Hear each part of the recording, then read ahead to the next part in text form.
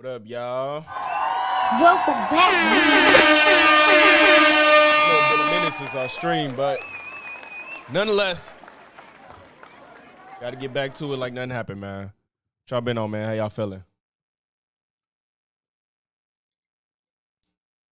Hey, I'm hoping to.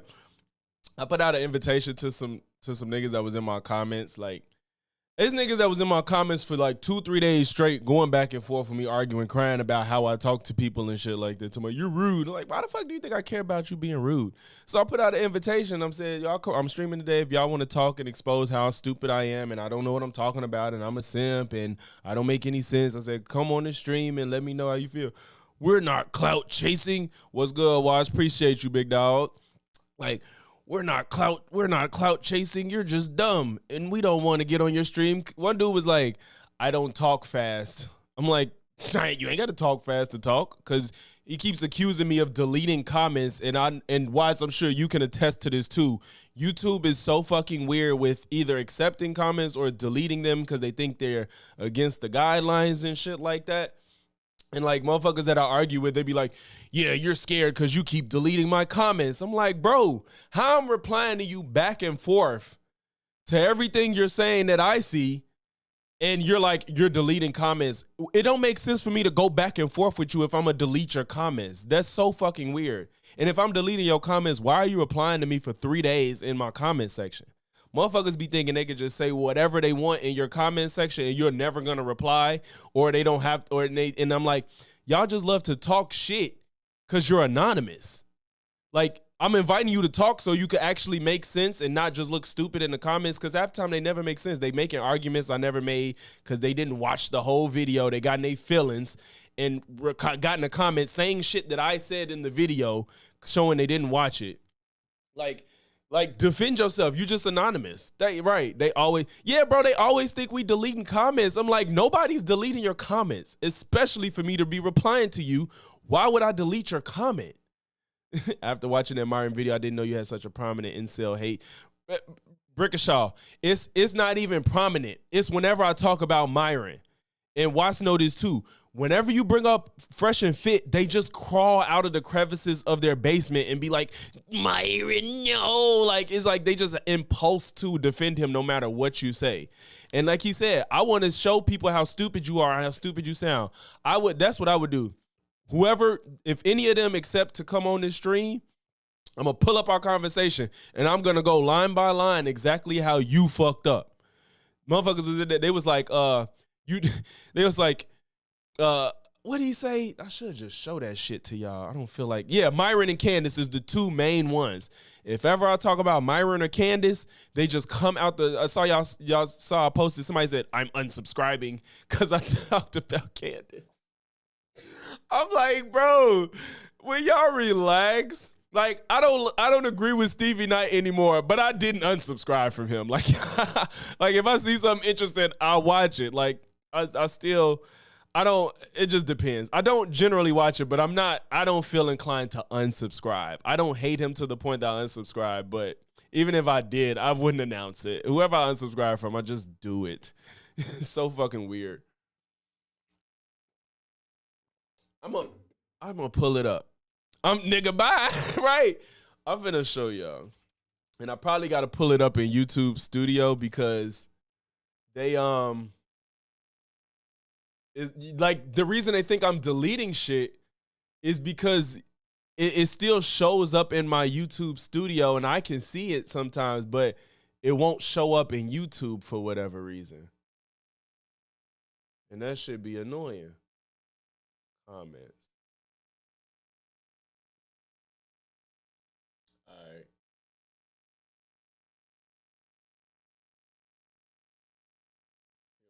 This the thread I want to follow. Shit.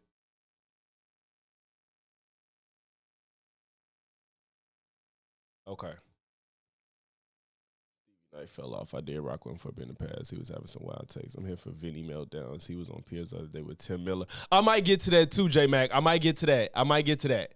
Cause I saw some clips and I was like, this could be good. Vinny is always losing his shit.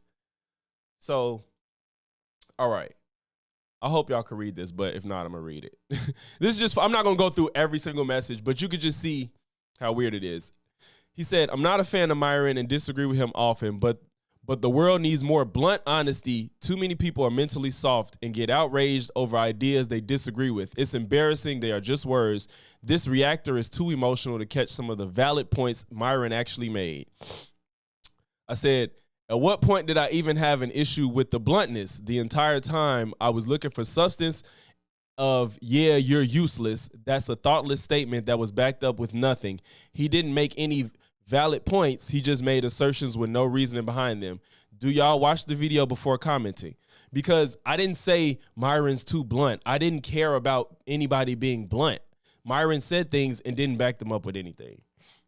So he says, so he basically let me know he didn't watch it because he said, I already understand your position. Let me know he didn't watch it.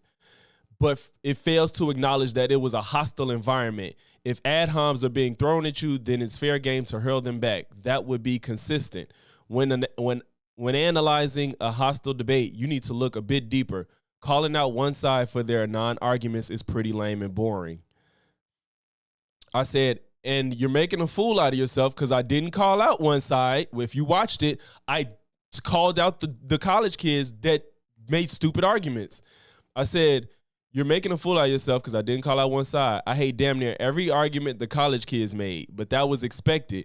Myron's supposed to be the one that can lay out arguments. Like I said, y'all don't watch the video. Y'all just comment the moment you don't like something. I didn't say anything about ad homs, did I? You just made that up. I said I was looking for substance. You using a bunch of words I didn't use and creating arguments I never made, and not once addressed what actually happened or what I said in the video. He says, whatever, bro, you're into the pedantics and semantics. Either you know what I'm saying or you're just being retarded, or you are just plain retarded. Either you're being retarded or just plain retarded. Either way, you're a waste of cloud storage. I said, yeah, shut your stupid ass up because you don't have a rebuttal because you got caught looking dumb. Put quote unquote quotes, pedantic and semantic. You don't even know what these words mean. I'm literally using the words you use and explaining why they're not relevant to me or this video. Next time, watch the video before you comment, goofy. Then you wouldn't have to tuck your tail, but I'm sure that's what you're used to. Yeah. He said, you making a lot of noise, but there's no signal. It's just whining beta shit. Why you delete my last comment? Didn't delete anything. I said, here we go again. I didn't delete anything. I love that now you only insulting because you have no leg to stand on in the argument. I don't care about the insults if they had arguments to go with them, but you abandon that because you know there is none. Who's really the beta? You argue, you can't argue, so you insult. He said, that's interesting. Who insulted first? I guess you never had an argument by your own logic. I said, I did both, and I only took it up a notch when you said lame and boring. I just said, I don't care about insults. If they had arguments, you flail and just leave in silence. Yeah.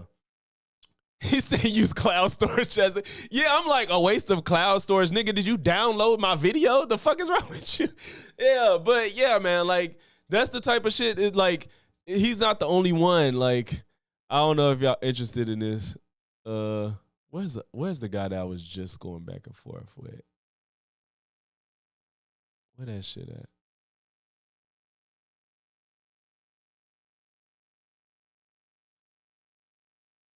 There was a lot of comments. Where is it? Oh, this motherfucker here. Oh no, it was under somebody else's.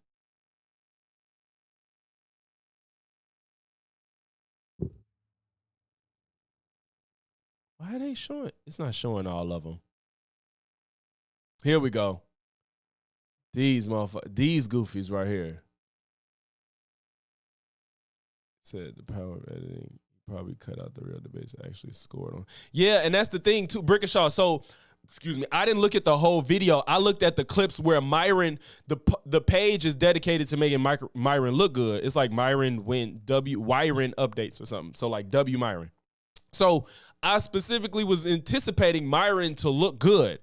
And maybe they think he did. I don't think he did. I think he looked stupid. So I didn't even like pick out where he looked bad. Those are the posts, those are the clips they use to make him look good. Yeah, like, oh, here we go. So This dude was butthurt because I said he should get a lobotomy because he said Myron was professional. And I just feel like that's just like an internet joke that's a throwaway. Like, I wouldn't see anybody getting their feelings over saying you need a lobotomy because you said something stupid. I wouldn't care if somebody said that to me if they disagree. It's just an internet insult. And I said, why y'all so soft about it? He said, you respond with immaturity from a constructive response, huh? Pathetic. How about converse like a mature person? I said, how about you converse with me in my stream today in a few hours since you love talking to me?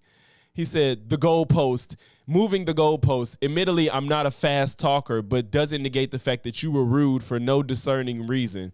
I said, moving the goalpost, you've been in my comments for 3 days talking about how I talk, and I invite you to talk in real time, and that's moving the goalpost. You don't need to talk fast to talk. If you scared, then just say that, because every single time people talk greasy in the comments, I invite them to a real convo, and they either have excuses, sorry, typo, or I get ignored. You should be willing to have this exact convo in real life if you're willing to spend this much time going back and forth in the comments section. He said, I said I don't talk fast because I'm not good at talking in person, but it still doesn't negate the fact that you were rude for no reason. I said, I don't care about being rude under your lens. I don't care in the slightest. Now what? If you're not willing to have a convo in real life, leave it alone, because all you're doing is showing you lack the confidence to defend your perspective in real time.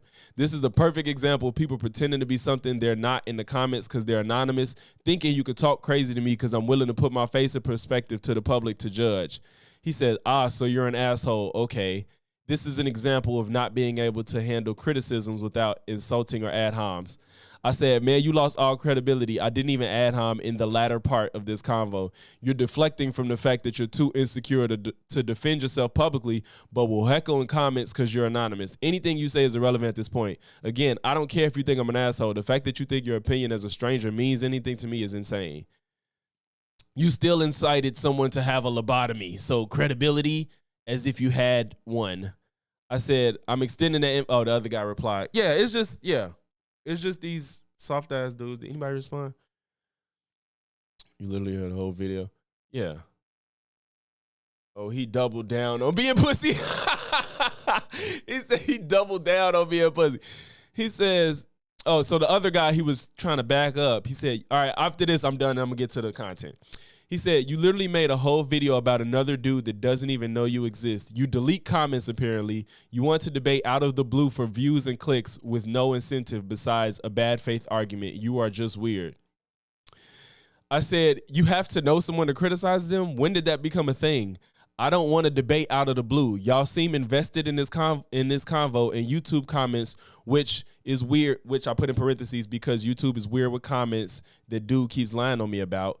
Aren't the best place to have a convo, so I'm offering a better alternative. You can't be this invested to me. You can't be this invested in replying to me and act like I'm out of line for asking for a more efficient way to communicate. You don't even know what bad faith means and keep using it because it doesn't apply to any of our interaction. This is why I offer a convo in real time, because y'all just say stuff in comments that makes no sense or we end up talking past each other. And then he says, Debunked, he says, you're still a jerk when the guy gave constructive criticism. I will definitely pester you with this until you get it through your thick skull.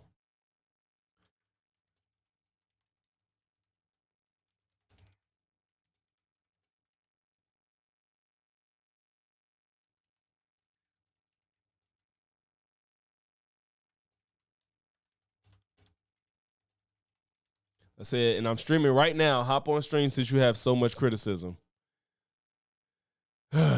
Bro, like, he said, I'm dead and he doubled down on being pussy. That's hilarious. But yeah, man, these motherfuckers weird as hell. But we got some good news, y'all.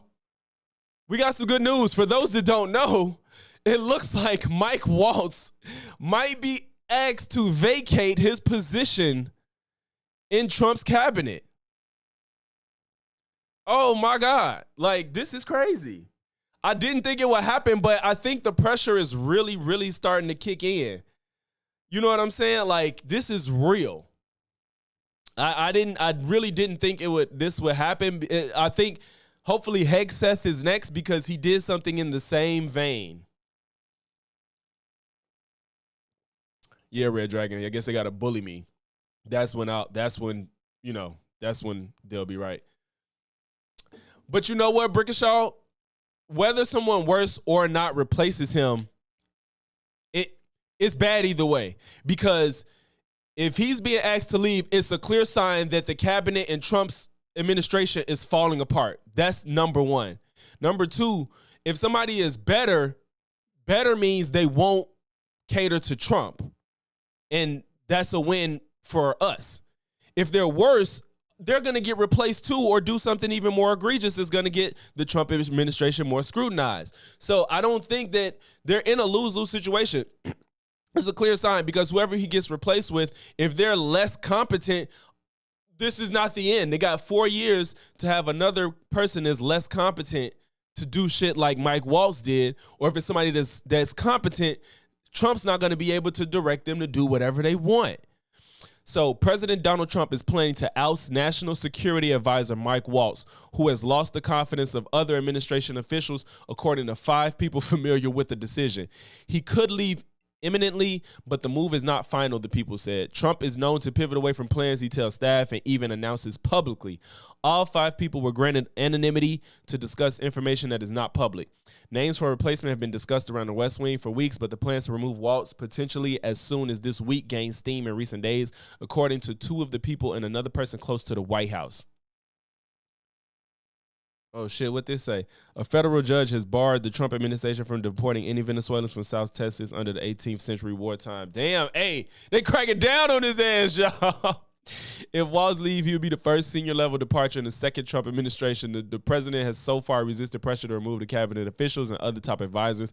It would also be a stunning fall for the former member of Congress from Florida and military veteran. Asked for comment, White House Press Secretary Caroline Leavitt said, "We are not going to respond to reporting from anonymous sources," because they can't say nothing yet. He may or may not leave though.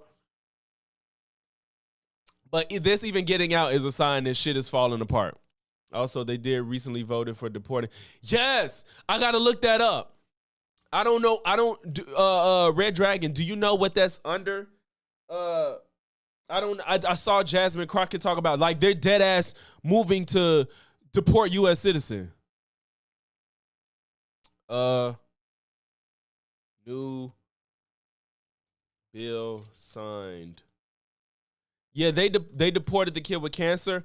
I don't know how I feel about that because they're deporting the children that's with the parents they're trying to deport. But the issue is I don't like them deporting people that are just living here and may have spent a large portion of their life here and ain't really done any crimes or done anything wrong. He's going out of his way to deport people that's just living here. And I thought this was about criminals and shit. Like, just deport them. Why are you going out of your way to deport people that's not doing anything? The framing of they're deporting kids with cancer, I do think it's a little bit embellished, but it's still, I don't agree with it because I think that we can just take the time to figure something out that's a better option than just deporting kids that's like need medical attention.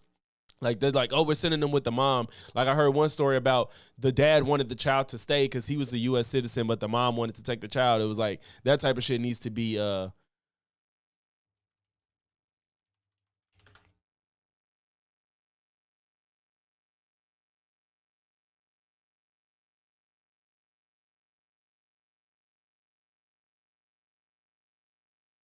Yeah, like I don't know exactly what's in it. I saw it say it's basically a way to get U.S. citizens deported.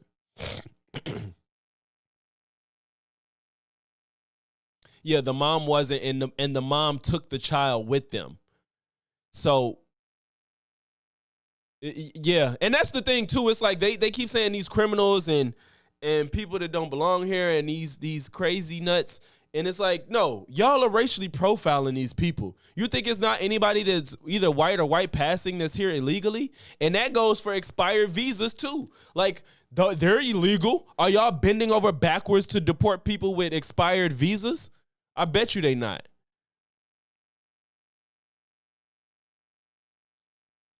I saw Jasmine's video but I don't know the language.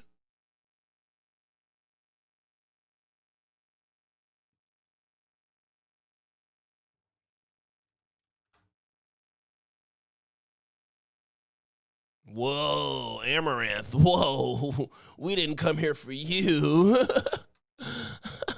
We didn't come here for Amaranth.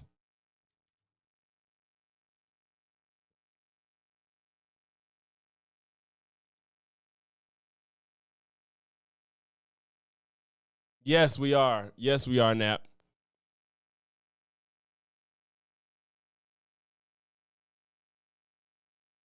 You know, who has been officially sworn into office. And we need to do a quick recap on what he has done. And yeah, it ain't good. While the list is quite extensive, and in fact, I could actually give you more than 100 things that he has done that has been okay. No, we ain't got time. We ain't got time. Okay, we ain't got time. We'll look into it, but we have to get to this interview. So I see some people said they're here for it, so we need to see Trump break down in real time. I'm sure most of y'all saw this clip with the tattoos, but supposedly that's not the only crazy thing that happens in this interview. So I think everybody is saying this is probably like the worst interview he's ever done. And based off that clip alone, I'd be inclined to believe it, because this nigga is losing his mind in real time, bro. From inside the White House. When you stepped back in the Oval Office after you were reelected, right, what went through your mind? Triumphant when you walked back? Yeah, there's a feeling of triumph. President Donald J. Trump on his 100th day in office. From the #1 issue, the economy. People are worried, even some people who voted for you saying, I didn't sign up for this. So how do you answer those concerns? Well, they did sign up for it, actually. To immigration. It is an somebody's undeniable grandpa fact wandered that off. illegal crossings at the southern border and ended up in the plummeted, fucking White a House. staggering decline. But there are questions about your methods. To Elon Musk. Did DOGE go too far, too fast, too reckless? And the concerns from many Americans about the impact of tariffs. Everything's going to be just fine. President Trump, the first 100 days, the interview in the Oval Office with ABC News from that clip anchor alone, and this shit senior was national crazy. correspondent Terry Moran. Earlier today, I sat down with President Trump in the Oval Office for an they ain't got exclusive 1080p. interview. What's on happening, his bro? 100th Bro, day. hey, look, I know that they want to get rid of people, but this shit is kind of weird. Like they're not glorifying criminals, but this is weird. They have signs outside of the fucking White House, or what? I don't know what building this is. I ain't been to that part of DC. Excuse me. The fucking arrested and putting the crime that they committed underneath it. This is weird. This is fucking weird. Cool, you arrested criminals. Like, you're finna put you're gonna take the time and money to make signs to put on the lawn to show people who you arrested. And it looks like it's all fucking brown people. I could be wrong because it's not the best quality, but it looks like brown people. It looks that way. Of his second term. Maybe that guy right here to his white. Does it say, look like it say suicide? It could say homicide. Is white, but to ask him some wide-ranging questions about the issues that most concern so many Americans. We talked about the economy and his tariffs. We talked about immigration and those deportations. And you can see here the White House has put up some posters that they say show some of the violent criminals that have so far been deported. We talked about a lot more as well. The president's answers were provocative, at times combative, and always he was strong in his convictions about his policies. But before we get to the interview, we begin tonight. It's kind of like, of course, we don't want people coming from other countries that commit crime over here. Nobody wants that. Nobody's advocating for that. But like, are you treating people in the country with this? Are you giving them this much attention for committing crimes? They're a problem too. They're more of a problem because they do it more, and they're more inclined to do it. Yeah, J-Mac, where's all the Jan 6 people? Why y'all ain't got them on the line? Calling them patriots and shit. With a look inside the Oval Office that Donald Trump has transformed. Hello, everybody. How are you? This is the Oval Office. This is the Resolute desk, which is really something very spectacular. There's nothing quite like it. And they give you a choice of about 7 different desks, but this is the one I chose. Ronald Reagan had it, and FDR had it, and a few people had it, but I found it to be the most beautiful. It is amazing. This is an amazing space, and amazing maybe architecturally wonderful, but amazing for what it represents the U.S. And if properly used, He talks like every word he hears just. I see Ronald Reagan over there. He talks like every word he says he just learned. Very important. Save Ronald Reagan here and put him a little bit larger. It sort of seemed to fit very nicely. You have Democrats a little bit. You have Franklin Roosevelt. Franklin Roosevelt. So you look at that picture and people say, Yeah, well, keeping what's that he sign doing for up Gulf there? of America But look, he was is crazy. A serious president. It's so whether we like crazy. it or not. He was a 4-termer and went through a war. Like he really, Lincoln, bro. you have I'm sorry, I Washington, don't but you need a have history lesson right now. I just want the interview, bro. This is I'm sorry. Thank you. And it's an honor to have the Oval Office. you with us. It's special. 100 days into your second term. So what's the one thing, just one thing, that you think is the most significant thing you've done so far in these 100 days? Well, I think maybe the border is the most significant because our country was really going bad. They were allowing people to come in from prisons, as you know, and you've heard me say it, but you've heard a lot of people say it. Prisons, mental institutions, gang members, murderers. We had many murderers, 11,888, they think. Some murdered more than one person. So yeah. I don't get how he doesn't have this type of energy for people. Like I said, it's a problem if people come over here and commit crimes, but it's more people committing crimes that's American-born citizens, bro. It's way more. Murderers coming in, you had everybody coming in. Oh, not I'm just sure of South that, America, Lucas. from He don't all know over the shit. world. I They don't were even think Trump knows each branch of government and what they do. emptying their prisons into our country, and now it's totally closed down. And you've seen just yesterday they announced 99.9%. Nobody thought that could happen. Oh, that And makes it happened even quickly, worse. very quickly. And I think that's very significant. But we're doing other things that are very significant. Results will take a little bit longer because it's one of those. It's complicated. It's many years of trading abuse. We've been abused by other countries for years and years. They laughed at us. They thought we were stupid people, and we're fixing it. And I think that's going to be very, very important. But I will say, if he was trying to clean up the border and people really cared about that, he did it. I'll give him credit for that. Personally, I don't give a fuck about that border shit. Like, that's not a issue that I voted on or that I care about because I think they just need to fix the asylum process. Like, I don't give a fuck about people coming here. We need people. You want to create jobs, but then you want to keep people out of this country. You're not incentivizing people to create families, and there's no work shortage. It's a labor shortage. So let people in to come and work, y'all, and fix the asylum process. Like, I don't give a fuck that people want to come to this country to make their life better.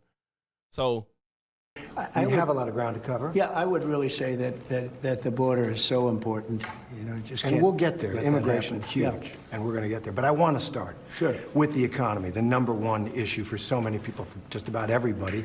It's one of the main reasons that you're back in this office. And now we have this trade war with China that Moody's and other analysts say is going to cost American families thousands of more dollars per year. And there is a lot of concern out there. People are worried, even some people who voted for you saying, I didn't sign up for this. So how do you answer those concerns? Well, they did sign up for it, actually, and this is what I campaigned on. I said that we've been abused by other countries at levels that nobody's ever seen before. We were losing $3 to $5 billion a day on trade. We were losing $1.5 trillion to $2 trillion a year, not sustainable.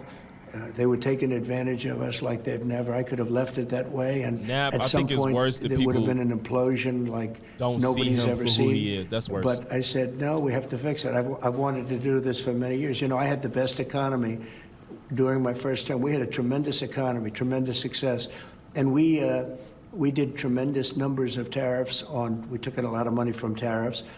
China in particular. Hundreds of I love how he leaves out the fact that he had to bail out the soybean farmers, like, I think it was billions of dollars because of the fucking tariffs that ruined them. He had to bail them out. Like, why does he pretend? I'm not asking why. This is a rhetorical why, because we all know he's just a prolific liar. To just pretend like shit we wasn't there for didn't happen. Shit we was there for didn't happen. Nigga, tariffs didn't do anything successful besides raise the prices of the things you put them on. They didn't create any industries, and you had to bail out people you ruined with their tariffs. $4 billion. I didn't know the number. Thank you.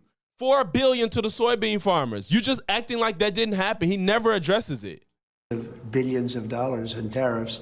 We had no inflation, as you know. We had an incredible economy. We're given credit for a great economy. But I said we have to fix this, otherwise it's just not self-sustaining. But one of the things you ran on was you'd said you'd bring prices down on day one, and that it would happen fast, and that it would happen fast. And I have. Most economists will tell you that tariffs will raise prices. So don't your tariffs cut against that promise you made to bring prices down? No, because I had massive tariffs on China, if you remember, in my first term, and we had essentially no inflation, like around 1% inflation, which is like a perfect number. And then when Biden took over, it went through the roof. It went to probably the worst inflation we've ever had. When Biden took over, why does I keep saying why, y'all. This is rhetorical, but COVID. It just when Biden took over. So Biden hit the inflation button when he got in office. Stop it. I mean, we had an inflation nightmare. Now, if you look at what's happening now, we're only there for 100 days, as you say. And in 100 days, we took over. We had bad inflation for 4 years, for 2 years especially 2 years of his administration.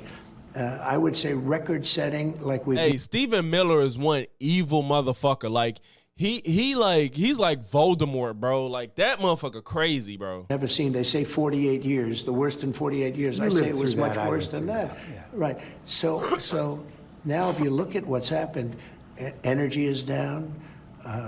Gasoline hit $1.98 in a few states. That's a full states. He didn't even say like small cities. 190. I bet. Hell, first of all, I've been keeping track of gas, and I vividly remember right before Joe left, that shit was like 280, 290 something where I'm at. Now the minimum I'm seeing is 319. So, and I'm not saying this is everybody's story, but I know that before Joe left, gas was 290 something. You're not bringing gas down. You didn't do anything to make these things come down. Why is he saying that? During the last couple of days, it was $3.50 and $4 and $4.50. Well, no, it wasn't. When the fuck, bro, at the worst points of inflation, that wasn't Biden's fault inherently? Come on. But gasoline is way down. No, it's not. When I took over, you remember the big thing with eggs. They hit me the first week. Eggs. Like it was my... Oh, I forgot, y'all. I said this. Oh, my God. I told myself I was going to do this. We're going to do a Biden counter. Okay? So every time he mentions Biden, we're going to count it. Okay? I forgot. I wanted to do this. Damn, I don't know how many. Well, he got away with however many times he did it. He got away with it so far. We're gonna start fresh. All right? So every time this motherfucker mentions Biden, we're going to count it and see how many times he can say Biden's name in this 40-minute interview. Oh, man, I wish I forgot to start it at the beginning.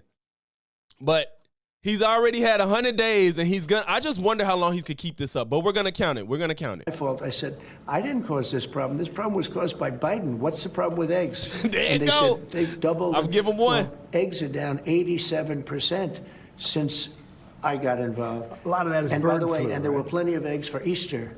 And that too, like, just say it was the bird flu and it's not your fault and keep it moving. Like, I'm confused because at first I thought the conversation about eggs was just a representation of prices of food, period. I never took it literal until the bird flu came. And that's not Biden or Trump's fault. Just say the bird flu made the eggs go up. That's it. Keep it pushing. But now it seems like we're literally just talking about eggs. But I thought eggs was just a stand-in for the price of food, period. Which we just went. He said it again. I had the one because I just pressed it, but I know he said it at least once. So we'll just say two. Yeah, at first eggs was symbolic, and now it's just literally eggs, but the eggs themselves was just about the bird flu, which is none of y'all fault. Through. There were plenty of eggs for Easter. They were saying you won't have enough eggs for Easter. Yeah, I remember before COVID, I love eggs. So I was buying 64 cartons. I was buying 64. That shit was like $7. And I remember when COVID was bad, that shit went up to like $14 and I wanted to cry. And now I think it's like 11 or something like that. I haven't looked in a while. My secretary did a fantastic job on eggs. Groceries are down. Everything's down. Okay. Interest rates are the same. Interest rates should be down. But we have a Federal Reserve that wants to be stubborn. They want to be cute. We'll get to that. You said something a couple weeks ago that struck me. You said concerning the tariffs, which economists say are going to raise prices, you said, quote, hang tough. It won't be easy. I was right. You said that 11. to American people. Is that what Americans should expect? That shit was Hard $7 times. before I said COVID. that during my $7, campaign. $8. Look, we won a Oh, no, you campaign said the 18 count, so by that a means the lot. 64 We won all probably high 7 as fuck. swing I haven't states. looked. We won the popular vote by We a ain't lot. bought 'em in a while. You know, we had a tremendous campaign. I said all these things during my campaign. I said, you're going to have a transition period. We've been ripped off by every country all over the world. They're laughing at us. They thought we were stupid people, and we were. And I said, that's not going to happen. We're not going to let that happen. Hard times are ahead? I don't think so. I Hang think tough. great times are ahead. Look, He can't even admit that hard times are ahead when it's clearly in sight.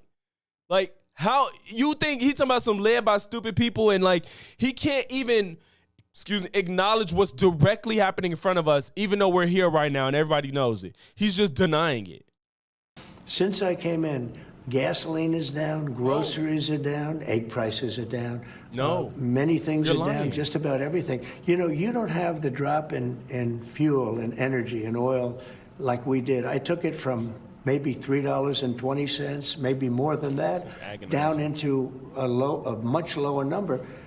When you have that kind of a drop, you're not going to have inflation. Not now, but it's the tariffs, right? We still have 145% tariffs on China. is it- Your Treasury Secretary said we basically have an embargo on China. Look, you're and trying that- to say something's going to happen, no, Terry. No, okay, well, nothing's going to happen. You know business. I Terry, want to ask you. Terry, I do know business. Yes, and so 145% tariffs on China, and that is That's good. basically That's an good. embargo. They deserve it. It'll raise prices on They everything deserve from it. electronics to clothing to building houses. You Oh don't my know that. God, You don't know bro. whether or not China's going That's to eat it. mathematics. That's why we ain't China bought 'em. probably will eat those tariffs, but at 145, they basically can't do much business with the United States. And they were making from us $1 trillion a year. They were ripping us off. Making from us. Why is he, bro?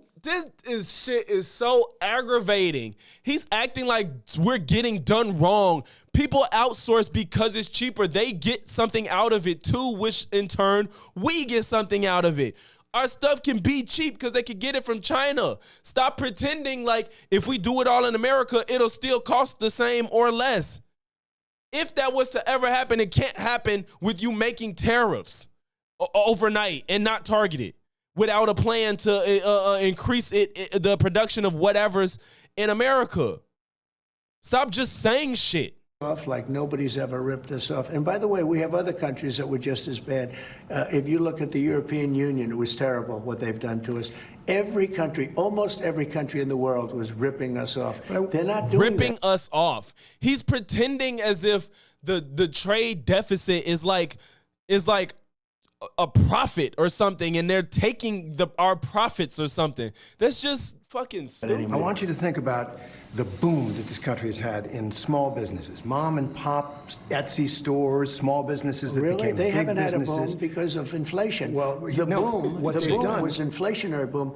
The people were wiped out with inflation. I Yes. mean, you read the news, you Yes. do the business now stuff, they I face, assume. Now, a lot of them built those businesses on the trading model. Yeah, and they're gonna before make you. more money They now. sourced their products overseas, They're gonna and make more now money they're now. looking at an extinction I've been event. here. It's a disaster for them. I've been here for 3 months.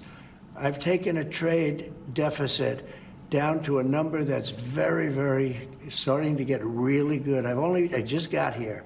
But what the fuck? Who was complaining about? I mean, I know that some people have an issue with trade with China, and that's fine, and we can talk about it, but this ain't the way to go about it. So stop I brought it down, bro, and at what cost? How about you talk about, I brought it down. So what does that mean? What's finna happen right now? You talking about this future plan of 50, 40 years from now that you can't even speak on how to get there, and what's gonna happen right now?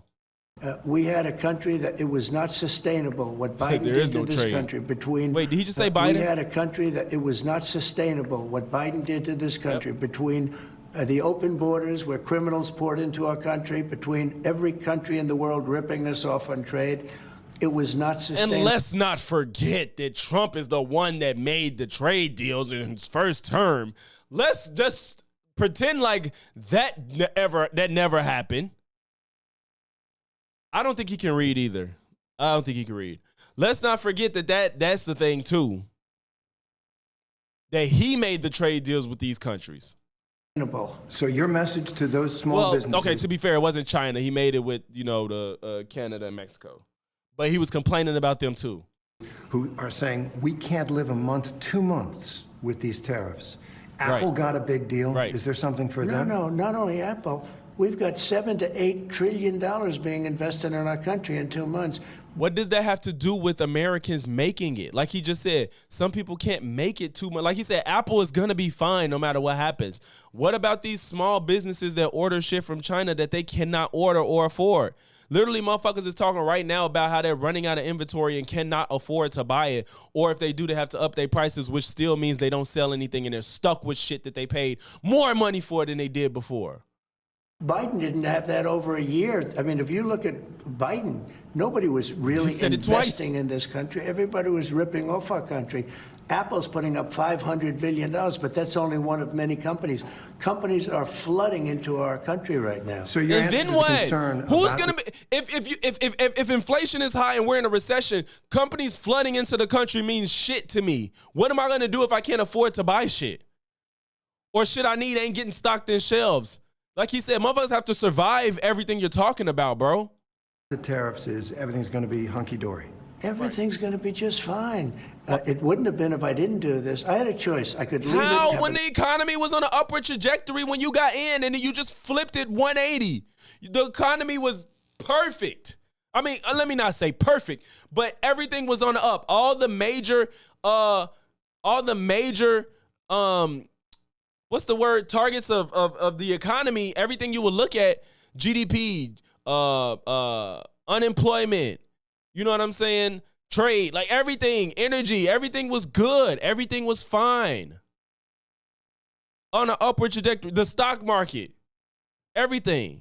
And now all of that has gone to shit. And you sitting here talking about everything was bad. You just had to make that up. I think this is what happened. I think Trump literally had to, as he always does, create an issue so he can fix it to pretend like everything was great.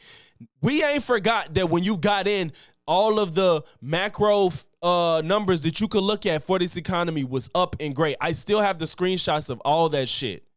So what you did was ruin all of it to now pretend like when there's hopefully some type of stability at a point in the future, you can say, I fixed everything and act like you didn't ruin it. Bro, the fact that the economy was good, he could have did the stupid shit he always does and rode the wave of my economy was good like he did Obama and did nothing. And if he really wanted to do this tariff shit, make a plan and implement it in 2 years. Like, make a plan that works. Incentivize people to come to America. Give tax breaks to people that build in America. Start investing in the auto industry or the steel industry or the lumber industry. Invest in it like Biden did with the CHIPS Act. Invest in those industries, build them, and then you tariff later. That's more understandable of a plan that people wouldn't be down your throat about, even if they didn't like it. You would get pushback, of course, but that's more understandable. You just fuck shit up and then be like, I could fix it. Nice, easy time, but I think ultimately you would have had an implosion. Make the fire and come in like a hero. Exactly. Had inflation that was worse than they've ever had it before. You don't had inflation. Ultimately, you would have had an implosion. Our country had inflation that was worse than they've ever had it before. Every country had inflation the worst, and ours handled it the best. You don't mention that. Why don't you mention that? We had the worst inflation probably in the history of our country. And it was because of COVID, not because of Joe Biden. People say 48 years. Probably in the history of our country, we had the worst inflation. And people were dying over the inflation. You know that. Now the grocery prices are coming down. The energy prices are coming down. Gasoline's coming down. It's all heading in the right direction. This just doesn't feel like it should be real life, bro. How do people listen to this man and just be like, yes, I want him to represent my country? This is the weirdest shit ever. It's so fucking strange to me how, like, you're proud of this man. You want him to be the face of your country, and he sits there like a bumbling idiot lying about everything. Let's move on to immigration.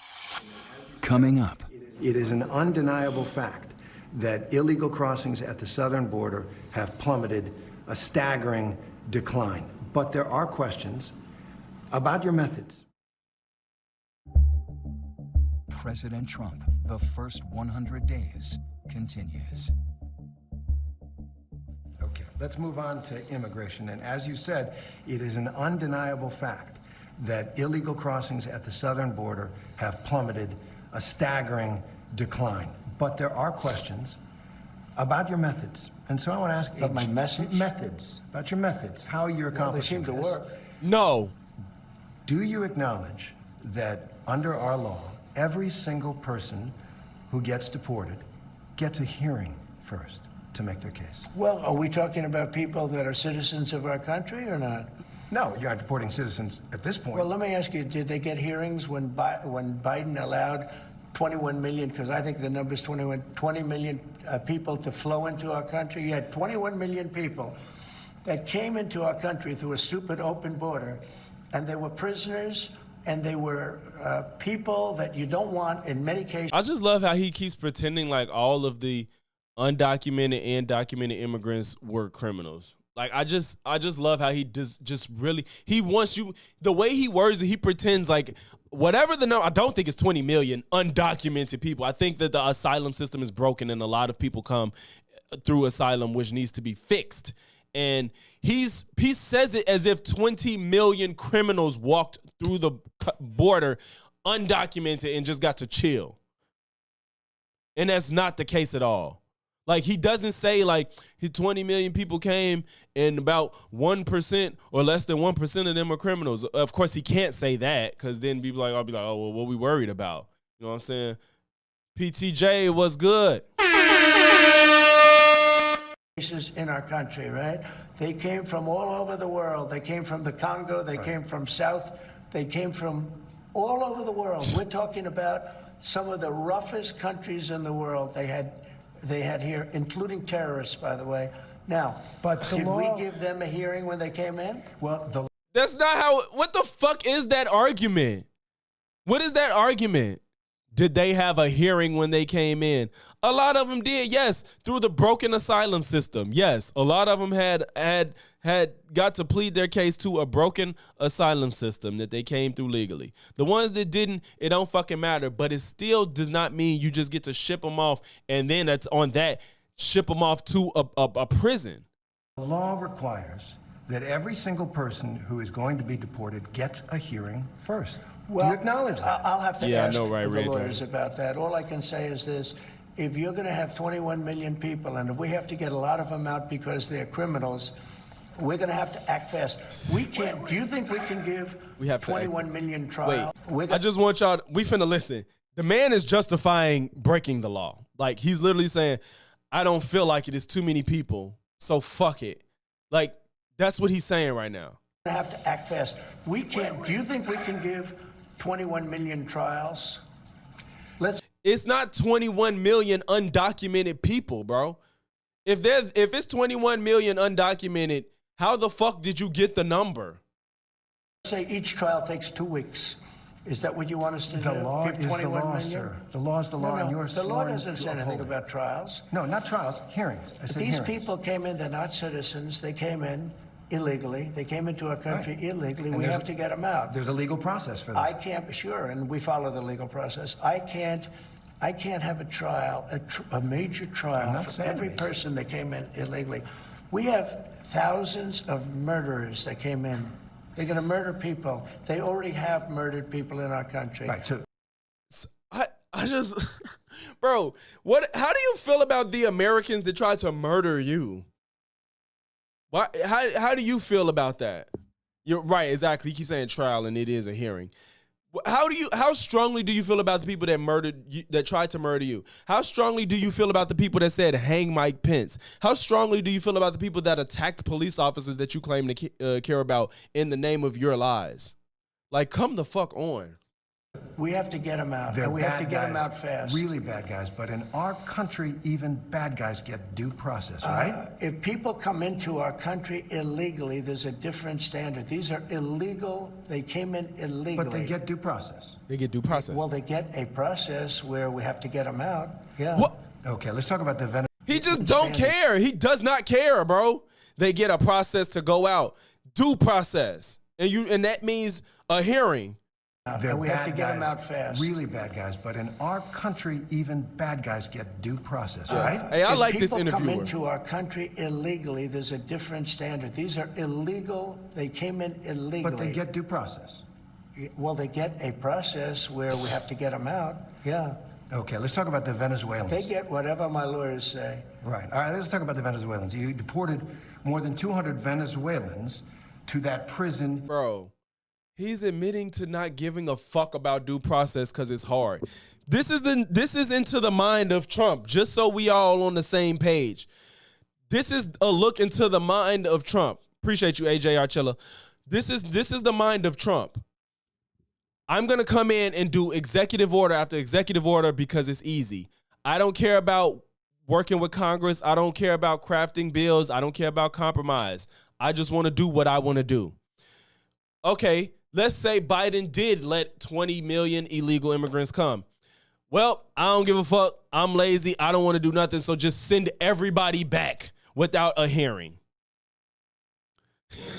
Like, oh my God. Yeah, he's probably gonna talk shit about Terry after this. He's gonna be like, Terry is unprofessional and nobody likes ABC News and they're fake news and all that shit. I like this interviewer because he's not letting stupid shit slide. He's giving him some pushback. In El Salvador, you say they're violent, they're gang members, they're terrorists. Many of them don't have a criminal They are, record by the way. at all. Well, But I want to. I'm not so sure about that if you take a look. I want to When read you something. Excuse me, when you look at those people, they were violent people. They were violent who? people. But many of them don't have a criminal record Go at this ahead. point. I don't know. wanna That's read what you something. say. Well, it's based Go on ahead. their lawyer, what their lawyers Go have ahead. said. Okay. Go ahead. Joe Rogan said this. Joe Rogan, one of the leading podcasters, Trump supporter, about the deportation of Venezuelans. He said, quote, rounding up gang members and shipping them to El Salvador with no due process, he said it was dangerous, and added, quote, we got to be careful that we don't become monsters while we're fighting monsters. I Is agree Joe with that. Rogan right? Oh, I agree with that 100%. Yeah. How? Do you, motherfucker? We want to be careful, and we are careful. No, We're you're doing not. You're literally not being careful. Y'all admitted to sending somebody on accident. Something that has to be done. We have a country that's very sick. Joe Biden, and it's not. Ain't it crazy how a country's sick, but his approach is, go in with a sledgehammer. When somebody's sick, do you if somebody has a broken arm, do you put a sledgehammer to it? Or do you take your time to place it in the right place as you try to help it heal? You assess the problem and you approach it accordingly. Wait, he said Biden? I missed it. We have a careful. We're doing something that has to be done. We have a country that's very sick.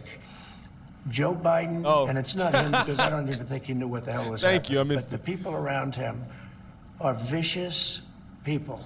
And what they've done to the country is unbelievable. They've allowed 21 million people to pour into our country. Many of these people are criminals. They've allowed you mentioned Venezuela, the jails of Venezuela to be emptied into the United States. Do you know Venezuela crime is way down? Way, way down. You know why? Because their criminals are now living happily in the United States of America, and we're getting them out. And I was elected to get them out, and we're getting them out. Under the law. And we're getting them out fast, and we're getting them out legally. Now, in some cases, we have judges. In some cases, they're radical left judges. What happened the other day where a judge was protecting a criminal was horrible. Did he say Is what happened the other cases, we have judges. In some cases, they're radical left judges. What and happened? there you go. If a judge don't agree with him, they're radical left immediately. Like, stop, bro. Bro, he makes numbers up all the time. Every number he says he's making up. And like I said, how do you have undocumented people, but you have a number of them? The other day where a judge was protecting a criminal was horrible. And I think she's got big problems, frankly. And there are a couple of them like that. I want to talk about one Wait man. a minute. Yep. We have to be treated fairly by judges. And we're not being treated fairly by all judges. Oh, that's a subject. So you're saying that you don't like some of the rulings, some of the court orders? I think the rulings will be overturned, yeah. All right. Well, let me ask you about one man and one court order. Kilmer Abrego Garcia. He's the Salvadoran man who crossed into this country illegally, but who is under a protective order that he not be sent back to El Salvador. Your government sent him back to El Salvador and acknowledged in court that was a mistake. And now the Supreme Court has upheld an order that you must return him facilitate his return to the United States. What are you doing to comply? Well, the lawyer that said it was a mistake was here a long time, was not appointed by us. So if they're appointed by you, they're correct? Give me a fucking break. Well, the lawyer that said it wasn't appointed by us, so fuck her. Like, come on, bro. Should not have said that. Should not have said that. And why? Because it's true and it hurts your case? Oh my God. Yeah, like, for him to act like he's so strong and triumphant, he is a perpetual victim. Everybody's out to get me, like he can do no wrong. Even presidents that people think were great still got criticized. You don't take any criticism at all. You're the president. That comes with the gig, bro. Stop acting like you never do anything wrong or people can't disagree with you in good faith. People can disagree with you in good faith. So you understand, the person that you're talking about, you're making this person sound, this is a MS-13 gang member, none of that's proven. Tough cookie, been in a tough cookie. And then that's the thing. What about the fact that everybody that has committed crimes get a fucking case? Like, if he's such a terrible person, why aren't y'all willing to prove that in court? So shut everybody up. Shut us the fuck up. Get the man back. Put him through a court case since he's such a tough cookie that's committed all these crimes. Prove it. I would want to, bro, if motherfucker, y'all telling me I fucked up, hey, bring his ass back. Let me shut every single one of y'all up. I'm the president. El Salvador, send that nigga back, put him on trial, let me prove to everybody all the shit he's done and get him to back the fuck out. It's that simple. If they didn't go through the process, come in, why do they get deported? Why do process to deport them? Also, wouldn't all connections to MS-13 be enough to deport him? His own president don't want him free. No, just because you come, it's with that logic, AJ, that means if you commit any crime, you don't get a trial or a hearing. The logic isn't you do something wrong, so we do you wrong back. No, that's like saying, well, he killed him. He killed him, so let's just put him in jail with no defense, nothing. That's not how it works. You come here illegally, you get a trial, you get sent back. You know what I'm saying? Especially if you've been here for 9 years and he violated a court order to keep him here. And it specifically said don't send him to El Salvador, which really means you can't send him nowhere. Like, Trump broke the law because legally that man wasn't supposed to be sent back. If he was to get sent back, they have to rescind that order that kept him. You know what I'm saying? He said get him out legally. Trying, you have to, I missed that part, bro. Yeah, bro, he was legally ordered to stay here, AJ. So, and like I said, just because somebody comes illegally, that doesn't, like I said, it's not like he came to the border and was told to go back as if he never entered.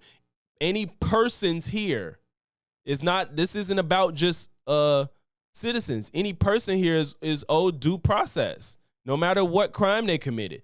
People have done way worse and get a hearing. People have done way worse, undoubtedly, that we know and seen on camera, and they get a hearing.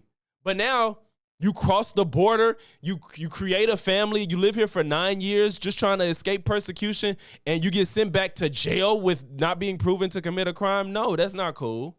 That's not cool. It's not about if dude is MS-13. Honestly, and being MS-13 itself isn't even a crime. It's not a crime to be in a gang. That doesn't prove you've done anything illegal. So, and it's not grounds to deport him in itself, because even under his whole Alien Enemies Act, that's supposed to be against Venezuela with TDA, which even that's some bullshit because we're not at war. Lots of skirmishes, beat the hell out of his wife, and the wife was petrified to even talk about him, okay? This is not an innocent, wonderful gentleman from Maryland. I'm not saying he's a good guy. It's about the rule of law. The order from the Supreme Court stands, sir. You came into our country illegally. You could get him back. There's a phone on this desk. I could. You could pick it up. Hey, this interviewer, G, he said you can get him back. It's a phone right here. You can call. And with all the power of the presidency, you could call up the president of El Salvador and say, send him back right now. And if he were the gentleman that you say he is, I would do that. But the court has ordered. Why does it matter if he's okay, in theory, I get the idea of if he's a good person. I get the idea in theory, but that's not how due process works, especially when the man was ordered to stay. He was ordered to stay. It would be different if he wasn't. You might have a little bit more leeway. The reason his couldn't be sent back was because of a specific gang that's no longer Venezuela. It's in LA. Officer Taylor does a better job explaining to me, but I do see your point. Even if that gang is gone, they still have to rescind the order for him to stay. That's the thing. They could have done that. They didn't. The order for him to not be sent to El Salvador was still in effect. The only way they could send him back is if they overturn it. They didn't do that. They can't. It's like saying like, well, that was a long time ago, so it doesn't matter. That's not how it works. You know what I'm saying? Like if I'm on probation for 5 years and I do something in the 5th year, you don't just be like, oh, that's old. No, you have to get it overturned. You know what I'm saying? Like you can't just say like that was a long time ago. That's not how that works. And if that gang is gone, it should have been easier to prove. To facilitate that, I'm not the one making this decision. We have lawyers. And Officer Tatum, I'm sure, ignored that part. I'm sure he ignored that part. To do this. But the buck stops in this office. No. I follow the law. Do this. I'm not the one making this decision. We have lawyers that don't want to do this. But the buck stops in this office. No. I follow the law. You're not following the law because that's why you sent him. If I were the president that just wanted to do anything, I'd probably keep him right where he is. Supreme Court says what the law. He said if I was a president that wanted to do anything, I would keep him where he is. And that's exactly what he's doing. You just told on yourself. You just gave up the game. If I was a president that could do what he wants, I would keep him where he is. And that's exactly what you're doing, bro. I don't know about the Michael Jordan tattoo. I know about the gay hairdresser. You know what I'm talking about? Yeah. So I don't know about the Michael Jordan neck tattoo. But it's so much craziness going on. But I heard it's even more outside of these two. Bro. Yeah, Red Dragon, like, this is crazy. I were the president that just wanted to do anything. I follow the law. You want me to follow all these contradictions? I follow the law. You didn't follow the law because he was ordered to stay. You went against it. The buck stops in this office. No. I follow the law. You want me to follow the law? If I were the president that just wanted to do anything, I'd probably keep him right where he is. Supreme Court. Bro,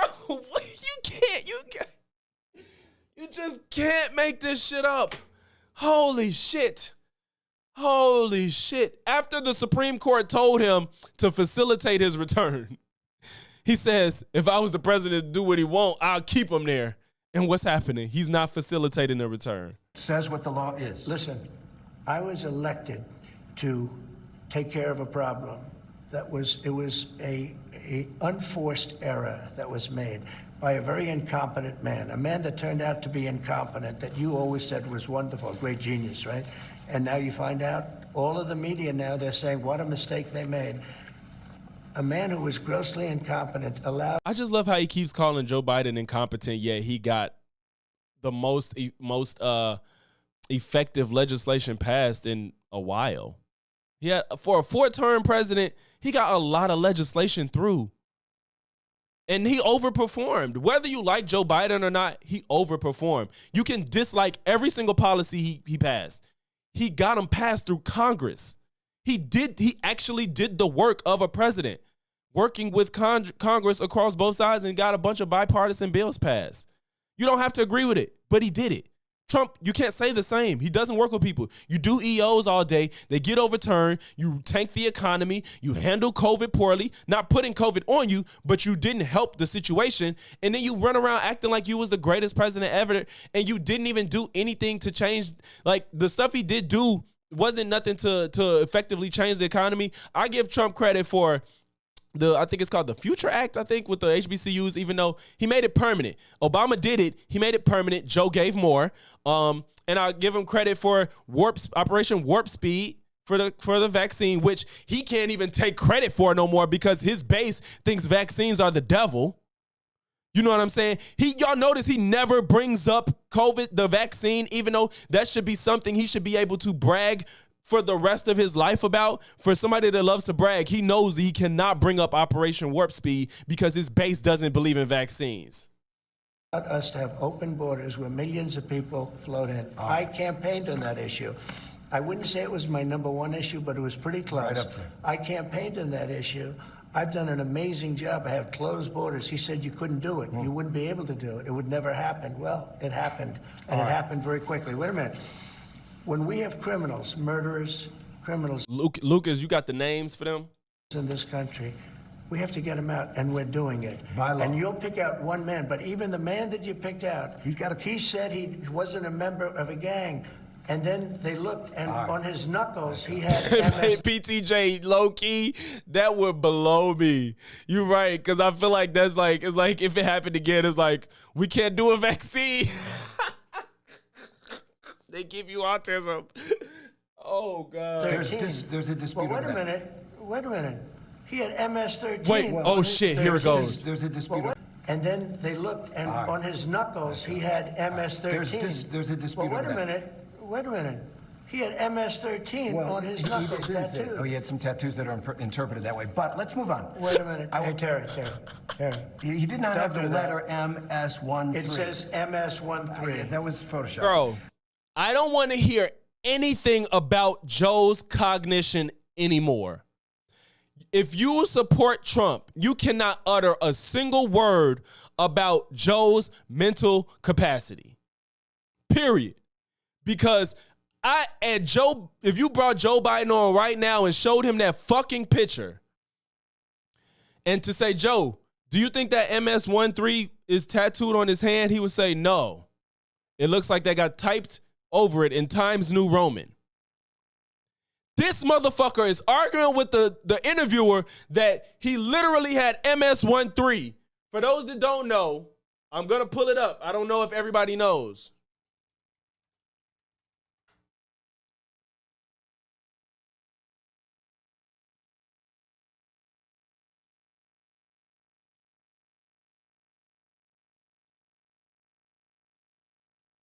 Trump held up this picture because they imposed MS-13 as a reference. Shit, I don't want to look at a video. As a reference to the symbols on his tattoo, trying to prove that it stands for MS-13. It's clear as day that that's not actually on his fingers. It's supposed to represent what those tattoos mean according to them. This motherfucker is arguing that MS-13 is actually on his hands and believes it was there. So let me That was Photoshop, Terry. You can't had- do that. Hey, they're giving you the big break of a lifetime. You know, you're doing the interview. I picked you because, frankly, I never heard of you, but that's okay. And it's the guy you try to belittle him. Like, yeah, I picked you. I'm trying to give you opportunity of a lifetime. I didn't know you, so, I picked you to do this, and now you're ruining it because, come on. You didn't see the picture where it said MS-13 on his hand? You didn't see that? Those were his tattoo. He does have those tattoos, but they don't. They're saying it means MS-13, but that's not founded yet. It hasn't been confirmed.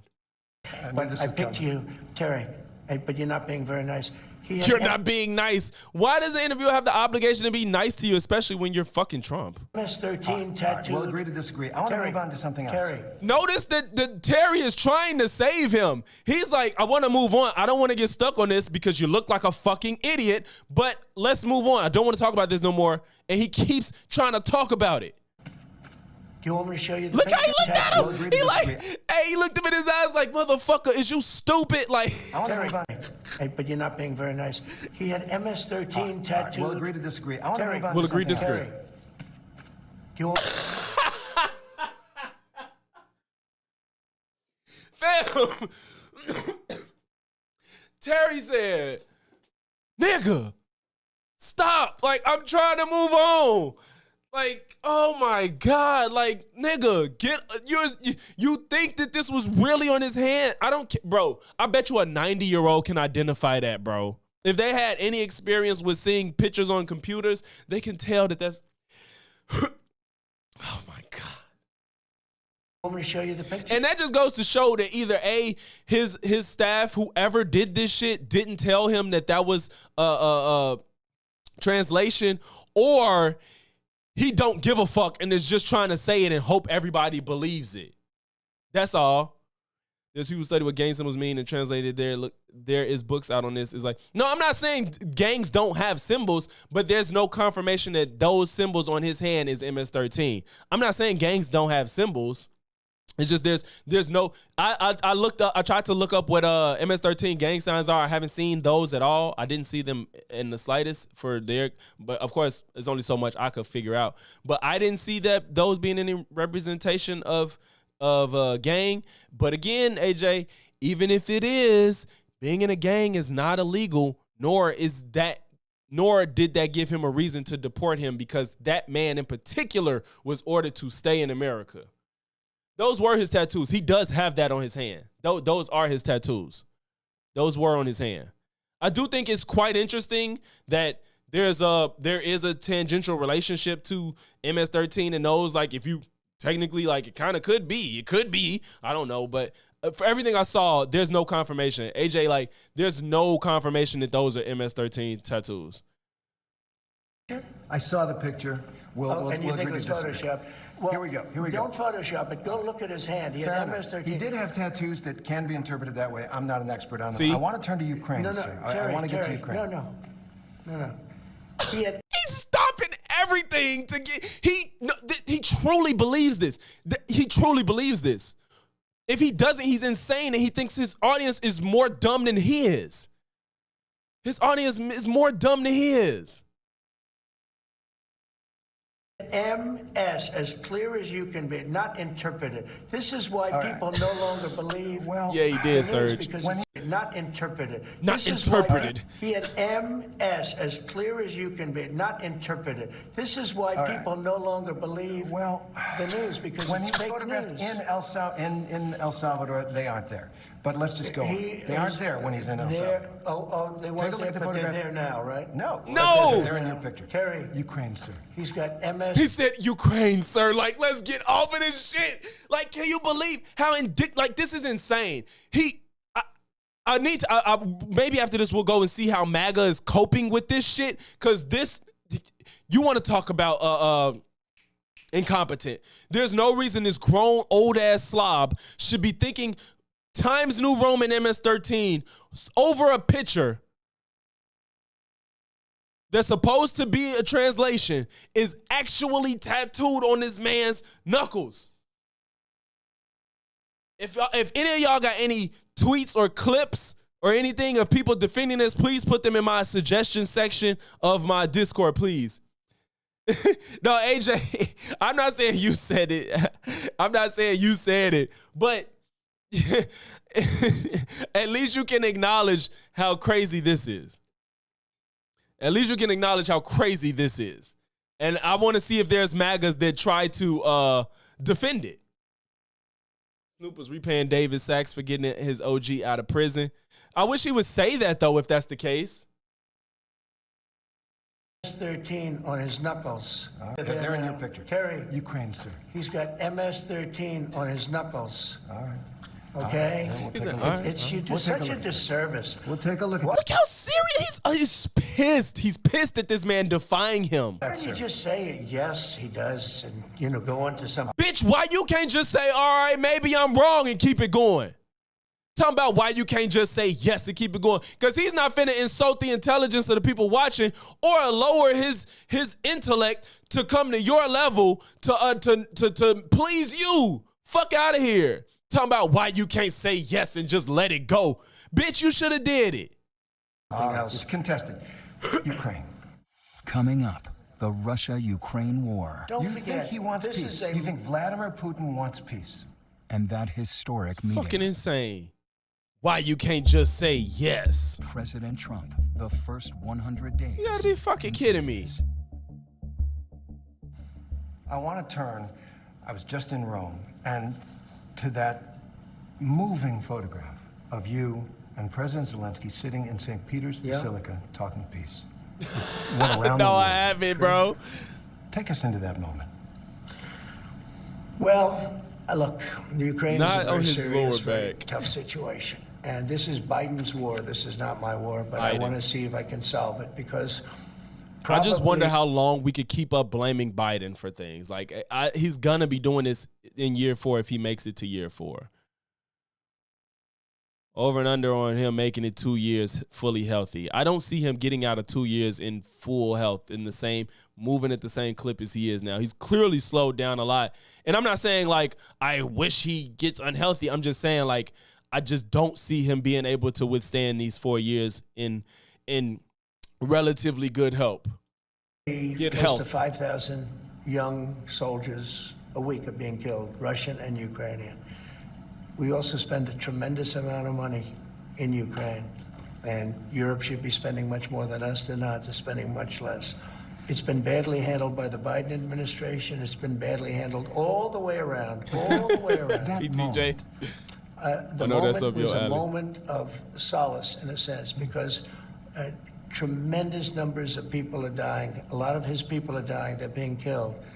And I feel very badly about it. I feel very badly about it. That's a war that would have never happened if I were president. And it Can didn't you happen. stop saying that? Why does he, like, the level of, like, I don't like these women made me hate the word narcissist, but it's just like, for you to think that you could stop world conflicts by being president that was ongoing for years and years before you were president, this shit ain't just pop out of nowhere when Biden was president. Stop this. It would have never happened bullshit. There's no way for you to assess that. For 4 years. It was never even a thought of it happening. It does feel like something's happening after that meeting with Zelensky in St. Peter's. You posted this on social media. There was no reason for Putin to be shooting missiles into civilian areas and cities and towns over the last few days. It 6%. makes me think that It's maybe... That pretty was low. part of my post, but you're right. That was a part of a post. And it yes. says, it makes me Well, early, think yes. that maybe It's he early, doesn't yes. want to I give him, if it were to happen, it would have to be after 2 years. stop the war. He's just tapping me along. Yeah, that's possible. Sure. He might be... He could be tapping me along a little bit. I would say that Yeah, Lucas, I say the he same would thing. like to stop the war. I You think believe that that? if Yep. it weren't for me, I think he'd want to take over the whole country personally. I always felt. So when I left, there wasn't even a chance that this would happen. When Biden got involved, I won't say whether or not he handled it properly, but obviously it wasn't good because the war started. Putin went in, the war started. I don't believe think that I'm logged Putin into wanted Blue to Sky get on my all of PC. Ukraine once he went in. And I think part of the reason he went in, he saw what happened in Afghanistan, how incompetently Milley and all these guys I don't handled feel like that. It I'm was not one of logged the in on my greatest PC, but that embarrassments shit funny as hell. of our lifetimes, but maybe in the history of our country. Yeah, I don't. Vance just seems so unserious. I feel like he would just be holding that spot for whenever the next election would be. Vance, I don't see nobody taking him serious because once Trump is gone, MAGA is gonna be lost. They're gonna be lost. I don't see them. Shit, MTG, fuck out of here. Shit. Okay. So Putin went in. I think Putin wanted all of Ukraine. Right. I think if I didn't win the election, he would have gotten all of Ukraine. I think he would have taken all of Ukraine. I think his first choice, never with me, he would have never gone in. With this group of losers, he went in, he saw what happened in Afghanistan. Wait, did he just say well, Biden? This is my chance. Because it was always the apple of his eye. I talked to him. Ukraine was in. With this group of losers, he went in. Never with me, he would have never gone in. With this group of losers, he went in, he saw what happened in Afghanistan. He said, I think well, he this said is my Byron. chance. Because it was always the apple of his eye. I talked to him. Ukraine was the apple of his eye. I think he wanted the whole country. You've said for And months because that- of me, I do believe that he's willing to stop the fighting. Don't You forget, think he wants this peace? is a You think Vladimir Putin wants peace? I think he does, yes. I think Still. he does. I think Even because with the of me, raining missiles I on. think he really his dream was to take over. They don't the have whole somebody to country. lead them. I think because of me, he's not going to do that.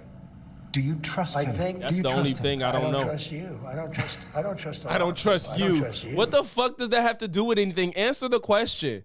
Do you trust them? You can say I don't really know. I'm not gonna say I trust them. Why do you have to bring him into I it? think Do you trust him? I don't trust you. I don't trust a lot of people. I don't trust you. Look at you. You come in all shooting for bear. You're so happy to do the interview. I am And happy. then you start hitting me with fake questions. He's such Fake questions? He's asking you real legitimate questions. Look at Terry. He's like, this man just cannot deal with any pushback. Bro, you are 70-something years old. You was too well, granted, he's probably been around yes men his whole life. Bro, you're asking me fake questions. No, motherfucker, you think Times New Roman was tattooed on a man's hand. Stop. Cut it. tell me that a guy whose hand is covered with a tattoo doesn't have the tattoo, you know. all right. I mean, you're being dishonest. No, I'm not. Let me No, just I am tell not. you, I don't trust a lot of people. But I do think this. I think that let's say he respects me. And I believe because of me, he's not going to take over the whole. But his decision, his choice would be to take over all of Ukraine. Okay. It's a war that never should have happened. It did happen because of incompetent people. Last question on this. But it never should have happened. If there's no peace deal, will the U.S. cut off military aid to Ukraine? I don't want to tell you that. I'm not going to tell you whether or not I would or not. I want to leave that as a big fat secret because I don't want to ruin a negotiation. But I'd be worried I if will I tell were you, I Ukrainian. was not happy when I saw Putin shooting missiles into a few towns and cities. The problem is these questions aren't hard. It's the fact that he's so dishonest, he can't handle normal questions. Like, for all the shit Kamala got, did she ever attack the interviewer? When she did Brett Baer, did she attack Brett Baer? Did she attack his career or say, I don't know you or you're a lowlife? Did she belittle him because he asked her questions that were difficult? No. She was ready for that shit and had something for his ass when he asked him. And even when he tried to, I don't know if it was his fault or the production's fault, where they played that damn clip that had nothing to do with what he was saying and what she was addressing. She said, that is not the clip where he said, I forgot what the moment was, but I'm like, she was ready for him. But she didn't attack the interviewer. He's straight up attacking this man because he's asking him questions. And that was not something that I like seeing, and I thought it was inappropriate, but I think the whole war is inappropriate. Okay. Again, it's a war that shouldn't have happened. This is a war that if the election weren't rigged, Yeah, it was I hope totally Hegseth rigged, is next. The 2020 election, if it weren't rigged, you wouldn't have that. You wouldn't have had the And he's embarrassment still talking about the election being rigged. of Afghanistan. You wouldn't have October 7th with Israel. You wouldn't. So he just thinks that because he's president, nobody's gonna attack anybody, and Joe Biden is the bane of all evil. 2020 election, if it weren't rigged, you wouldn't have that. You wouldn't have had the embarrassment of Afghanistan. You wouldn't have October the plan that you 7th set with out. Israel. You wouldn't have had any of the problems that you have right now. I want to ask one And you question. wouldn't have had Terry is not entertaining any of this shit. He said, thank you. He is not giving a fuck about none of that shit. inflation either. All right, I want to ask one question about Defense Secretary Pete Hegseth. There's a lot of turmoil at the Pentagon right now. There's the signal chat with his wife on it where he's discussing that attack in Yemen. There's another signal chat discussing the attack on Yemen. There's a reporter accidentally involved. You said the other day that you had a talk with the secretary. Did you take him to the woodshed? I had a talk with him, and whatever I said, I probably wouldn't be inclined to tell you. But we had a good talk. He's a talented guy. He's young. He's smart, highly educated, and I think he's. No, MDL, did you see that he was on? This isn't like as egregious as the signal, but he's on Twitter like, Iran, we see you still doing the nuclear weapons or whatever. We see you and we just know what we're capable of. I'm like, bro, get us out the fucking group chat. Nobody asked for you to threaten Iran on Twitter. Stop. Calm down. Why do you have to tell everybody everything, bro? You're telling your mama shit, your brother, your wife, the fucking reporters. Shut the fuck up and get on a skiff. Like, dude, why you keep telling everybody all the military business, bro? Why? What? Look what we're gonna do next. Like, bro, calm the fuck down. Shut up. Like, I'm not saying, like, I know that that's not as serious as the signal shit, putting it on X, but it's still like, why are you antagonizing another nation on X? Like, you don't look tough. You look goofy. That shit don't look tough. He's going to be a very good defense, hopefully a great defense secretary, but he'll be a very good defense secretary. You have 100% confidence in I don't Pete have Hegseth. 100% confidence in anything. Okay, anything. But you show was like, I'm going to end the war on day one. I'm going to make prices go down on day one. I'm going to make this the best he can. Talking about 100. Bro, you act like everything 100% if you in control. Do I have 100%? It's a stupid question. He's steady talking about some stupid question. It's your fucking defense secretary. Now you don't want to back him because he's in some hot shit. I bet you had all the confidence in the world before scandals came. Look, It's a pretty important position. I have no. So it's a pretty important position. You don't have 100%. Did he say no? Look, It's a pretty important I position. have no. You don't have 100%. Only a liar would say I have 100% confidence. I don't have 100%. That's not a lie. It's just how you feel. Nobody would say you're lying if you have 100% confidence in somebody and then something goes wrong. That's not a lie, you fucking idiot. All you're saying is, I really do trust this person, and it's not necessarily a knock on you. It'll be a knock on you because we know you're a liar and you just surround yourself by yes men, and you know that y'all some fucking goofies, so that's why you can't say it, because you know Hegseth's a fuck up. 100% confidence that we're going to finish this interview. We will. Let's go.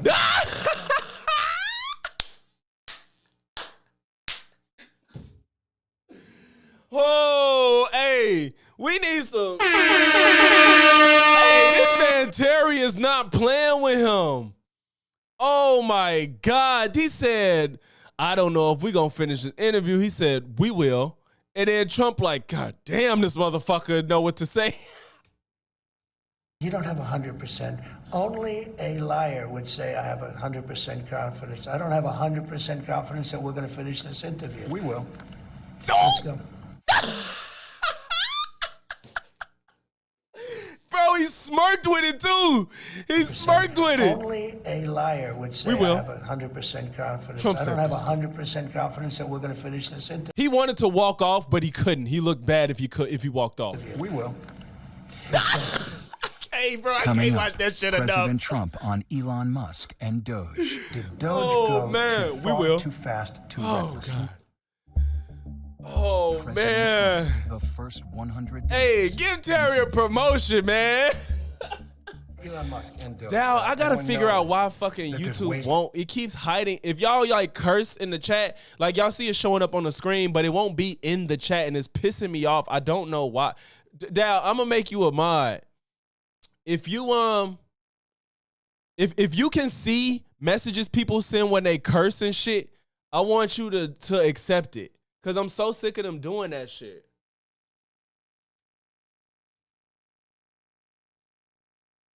Fuck is your name? Got all these letters and shit, numbers. Full government spending. It's really important. But the cuts have had some serious consequences. There have been cuts to foreign aid programs that save lives and keep people alive overseas. There's been research at the I'm so National slow. I Institutes of coulda did it Health right for on clicking on your cancer, name. I'm so on slow. Alzheimer's, that has had to be stopped. And the question I think people have is, did Doge go too far, too fast, too reckless? No, I think Doge has been, look, saved $150 billion. We saved, that's a lot of money. There's also a lot of things right now under investigation. It ain't whatever a trillion or whatever the fuck you said. Which is going to increase that amount by a lot. That's a tremendous amount of money. There were some things Now, why they didn't give you the? when I heard about them, I put them back, as you know. There are things that I'm considering give you right now the putting wrench? back, but overall we've saved hundreds of billions of dollars. Well, the original promise was $2 trillion, went to $1 trillion, now to 150. Terry gonna be on his knees at CCOT by Sunday. No, heading you don't know south. what it's going to be because we have things that are at a very high Okay. level that are being. So yeah, let me know if it shows messages when people curse and if you can accept it or not, because I'm so sick of this.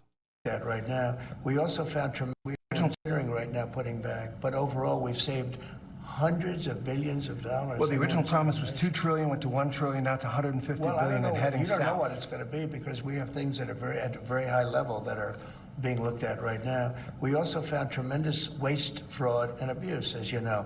We found a lot of fraud. There was a lot of fraud. Fraudulent things were taking place, and we ended that, and those people are going to be suffering because Just of it. a legal note, fraud is a crime. There have been no referrals to the Justice Department on any. Well, you don't know that, do you? How do you know that? This motherfucker is pissed. Holy shit. Oh man, you don't know that. How do you know that? Have there been How do you referrals know to the? that? Are there Why? criminal How referrals? would you know that? That And there now were he no finna harp on referrals? this. I think there were They referrals. generally all right. There's Okay. been no investigation from the How do Justice you know Department. that? I'm asking you, sir. No, you're not asking me. You made a statement. You're not Now asking I'm me. asking you. That was a Yeah, statement. Serge, that's the thing too. He's saying withheld. That don't mean that it's never gonna get returned. Withheld just means it gotta be looked at. It don't mean y'all saved it indefinitely. Statement that you made. There have I'm been. asking you. Have there been? Yes, there have. So there have been referrals for fraud from the Of work course of there have judge. been. Take a look at some of these All right, things that all took right, place. all right. Billions of dollars were given to people for no reason whatsoever. Of Okay. course there have I been. want to bring up what is truly one of, to a lot of people, one of the biggest achievements of your first term. That is Operation Warp Speed. You got that COVID vaccine. Ooh, look what he brought up. I bet you Trump don't fucking acknowledge it. Up and right. going and distributed, and a lot of people took it, and a lot of people their lives have PTJ. been saved by it. Now we have this measles outbreak, biggest in a decade. Is that in Spanish, Texas, Terry? and it's because people aren't getting their children vaccinated. Where are your parents from, Terry? Do you recommend to parents that they get their children vaccinated for measles? Well, I recommend the governors to make the decisions. You have a very talented governor. Notice he can't brag about Operation Warp Speed. If he brought up any other thing that Trump deems noteworthy, he would ramble on about it.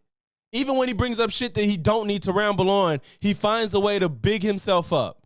He just brought up Operation Warp Speed, something that Trump should definitely be proud of, and he just blows past it and says nothing. Yeah, you know, COVID was killing millions of people, you know.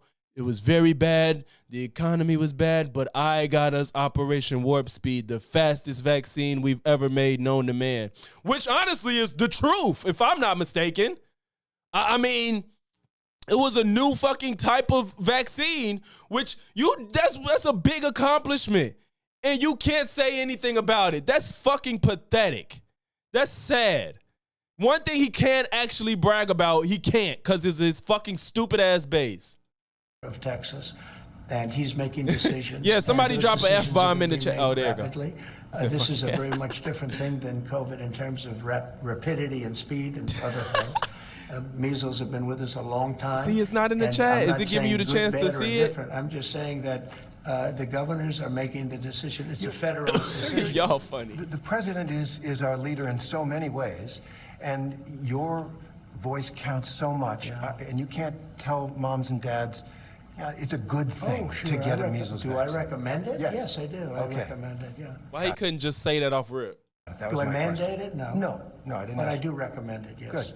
Do you think And I have recommended it. Do you think the Secretary of Health and Human Services, Robert F. Kennedy Jr., who has a don't history know why it does this. of, at the very least, vaccine skepticism? Oh, here we go. Do you think Kennedy recommends the measles He vaccine? did. He did. He recommended it. The live chat. he Okay, was I did it for satisfied my with regular videos instead of live. Let's try it now. Yeah, I mean, he Response on this? recommended that they go out and get the vaccine. I changed it for live chat. Still ahead. I'm I asking changed the setting. the justification for going after people you don't like. President Trump. Okay. The first 100 So what days happens if you show? continues.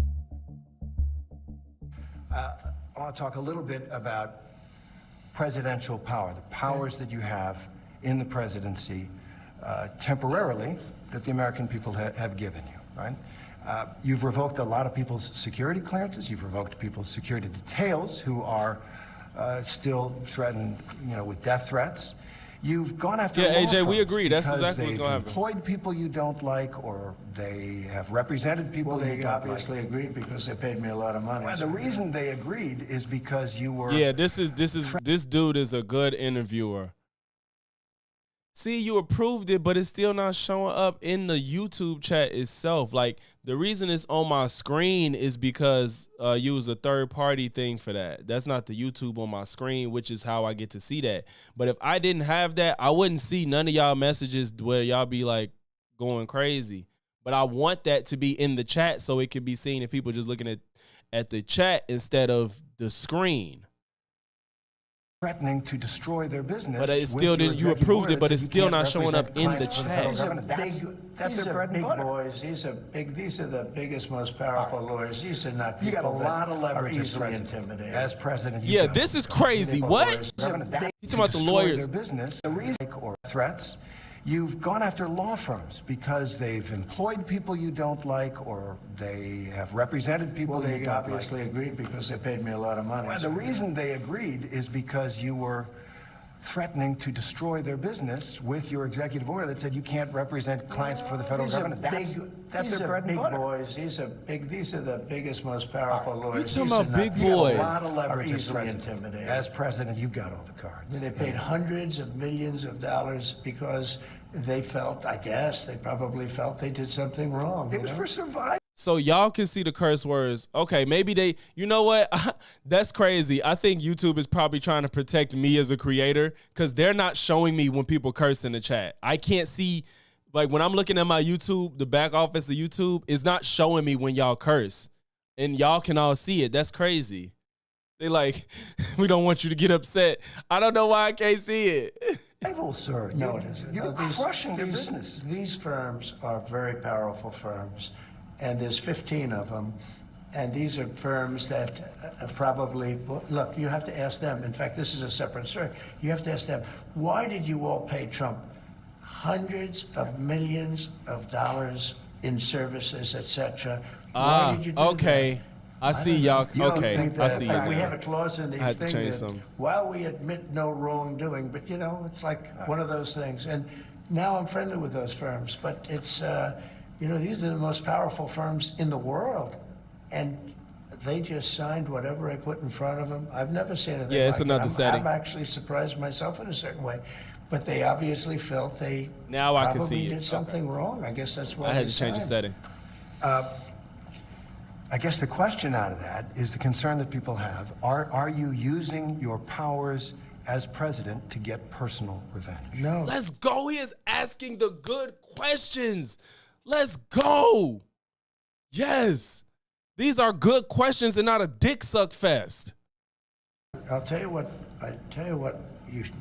You're really not asking, and you should be asking.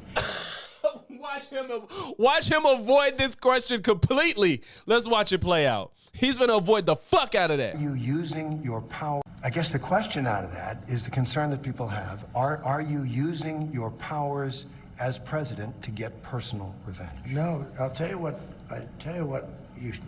You're really not asking, and you should be asking.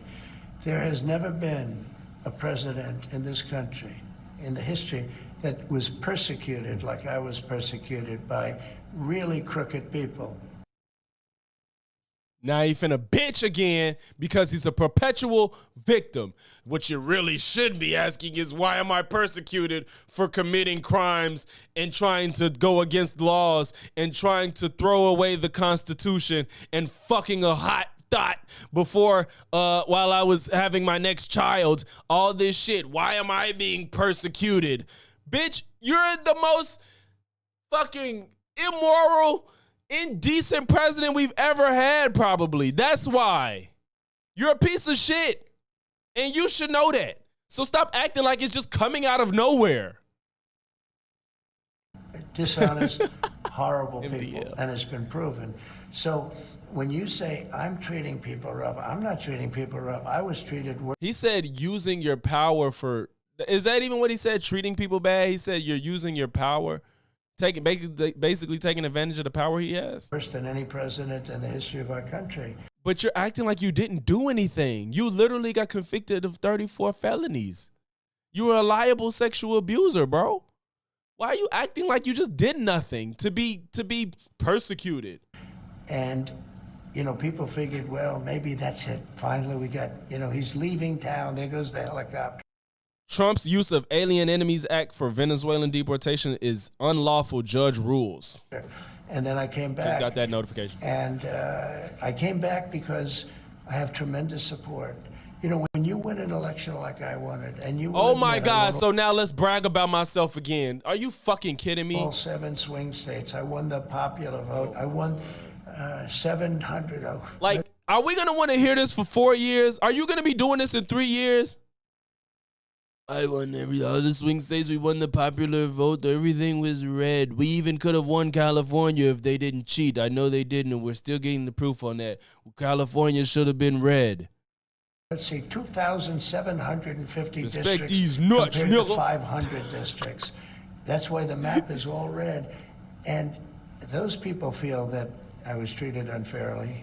But is that I bet you a lot of people, a lot of laymen don't even know about half the shit you did or the extent of it. give you the right to go after your political opponents with the powers of this office? I'm going after, all I'm doing, hey, Biden did something to me.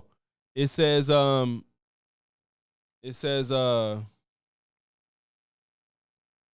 Trump's use of Alien Enemies Act for Venezuelan deportations is unlawful, judge rules. Judge Rodriguez rules Trump's use of Alien Enemies Act unlawful. ACLU says Congress didn't intend wartime law to be used in peacetime. Supreme Court says migrants must be able to contest deportations in court. I agree. He needs to stop bitching. Am I doing something while he is bitching? Let's agree, disagree. That's a different topic. Also, we got you understand flex. Stop me. Yeah, I mean, he said Biden. Me going after, all I'm doing, hey, Biden did something to me. But, like, come on. Don't that sound like a 5-year-old? Well, but my 6-year-old daughter says stuff like that, but she did it first. With her sister, she'd be like, but she did it first. You know, like, come on, Biden did something to me. Bro, you are 80 years old. Oh, my God. Biden did something to me. Hey, that's going on the soundboard, bro. That's going on the soundboard. That's going on the soundboard. Holy shit. All I'm doing, hey, Biden did something to me, and I did something to Biden. And you know why I did it? Because he's grossly incompetent. That's not a man that should be allowed to, you know, be looking at things that are very confidential. But what about... Biden did something to me. To sign very important documents. Now, he took this fucking pen. To, you know, be looking at things that are very confidential. But what about... Because 71 here's a man that used an auto pen to sign... Bro, why do you keep talking about Biden?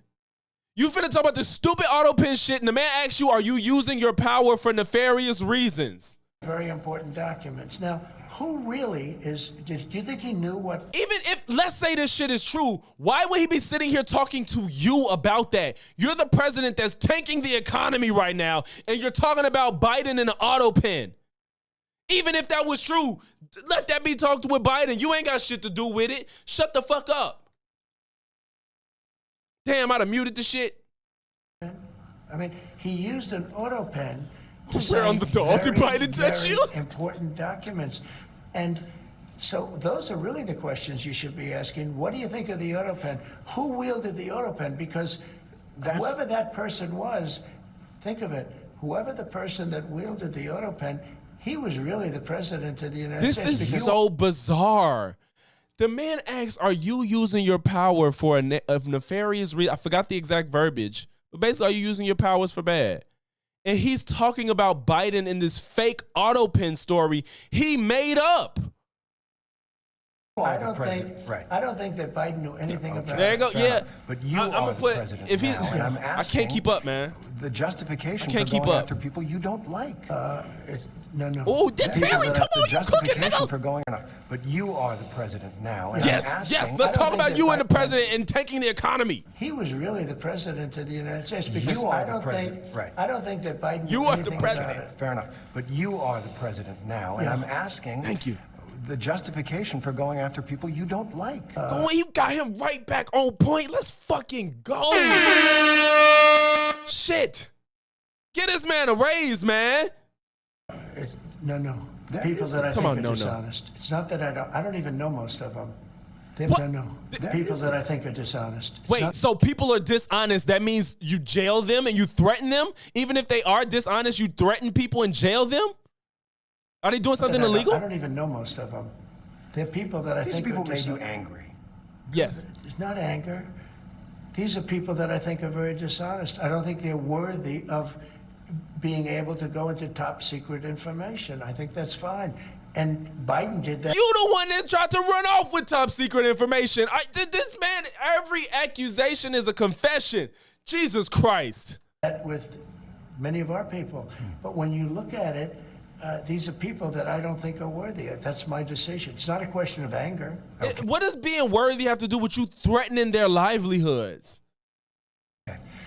I understand you just had a phone call with a new Canadian premier, and they just had this election? Yeah. That he cost them. Donald Trump single-handedly flipped the whole Canadian election. That's crazy. Big issue in it. And Canadians, many of them, are really angry, furious about Did he say your Biden? talk about we're going to take over Canada, it's going to become the 51st That's state. their prerogative. And it kind of is of a piece. A lot of travel is down into the United States from around the world. It We're doing feels great. like there's been Talking about we're doing reputational great. The damage. country's doing great. Well, Prices are down. not the tourism. Gasoline's down. Energy's down. Tourism is going to be way up. Wait till you see the numbers. The tourism is way up. No, you wait. First it was gonna be up. Then he said it is up. And why would it go up? Nobody wants to come here. You're ruining everything. Of course we don't have nobody coming. Now Canada. That's Terry. Like, no, it's not. It's way down. up. Wait till you see the numbers. The tourism is way up. Not now. Now Canada. He said not now. Tourism's doing very well. We're doing very well. We're doing very well. I would love to have this. If only if words could manifest into tangible things. My God, I would love this country, and I would want Trump to always be president. If words manifested to the actuality of things, Jesus, I would be MAGA. If words just manifested truth, man, I don't think Trump will have any issues in life. But God damn it, these words are just meaning shit. You see the real numbers come out in 6 months from now. Wait till you see the numbers. But do you They're gonna think, be I'm going to very ask you, good. if I may, do you think the reputation of the United States has gone down under your presidency? No, I think it's gone way up, and I think we're a respected country my again. God. We were laughed at all over the world. We had a president that couldn't walk up a flight of stairs, couldn't walk down a flight of stairs, couldn't walk across a stage without falling. We had a president that was grossly incompetent. You knew it, I knew it, and everybody knew it, but you guys didn't want to write it because you're fake news. All right. I swear to God, they just overplay this Biden stuff. Like, he was too old to run for president again. I agree. He should not be president. He shouldn't have even tried to run a second term. But the man is just slow and old. He's not, like, demented. He's still, like, I just love how he's so incompetent and can't do anything, yet he's still he gave, like, 2-3 speeches after the debate. He's still, like, that was a terrible debate, and he shouldn't have ran for president at all. I don't care. He shouldn't have ran for president. But Joe Biden still was giving speeches after he had that badass debate.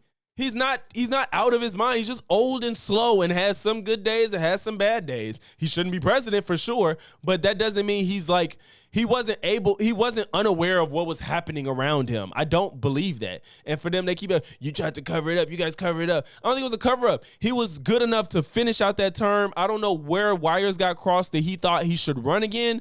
That shouldn't have never happened. But I think he was perfectly fine to finish his damn term. Like, you know what I'm saying? Like, all that extra shit, like acting like he needs to be in some old folks home. I'm not buying that. He needs to retire and relax and ride it out with Hunter and his wife and just be smooth. Like, don't stress yourself out no more with politics. You at the end of the road, dog. Just, you know what I'm saying? Thank you. And by the way, ABC is one of the worst. I have to be honest with you. Thank you. This is a child. Like, come on. This is a child. This is a fucking child. I cannot believe he just took the time to do that. Like, the end of the interview, you made it, you're pissed. Yeah, by the way, ABC's the worst. Like, that's like you kick somebody and run off, like as a child again. You kick them in the knee and run. You got to be kidding me. Thank you. And by the way, ABC is one of the worst. I have to be honest with you. Thank you for the opinion, but more importantly, thank And Terry don't give a fuck. One more question. It's a big one. This man the It's a question that MVP. You know a lot of. This man is the MVP. Thank you for your opinion, but we got one more question. Holy shit, that's embarrassing. By the way, ABC's the worst. Like, you just had to say that? Like, that was eating up at you, wasn't it? People have out there.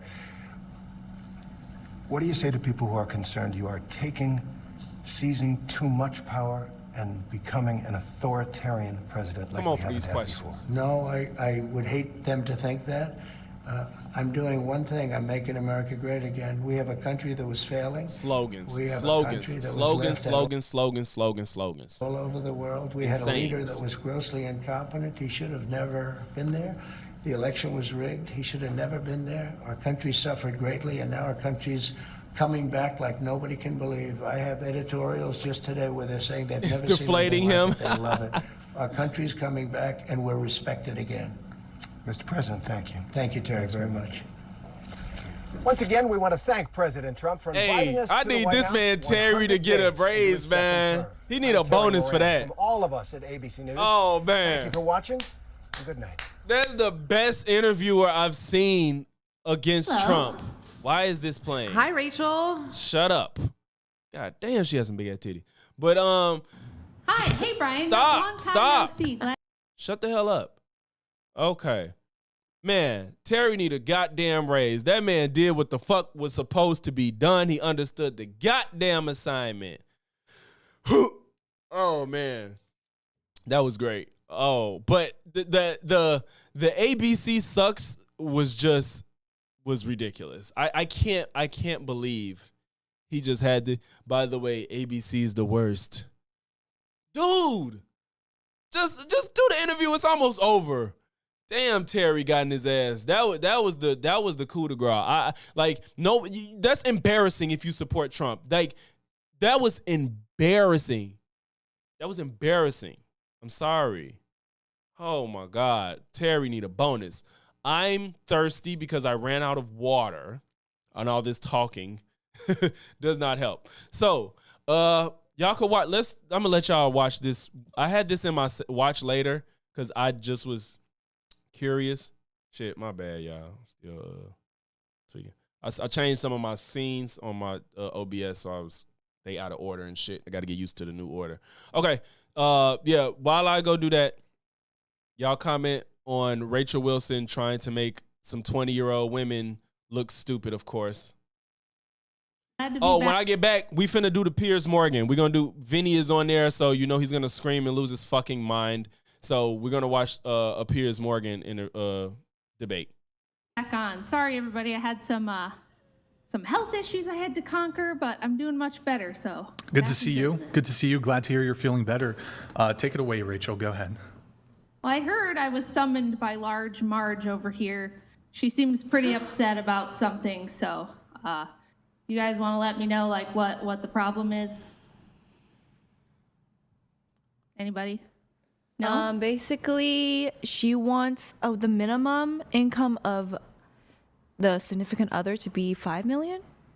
$5 million retired. in retirement, and then your hubby says a lot of things, and Well, he to- asked. See, this Yes. is the thing. He asked what she brought to the table, right?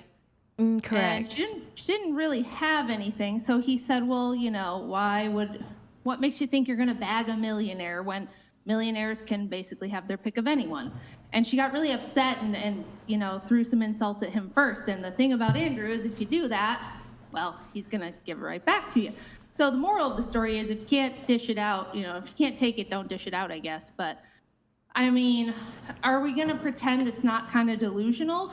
She just spent the whole beginning of the show telling us that she has never gotten proposed to. She hasn't been able to get married. And I never said that. You're lying. You said you're haven't ever been married. You're lying. No, I was. You're ugly and you're lying. It's oozing out of your pores. Okay, well, did you not say that you have no couth? And what you say means nothing. Okay. You started off you heard me say nasty and vulgar. No, I have not been married. Okay, have I been proposed to? Damn, is she sunburned? Yes, but it's really none of your business. Didn't you tell? Well, I didn't tell anybody anything. Yeah, Dow, them joints crazy, bro. Listen, Marge, you came on the podcast. You're rude. I'm no longer speaking to you. You're ugly. Okay, I'll speak to the rest of the panel. She came on here to talk about her dating life, and she spent her whole intro explaining how she's only ever been able to get guys who wanted her to pay the bills, and they were just losers, and they were pieces of shit. They had nothing going for them. They didn't bring anything. She really trying to be Andrew Wilson. To the table. They were lazy. In my early 20s. Yeah, these are the kind of men that you've been getting. In my early 20s. Okay, what does well, where's the lobsterish mean? What that millionaire mean? asking to marry you? That's what we're asking. That's not an insult. It's not most of us don't marry millionaires. So it's delusional for you to think like, oh yeah, I totally deserve that. Like, why? But you know what though? Tron is different because she puts herself out there as a content creator. She's not just the wife in the background. She's her own entity now. She's an extension of Andrew. She's not like just the wife in the back. She be on X antagonizing people. She's on whatever, putting her face on there, trying to insult people. She's not just his wife no more. She's her own person. She's her own entity now on YouTube and on social media. So it's not really, she's more than just his wife now, you know?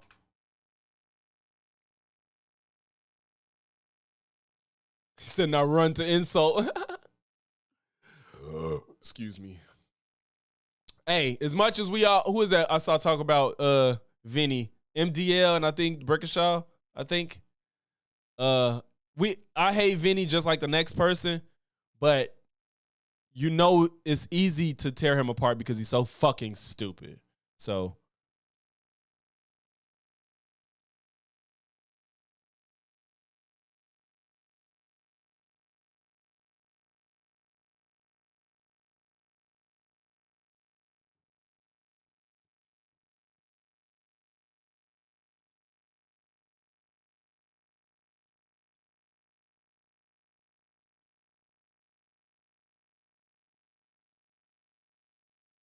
I don't know why this shit going so slow. I got too much going on.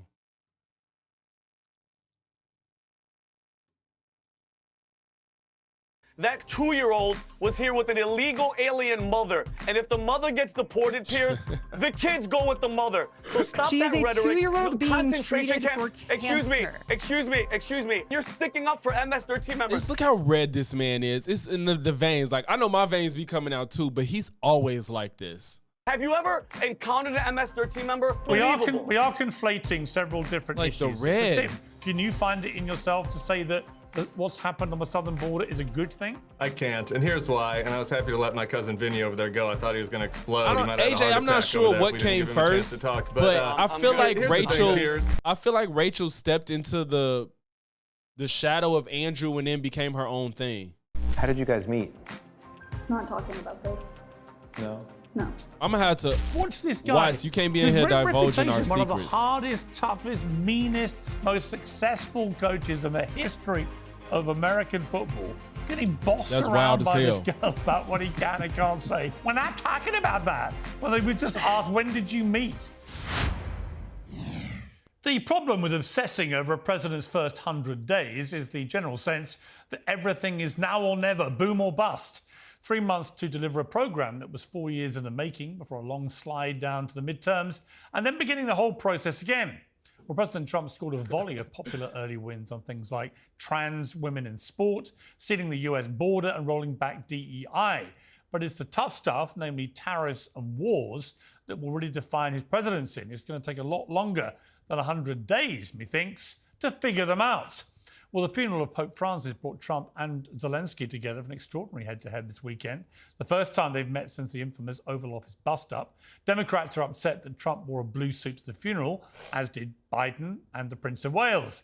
MAGA is upset that Zelensky didn't wear a suit at all, which, of course, the Pope never did either. A bit like 100 Days itself, it's a silly sideshow compared to a conversation that could have life or death consequences for thousands of people. And speaking of sideshows, the Democrats have now spent 100 days squabbling. DNC Vice Chair David Hogg is the latest to stir the pot. He says he wants to spend $20 million ousting Democrats deemed ineffective and out of touch. The president may be taking a whack in the polls, but so far the only alternative... I ain't gonna lie, Wise. Lately, Trump has gotten to the point it's so bad that he has to kind of get into him a little bit. I will give Piers that bit of credit. It's not the same energy he would give Kamala by any means, but he's been trying to get people to be honest about Trump. I will give him that. Is none of the above. Well, to debate that's all how of this bad it is. and But more, that's how you I'm know joined by the shit's TBD bad, podcast is when he can't Angry avoid it. Patriot, Vinny Ashana, TikToker and Let's see the color Vinny normally is. TBD podcast. Vinny's not red. He's not normally that red. He has a little bit of a tint at the top. Oh, it's different on my screen, but I see y'all's is way clearer than mine. He has like a red hint on my screen, but I see what y'all see. It's not red at all, but yeah. Angry Patriot, Vinny Ashana, TikToker and Democratic congressional candidate, Kat Abu, host of the Bulwark podcast, Tim Miller, and the Conservative commentator fake and former smile, Tim. RNC spokesperson, Elizabeth Pipko. Well, welcome to all of you. Elizabeth, let me start with you, because you were one of the very, very rare Trumpers at the White House Correspondents' Dinner, which had no president and no comedian, and looks to be an absolute crashing bore. Yeah. The only highlight he's going to be red as was an fuck interesting when he gets to admission talking. by Alex Thompson, one of gonna the be hilarious. journalists who won an award there. One serious note. Bro. To my bones, I believe Don't that nobody give a reporting fuck and the about White that House dinner, Correspondents bro. Association I don't care. is as necessary as ever. President Biden's decline and its cover-up by the people around him is a reminder that every White House, regardless of party, is capable of deception. I'm not going What was to it lie. like I'm so sick to be of hearing there about, as a pro-Trumper? about And this has that event fucking- got any relevance anymore? his decline. I really don't care. I actually don't think that it does. I'm sad that I finally got to go when it was no longer relevant. You mentioned there was no comedian. I want to point out the event was still very much a joke. It was very strange for me to be there. I have to admit, the program started a few minutes in. My job. I don't care. How many about days did it took, Pierce, for him to actually address the nation? On the move, as I eat. Well, vegetables, herbs. I don't want to hear about his decline no more. The field off. First of all, and I love you, Pierce. Thank you again for having me all the time. It's a joke to me that we're trying to pretend all these people from just the left-wing media, period, pretending as if, we had no idea. How many days did it took, Pierce, for him to actually address? Trying, you late, man. Calm down. They hid him during COVID.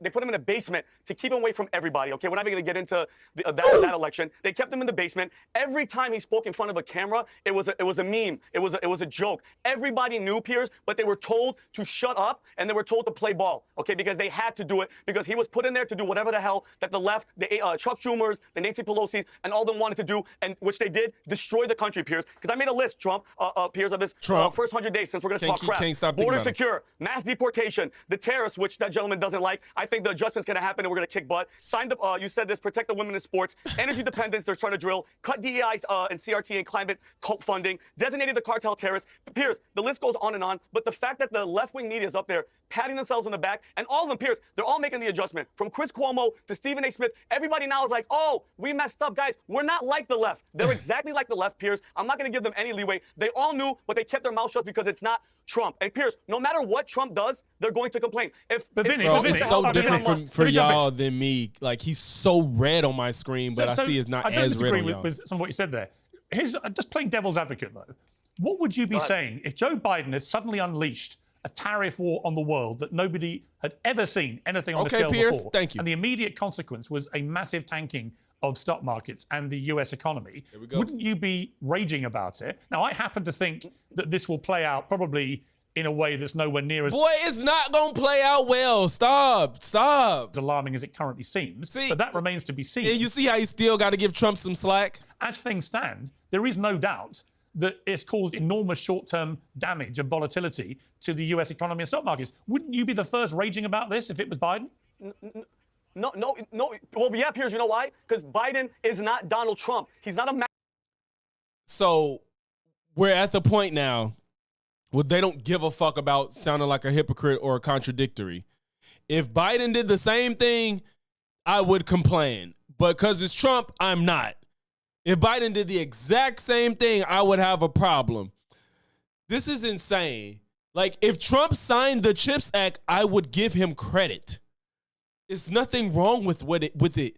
Why? So simply because Biden is Biden and not Trump, it's a problem. That's a fucking cult. Like, they don't even care. He doesn't care. Yeah, if it was Biden, yes, I would complain. Even though it's Trump, I'm not gonna complain. I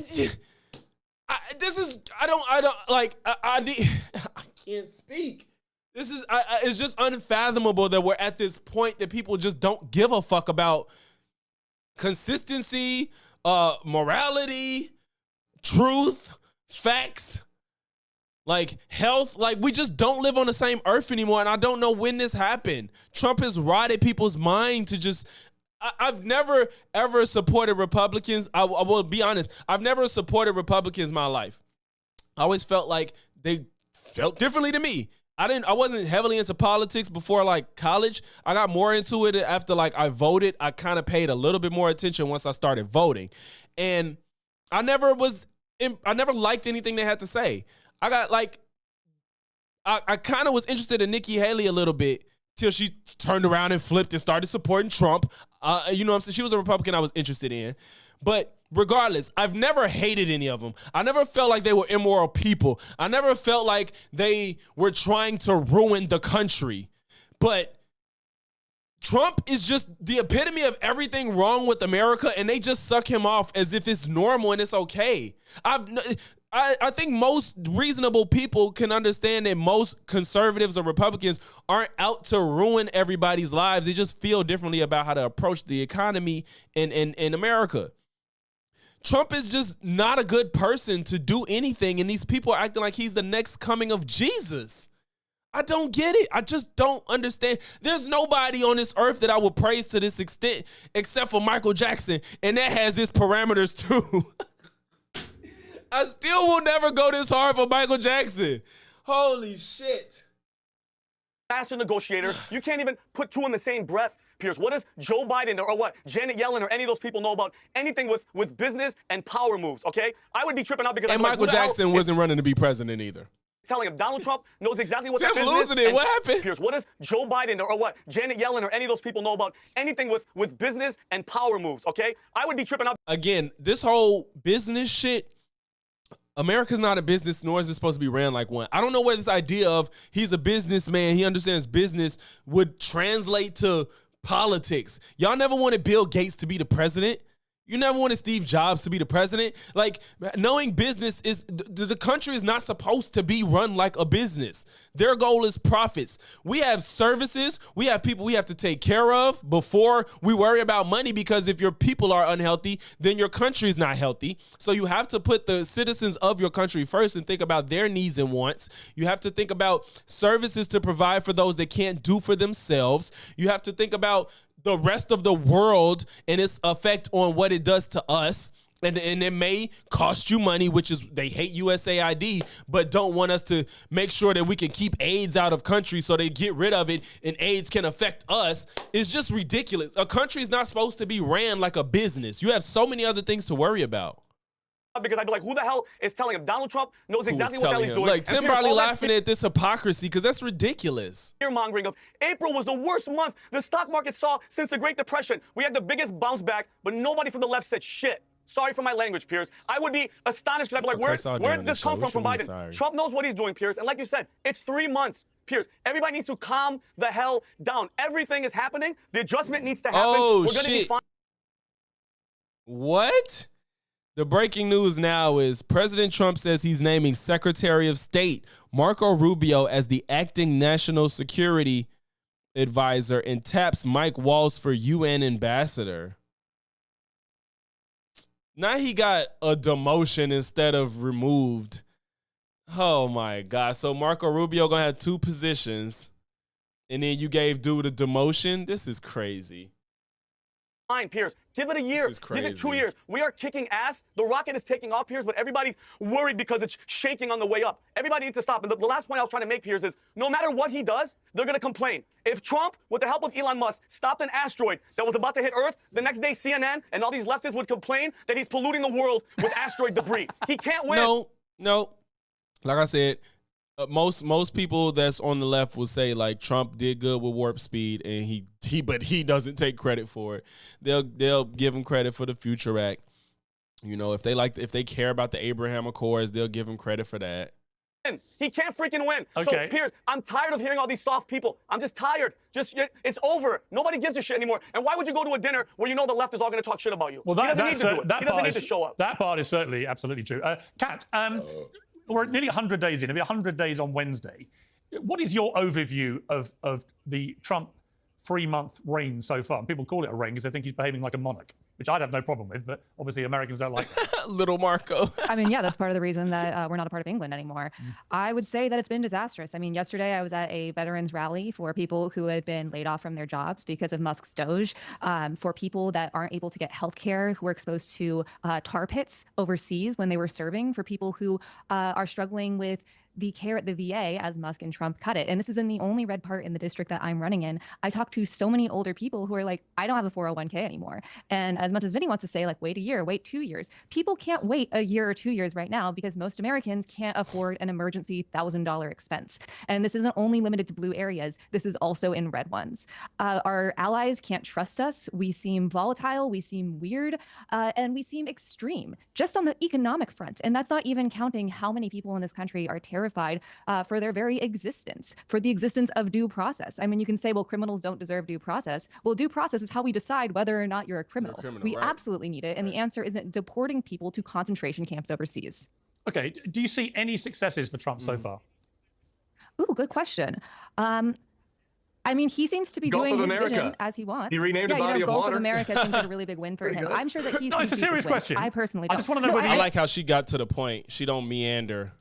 I want to know whether you can genuinely bring it into yourself to say, yes, he's done this really well. I'm genuinely thinking about this. I think that there is something to be said of, I personally don't like Project 2025, but they are accomplishing the goals in there. And I don't mean that in a snarky way. If that is what you want to do, then they are doing that well.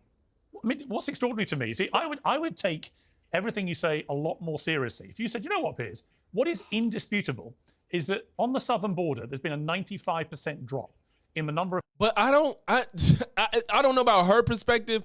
I personally, I don't care about the border. I don't see it as a real big problem. Like, I think the asylum system, the asylum process needs to be fixed. And I'm not saying I want any and everybody to come across the border. I'm not saying that, but I don't care that much that people are crossing the border illegally, because most of them people just want a better life and they come here and they work and they help us keep shit cheap. I'm sorry, y'all can say what y'all want. I don't care. That's just that's the cards everybody's been dealt, and that's what's happening. Yeah, like I like how she just got to the point. Like, a lot of people get on there and put a bunch of fluff with what they say, and with Piers' show, you don't have time for that. But yeah, like I like, if she don't feel like the border is an issue or he don't handle it right, she don't have to say that, Piers. You don't give Biden credit for shit. You shit on him all the time. You act like Kamala was just this woman just wandering around, not doing anything, and inability to talk, when Trump sounds like a fucking 4-year-old every time he speaks. So, Piers, I don't want to hear that. I'll take you more serious if you say, oh, you fix the border. Bro, everybody don't give a fuck about the border the same, or think it was a real issue. I don't think the border was a real issue as far in terms of the way Trump is presenting it, as far as criminals and shit like that. The criminal thing is way overblown. The asylum system needs to be fixed. That's what needs to happen.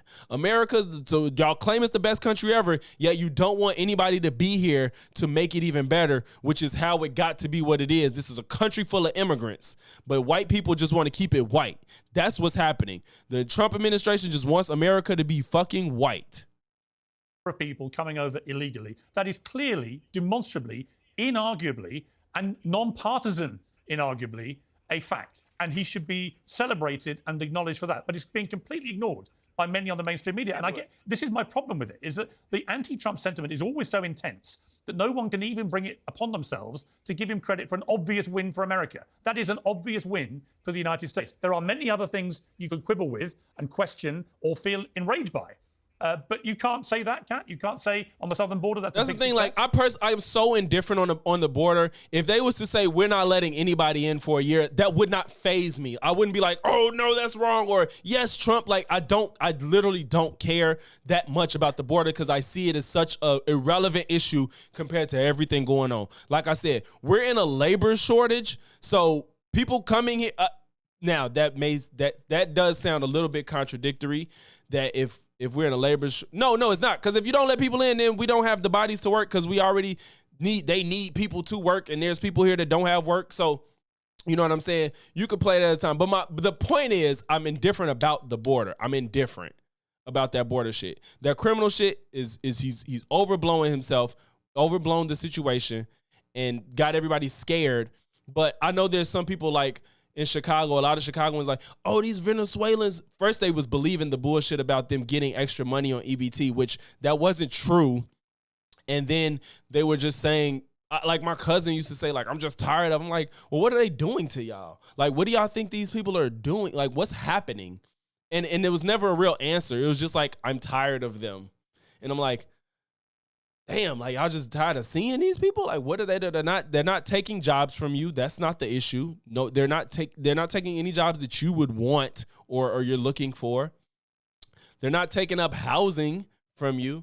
So it's just like, yeah. And yeah, PTJ, I said that too. I said, if you ask a lot of these people, the MAGAs, I bet you they would not, if Trump tomorrow said, we can start, do y'all want to deport black people? They wouldn't fight against it.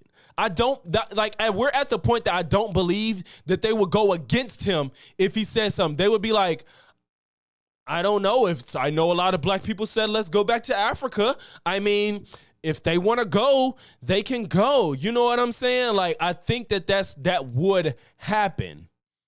Race America is the only country you can literally be any race but white. Black people have it better in America than Africa, Chinese.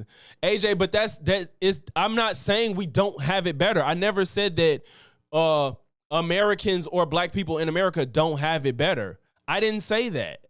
You know what I'm saying? I don't know. Yes, you can be any race here, but people in MAGA don't agree with that. There's people like, why do you think this people have a problem with the way they're doing deportations? They're targeting Hispanic people as if there's not white people that's here illegally. They're targeting people just off that look. You know what I'm saying? So it's not that you that black Americans aren't in a better position. You know what I'm saying? So it's just that there's a lot, like Trump has emboldened people that have hidden their racism within to come out. And that's what's happening. And it's so evident. It's evident.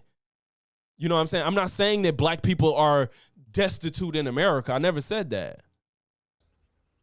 No, I think that the way that Trump is treating immigrants, this is a country that's built by immigrants. My dad is an immigrant. These are people pouring in illegally in their millions over the southern there border. There are people that are seeking asylum, and we need Well, they're not to all have... seeking asylum. You know that, Kat. No, you don't think, you genuinely think 10 literally just hang on, just to be clear, you genuinely... Hey, y'all, look, shout out to AJ. He been in this stream, I think, since I was for a very long time while disagreeing with some of my point of views. I just want to shout him out for just hanging in here and watching a bunch of content that he disagrees with. That's not common. And he ain't in here trying to raise hell and steal the show. You just speaking on what you're speaking on. I appreciate you, AJ.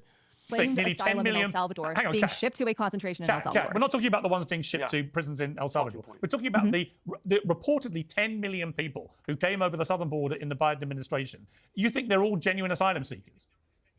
I think that we don't have a good... Oh, shit. Wait. Nearly That was 10 speaking million on what I said. You don't think... You genuinely think... He's talking about... My dad is an immigrant. These are people pouring in... Treating immigrants... This is a country that's built by... Now, I'm truly curious as to what her dad... She looks white. She said her dad's an immigrant. I'm just curious what he looks like. And if he came illegally... Well, she said immigrant, so maybe. I don't know his status. So... But they wouldn't attack people that look like her is my point.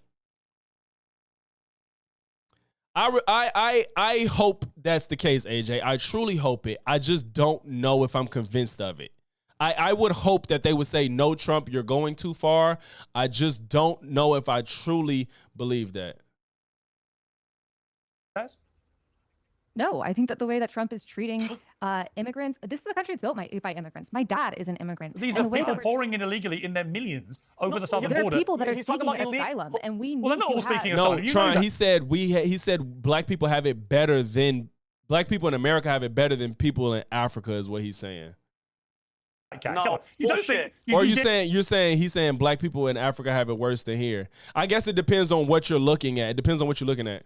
genuinely think We 10 literally just hang on, just to be deported clear, men you who genuinely think claimed nearly 10 asylum in million. El Salvador Hang on, being Cap. shipped to a AJ country- is respectful with his disagreements. Like, we disagree, but I appreciate him because he's not disrespectful. He just states how he feel. in El Cat, Salvador. we're not talking about the ones being shipped to prisons in El Salvador. We're talking about the reportedly 10 million people who came over the southern border in the Biden administration. I haven't You think sensed they're all any genuine disrespect asylum from him since I started talking to I him. think that we don't have a good enough asylum process, and there are plenty that are claiming asylum, and it doesn't matter whether someone is claiming asylum or not. Trump is treating them all the same. I mean, he just deported a 2-year-old U.S. citizen back to Honduras who was being treated for cancer, and that's the problem here. Is when it comes to our border issues, we are focusing on it's treated so broadly and so angrily, so hatefully, and there's no difference between these people. The way that this administration is treating them is inhumane. Okay, Tim, you wanted to jump in there.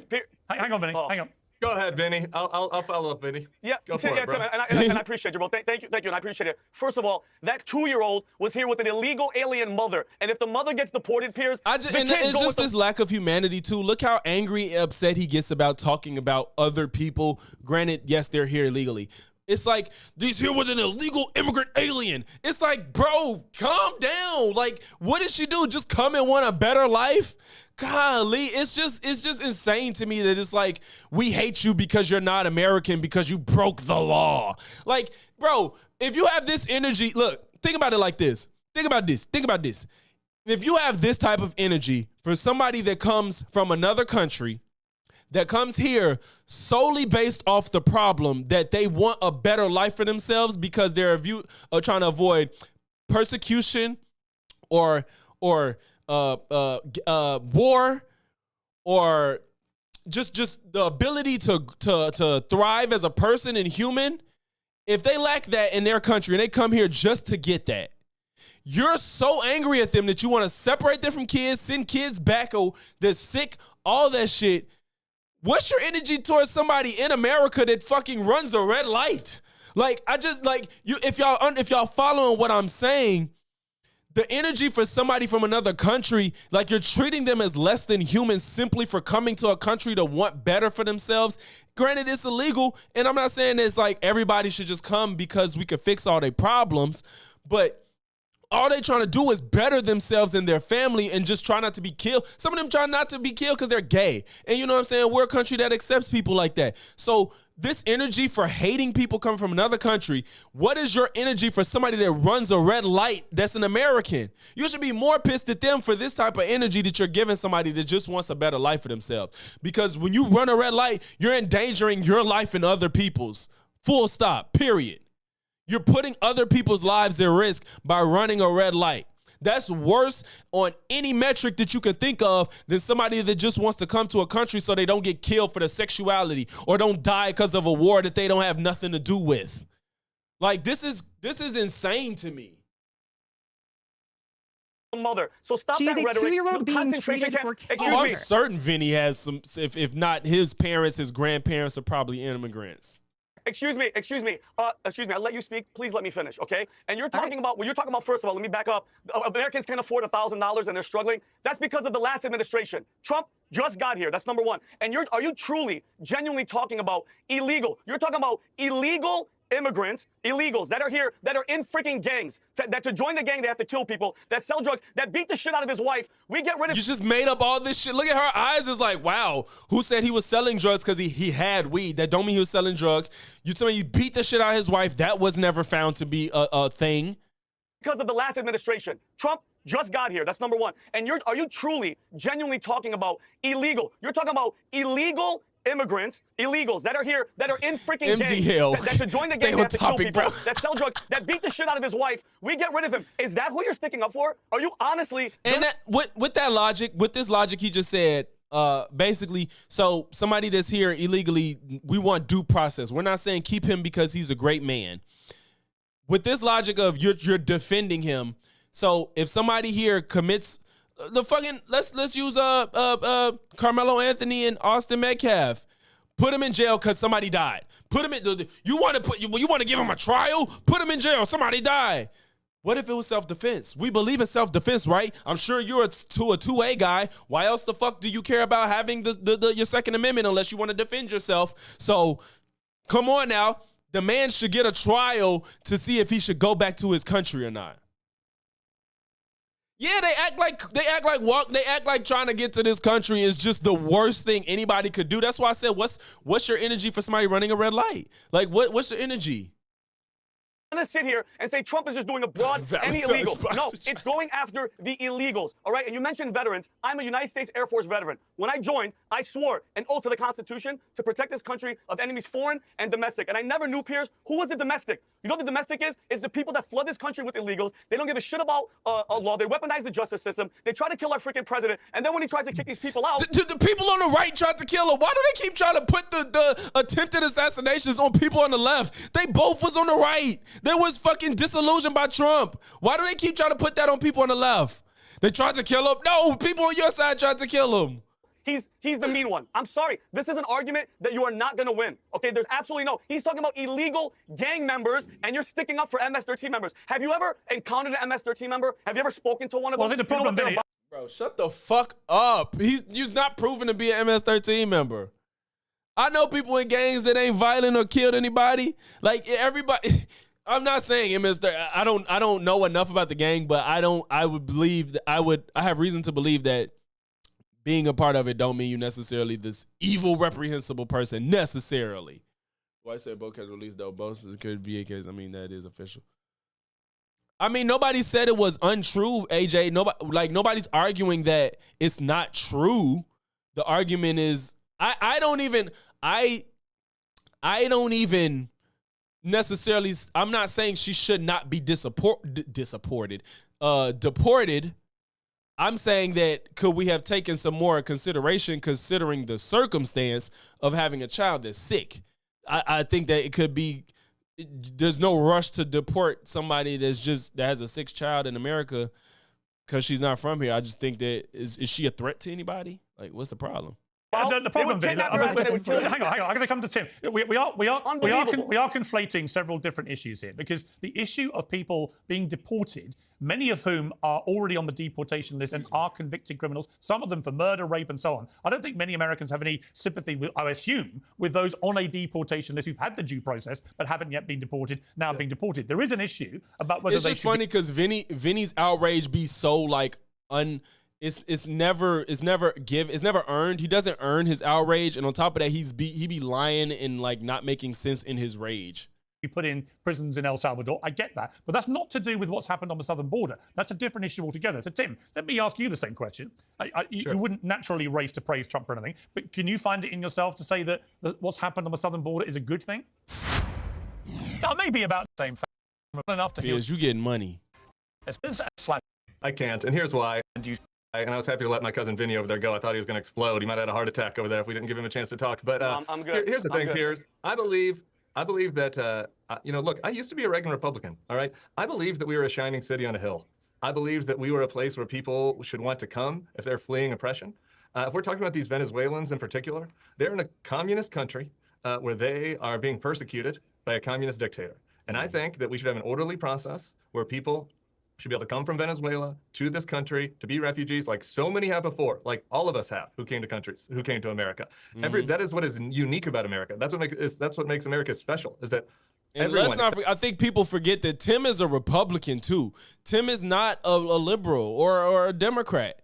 Tim, I don't want to say Republican. He probably is a Republican, but he's conservative. He just said he's a Reagan Republican. So yeah, he's a Republican. So he has values that don't necessarily align with everybody's, but he don't want to see Trump lead this country, and especially under the name of being a Republican. except for the Native Americans, came here because they were looking for opportunity, because they were fleeing someplace else. And we created a system that was obviously totally out of control. And so bringing some control to that system is fine. But that doesn't mean 0 people come in. I'm not happy about that. I want Venezuelans freeing communism to be able to come here. We need to create a system where people can come here. And you're saying that these people are coming illegally. We actually know for sure that at least a couple of the Venezuelans that were sent to El Salvador came through the legal process. You might not like that process, but they used the CD1 app. They said that they were refugees fleeing oppression. They went to a third country. In one case, a guy went to Colombia, just like you're supposed to, and then he was brought to Florida, and that man has been sent to El Salvador. Maybe he's trying to Aragua. We don't know because there wasn't a court hearing. I've talked a lot about the gay makeup artist Andre. I'm sorry, Piers, but I want people to come. I hear you. Let him talk, Piers. Goddamn, we're America. Tim, I agree with you. We're not China. Listen, I don't disagree with you about the due process issue. And Elizabeth, what I would say, I think, against the pro-Trump argument on this is if you start to play loose with due process, what happens, as Donald Trump is now realizing, I think, is that the stories become the stories which are about due process, not what's happened on the southern border. There is a clear, demonstrable, big success on the southern border, but I'm not reading or seeing anything about that. All I'm hearing about are these 1 or 2 isolated people who have not been afforded due process and where it looks unfair. And my point about that is that it's almost handing a victory to the jaws of defeat if you abandon due process. What do you think of that argument? I mean, I have a lot to say in general, but can I just ask you, Piers, do you genuinely believe that the mainstream media that we've talked a bit about now for the last 15 minutes would have given Donald Trump the win and actually written about the victory at the border, regardless of what else was happening in the country? Do you believe that? No, I don't. No, I don't. I think that's part of the problem. I think part of the problem with Donald Trump, part of the problem with Donald Trump from day one, in terms of the way the media have treated him, is that they have failed to understand why he got elected. He got elected because he's not a conventional politician. He doesn't behave like a conventional politician. So the Trump hysteria raged away for 4 years the first time. This time round, we were told it's going to be different. Everyone's learned their lessons, and they haven't. The hysteria has blown up again about absolutely everything. I've just been in America for a month. It's sort of every morning's like a jungle of everyone going bonkers about everything Trump says and does. When actually, as with all things Trump, it's better to take a bit of time and see how things play out, because I think that's what he does. I think he throws stuff up against the wall. He sees what sticks and what works and what doesn't work, what needs changing and so on. But the problem with the kind of controlled chaos strategy that Trump deploys is that he does allow his opponents, his enemies, and I include quite a lot of people in the media who really do want to take him down, even now you can see it. It gives them a chance and an excuse to do that. And it takes away from the successes. And I think on tariffs and stuff like that, I can see the big picture. I think most people understand the big argument and don't disagree with it. It's the way he's gone about this. He has to get some wins on the board. Because otherwise, if in 6 months' time or a year's time, or as you head towards the midterms, the US economy is still in the doldrums and the stock market is still tanking, then you're going to lose the House in the midterms and the environment will change completely. So I do think there's, he's playing with fire here with this stuff where he's got to get wins on the board. Do you accept that? I accept that, but I would argue that Donald Trump, obviously, as you know... I just want y'all to... The video is sped up a little bit, but I just want y'all to notice how much Vinny blinks. Once you see it, you can't unsee it. Vinny blinks way more than anybody else on this panel. It's excessive. And it's like every time he's on the show, his blink can be excessive as fuck. Aware that midterms are coming up and maybe is acting like a president and not a politician worried about midterms. Not everyone can be Joe Biden and try to erase student loan debt a couple weeks before the midterms to try to score themselves a win, for example, right? Maybe that's not what Donald Trump is trying to do. I think the fact is we're talking here, no one is being honest. That's why I brought up the dinner to begin with, and the fact that they sat there and applauded themselves and lied. It's damn near nonstop. It's damn near nonstop. If y'all look, Vinny is blinking. I don't even think he can not blink for 2 seconds. Fellow panelist here said that, whatever Steve Bannon does is the same. Number one, I don't agree. But Steve Bannon goes out and says, I am a Trump supporter. No one at NBC or Axios or Politico or anywhere else goes out and says I'm a Biden supporter. I saw Jake Tapper a few weeks ago say I'm not on the left, and I sat there with my jaw on the ground. The fact is, they believe that they are actually moderates. They believe they're telling the American people the truth, and they believe they're getting away with murder because they continue to throw their own bias into everything else they report. The American people are not stupid. What is sad is that the journalists in our country believe that they are. They believe they can tell them how to vote, he and how to does feel, and they will give not be able to do the research for themselves. Donald Trump is not worried about victories in the media because he knows the American people not only elected him to do what he's doing, but can figure out what he's doing without, reading through a couple headlines. Like the personification of a worried about scoring a cokehead. few wins because he believes he's scoring the exact wins he was elected to score. Okay, Kat, the interesting sort of sideshow at the moment to all this is the battle for the heart and soul of Keeping the them Democrat buff. Party, who have got record low polling at the moment. He You're seeing a said he number of keeping people his like eyelids Gavin buff. Newsom, Governor of California, I'm dead. steaming very fast to the middle ground, abandoning a lot of the more progressive woke ideology as he goes, pretending he had nothing to do with it. You're also seeing people like AOC That's who are out there getting more and more hilarious. support, but of course belong flexing entirely them to the lid progressive muscles. left. You've also got people like David Hogg who says we've got to get rid of all these old timers. We've got to ripple up and get some new, young, fresh blood and thinking into the party, which I would completely concur with. You know, when you see the likes of Nancy Pelosi and Chuck Schumer and these others, you just think you've got to move on now, and you've got to find a new, coherent voice that's going to get people to vote for it and have a view for America. But it can't be the progressive left, can it? Haven't we just seen with the last election an utter repudiation of a lot of what the progressive left stands for? So if you end up with AOC, if you think as he the ran standard now, wait bearer till you going talk. forward, I think you end up losing again. Frankly, I disagree. I mean, Harris, especially after the DNC, was campaigning with Liz Cheney, trying to present herself. Yeah, as, they keep trying to paint Kamala as this super progressive person. She fucking campaigned with Liz Cheney.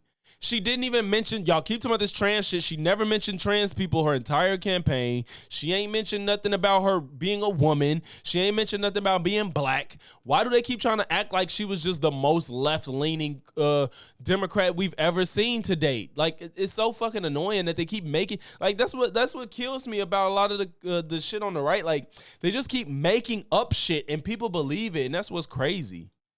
Moderate Nikki Haley, Kamala Harris voter that obviously didn't really exist, or at least not in huge numbers. I think what a lot of us call progressivism is really just common sense. I mean, my big vision for the world is that every American should afford housing, groceries, and healthcare with money left over to save and spend.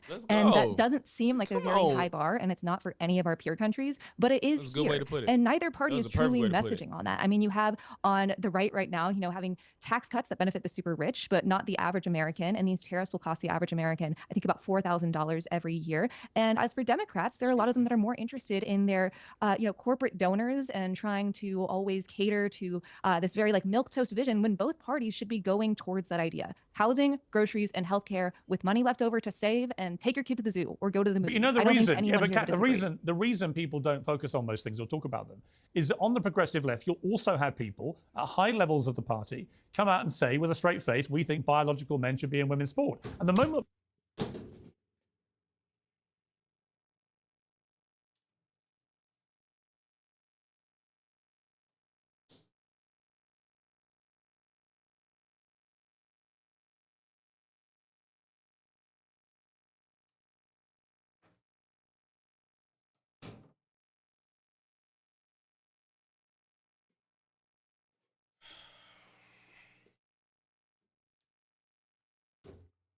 Bro, I know I'm finna be tight. I was already getting hot, but that shit, oh my God.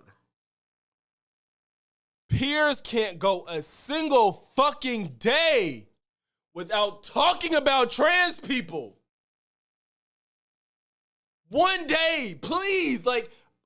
Oh my God. Bro, I am so sick of Piers and having to bring up trans people every fucking time he has a panel. Every time it's about a president, he has to talk about trans people, and nobody is talking about trans people. Holy shit. Oh my God, I'm so sick. I'm so sick of this shit, bro. I'm gonna make a montage. I think, bro, I think I'm gonna make a video where I just clip up every conversation that's going on to his transition to trans people. Because it won't be hard. It won't be hard at all, trust me. But all I do is they'll be talking about something and it'll just show Piers going into trans, even though it has absolutely nothing to do with the conversation.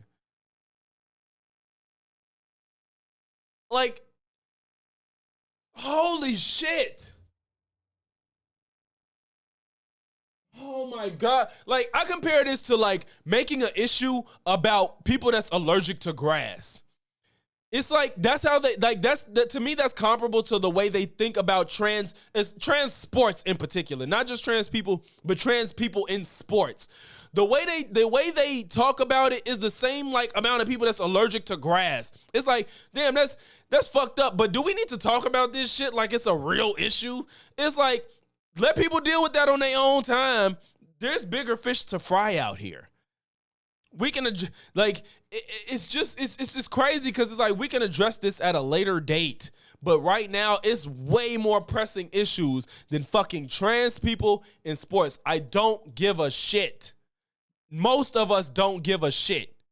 Let them people deal with it as they need to. Holy shit. Oh my, he said, I mean, it's cool in 2025. He said, where's your trans counter? It's going to be one because he just has to bring it up, you know? Oh my God. AJ, we can do it and we could do it, but the problem is conservatives are othering other people, so we can't. They keep this case in point. The left isn't talking about trans people. Like, it's not a conversation that people on the left are concerned about. We don't care. It's not a real issue to us. We just want them to be treated like people. That's it. And now this sports thing gets some headlines where it's some issues with women losing spots. And not to say it's like it should happen.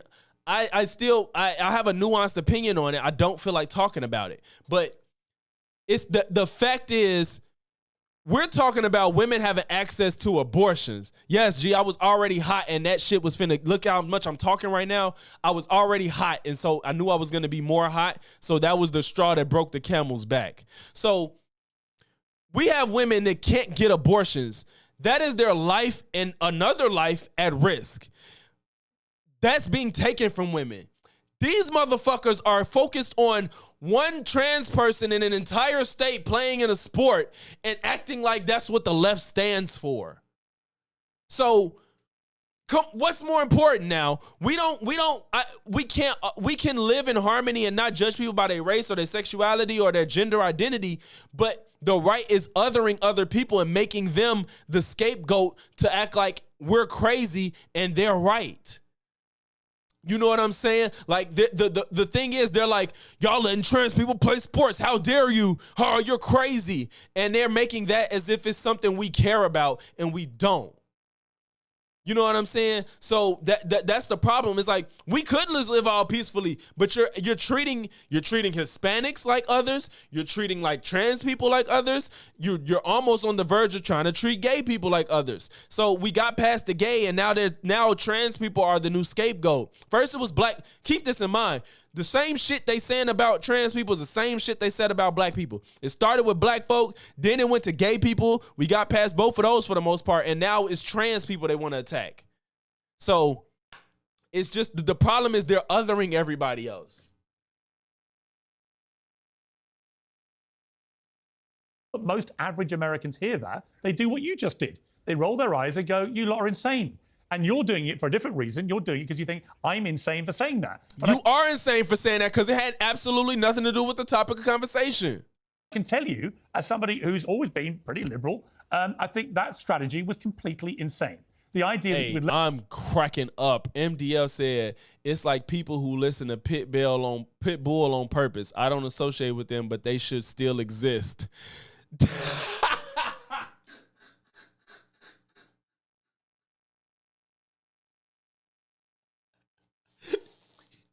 Listening to Pitbull on purpose just cracked me the fuck up. Let your leaders go out and propagate such bullshit, which most Americans with any vein of common sense, as you call it, know is bullshit. That then allows exactly what happened. The Republicans to run with that and say, look at these people, they're nuts. Yeah, I mean, I do think the Democratic Party has a messaging issue, but I think this is less about the Democratic Party and more about right-wing media, which I watch and analyze for a living, or at least before I started running for Congress. There's been plenty of research talking about when people transition, how it doesn't really impact their effects in sports. This is a very, very, very tiny percent. No, it's complete bullshit. Sorry, I'm sorry. By the way, I'm not right-wing media in any shape or form. I'm not saying you are. But I'm just telling you, I'm not, and I think it's bullshit. The idea that it's a small thing, it's not. It is a small thing. It is. It's not that relevant. It's really not. Where's this energy for women not having access to abortion? You should not lose access to that based off where you live. You should care about that. Affects way more women than fucking trans people in sports, bro. more and more and more and more and more. There are millions of people, young people in America, identifying as trans. This problem is going to get. Don't take the survey of a lot of people identifying as trans as being young. And when he says young, he's really talking about like teenagers and shit. I do believe there's some type of social contagion. He said, kind of right. He said, I do get that there's a sense of social contagion, but it's not irreparable damage if they identify as trans as a teenager. They're gonna grow out of that shit if they're not really trans. You know what I'm saying? But if there's millions, those people aren't really trans. It's just one of them things. You know what I'm saying? We talking about, right, not only is sports a small demographic, then you got professional sports, which is even smaller. Then we're talking about trans people being able to compete at a professional level in the sports. Bro, we're talking about 40 people across the entire country, bro. Like, that's what we're talking about. That's what we're really talking about. Fuck it. I'm going to just say it. I don't give a fuck about trans people in sports until it's competitive I don't know about high school, but definitely before that. Well, first of all, it don't matter if you ain't hit puberty. It don't matter if you ain't hit puberty, because we used to. I think depending on the size of your school, they have to combine boys and girls if there's not enough to do the sport elsewhere, and if they ain't able to have their own league, so they combine them pre-puberty. If you get to puberty, you know what I'm saying? I still kind of don't give a fuck at the grade school level. High school, I just don't feel like it's gonna be a thing for real. You know what I'm saying? You got to be good enough, and even then, unless you, the science says if you on blockers and don't transition, if you're transitioning on blockers, then that's what helps. I don't know fully, but if you transition before puberty, you're in a better spot than if you transition after. If you transition after, you just can't play. If you transition after going through puberty, you just can't play. I just think you should not play. If you transition after puberty, you can't play. Period. But prior to that, whatever the science says is safe for everybody and fair, I'm cool with. That's it. Worse and worse and worse. And the issue is about women's rights to equality and to fairness and to safety. Nothing more than that. It's not about trans people. I want the same, but just to be clear, I want the same. Hang on, Kat. I want the same for trans people, but not at the expense of women's rights. That's what it's about. I just love you just care so much about women's rights, but don't talk about abortion in this fashion. That's insane to me. And that part too, PTJ, like, if they're truly trans and it's really an issue, them motherfuckers don't want to go through puberty as they same sex. And rather than addressing that issue, you're talking about them playing sports. Like, get the fuck out of here. Address the issue so it don't become a bigger issue later. Y'all don't even want to accept the fact that some kids are trans. So skip that part and just ignore the fact that they're actually trans and be like, no, kids aren't trans. Don't do anything to them. Don't ever do it. Then they get to past puberty and they want to play in sports, and now their head is fucked up because they didn't get to transition the way they should have been, because you're ignoring the fact that they're trans because you're just so scared of it. And now they're more likely to be depressed. They're more likely to be suicidal. They're more likely to have personality disorders. And then throw in a sport, which is unlikely for them to even be able to compete at a high level in the sport. You throw in a sport, you fuck them up even more because they can't participate because you didn't allow them to do what may have been necessary prior. So a lot of them don't even want to fully transition. A lot of cases, they don't care about it. But when they do, they need it. You should allow them to be able to do it when they need it. We can't act like you only can be trans after 18. That doesn't make any sense. That doesn't make any fucking sense. Because all you're doing is putting off something that could have been prevented. Can't have a Democrat Party that stands up completely rock solid for women's rights because it's far too concerned with promoting a trans agenda where it erodes women's rights. You're never going to get re-elected as a party, ever. Okay, this is the thing. Trans people's existence, and even like the 40 people that are in sports, isn't the big issue with women's Why did we rights. say the same fucking number? She said the 40 people in sports. Y'all, I did not know she was going to say that. That's crazy. I said it was like 40 people across the entire country, and she said the same exact number. Isn't a women's rights issue. But it becomes one when you support obvious unfairness. That's the point. Can I please finish? Sure. Thank you. I could get you to be Bishop. I don't. I mean, I could get you to be Colossus, MDL. It's always gonna be the same person when you come in. Yeah, that's crazy. I can make you Colossus. I don't have Bishop and Archangel, but I got you. The thing here is you have Republicans right now in the state at the federal level that are saying we need to check children's genitals to make sure they're the right ones before they play. That's a harm to children and women. The SAVE Act, which is going to stop millions of married women from being able to vote if they don't have their birth certificate and proof of their name change, that's an actual harm to women. Trans people existing, and in like one state that did a law against trans kids being in sports, there was literally one trans child that was in any sport who was supported by their own team. This is lawmakers at the state level, people that are being paid, that are full-ass adults, that are bullying Let children. them deal with that shit. So just to be clear, you would personally like it to continue. You think it's perfectly okay for biological men to compete in women's sport. Is that your position? Yes. Okay. I don't mind trans women being in sports. Okay. Then this is the problem. Then, Kat, with respect to you, and I beat them.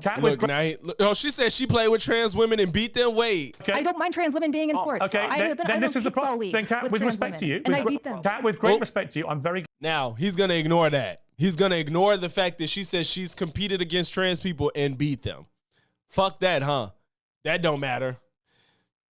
That's irrelevant. Glad you're not running this issue in America because it is grotesquely Hey, no, unfair to women. actually, MD, I ask people who they want to be. I do give, if you have a preference, I ask, especially people that be in here all the time, I ask people who they want to be. It's quite a few people you can pick from. Vinny, final word to you, then I'll come to Tim for his final word. Well, she just said it. I don't, like you're spitting out these numbers. If one man tries to take away a scholarship from a female, that's anti-woman, and for you to sit there and act like it's not a freaking problem, it's happening more and more, like Pierce said, every single day, and that's the problem is this low number talk. If one girl is being affected, and if there's men in women's bathrooms, you guys make it seem like this is we're just coming out of thin air, and that's the problem, Pierce, with the Democratic Party. You heard it here first. No vision, no plan. They're totally fine with a male with testicles beating the shit out of women, spiking volleyballs in their freaking face and sending them to the hospital. No. It's unbelievable that I'm happy you're exposing yourself because he nailed it. This is why your party is going to keep losing over and over and over because you guys are standing on issues that it's so common sense. Men should play with men, women should play with women. And if you don't think it's affecting women, go ask all these girls that are losing scholarships to men with freaking testicles that are beating the shit out of them in sport. This is crazy. Y'all just don't give a fuck about like the real struggles, the struggles that most women deal with as far as reproduction. And y'all sitting here talking about sports. Give me a fucking break. You think like that? Okay, Tim. I mean, I think Tim. The wider part. I'm going to read it again, the whole transcript. I gotta go back. I don't know her name. Let me see if it's. I think the point is, as the Democrats try and find a new voice, a new way to compete, and a new way to win, everything moving slow. Feel they have to go down the Gavin Newsom route of abandoning, just propagating all this progressive. So we just got out the White House. They're just unelectable. Yeah, so just two thoughts on this. Just one really quick on the moral bankruptcy of Vinny's position. I have a more nuanced view than Kat does on trans women in sports, but the idea that having one trans woman in a swimming meet is unacceptable, but I don't care if I wrongly sent, but I don't care. But you don't care apparently if we wrongly sent one person to a concentration camp in El Salvador. If we you don't care about due process. No. You said you don't care about due process. Two different points. You're conflating two different points. No, I'm not. What? No, nigga, you care so much about a single woman. What do you say about the trans stuff? Losing a medal in sports, but you don't care about a single person being wrongly sent to somewhere? Points. And you're using the word concentration camp. Tim, you're using the word concentration camp. So you're one of those people that's like, Trump is Hitler. Again, you're dumbass. You literally, first of all, this was such a dodge. It's fucking disgusting because regardless if he said concentration camp, you understand the point he's making. I agree. Maybe don't say a concentration camp because now it gives Vinny an out to not address the point. The point is you're okay with one person being sent to prison in a place they shouldn't have been sent to, and it was illegally deported there for not committing a crime, but you're so pressed about a single woman losing a medal in a sport. Bro, this is somebody's life. This is somebody's life. Because that prison they say you die there. That's supposedly you die at that fucking prison. So you don't care about that person's life, but you care so much about a woman not winning a competition because of a trans person. And keep in mind, this isn't some thing that's ravaging the country. You got to be shitting me. And now he's trying to die. You're one of those people that call people Hitler.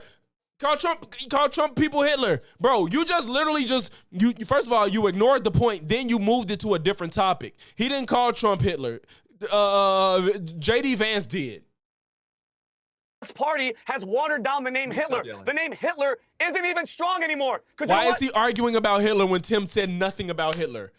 You're one of those people that call people Hitler. Y'all call him Hitler. Oh, he's not even Hitler anymore. This is why the left is losing, because you guys keep calling him Hitler. At what point did Tim bring up Hitler? You got to be fucking shitting me. You compare him with Trump, people go, oh, if Hitler's like Trump, then he's not bad. Stop saying that, guys. That's stupid rhetoric. Concentration camp. You're an illegal gang member. J-Mac, is that really her last name? Because that's a crazy name.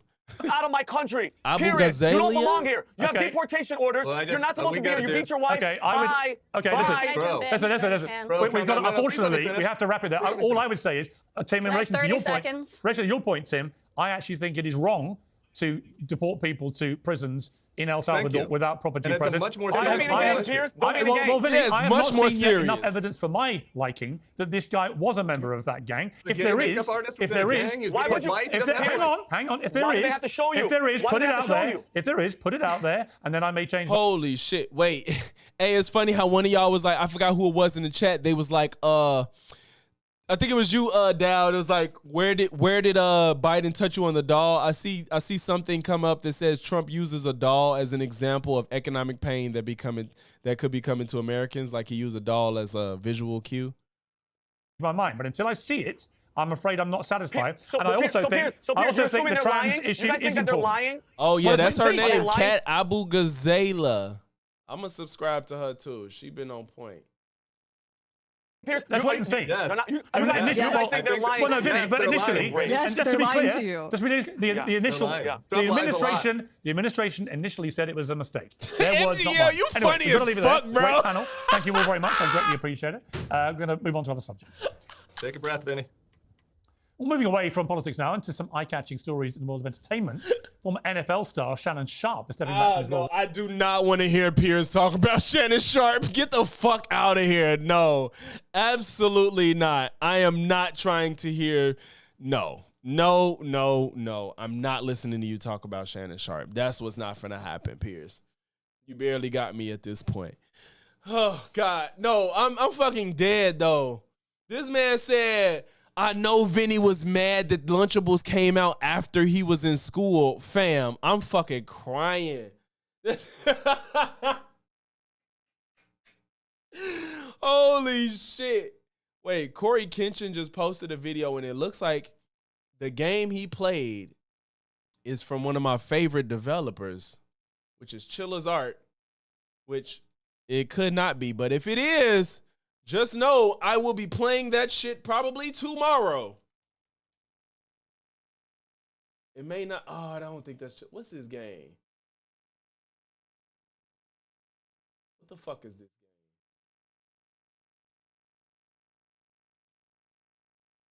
game? The Boba Tea Shop. That looked like a Chilla's Art game.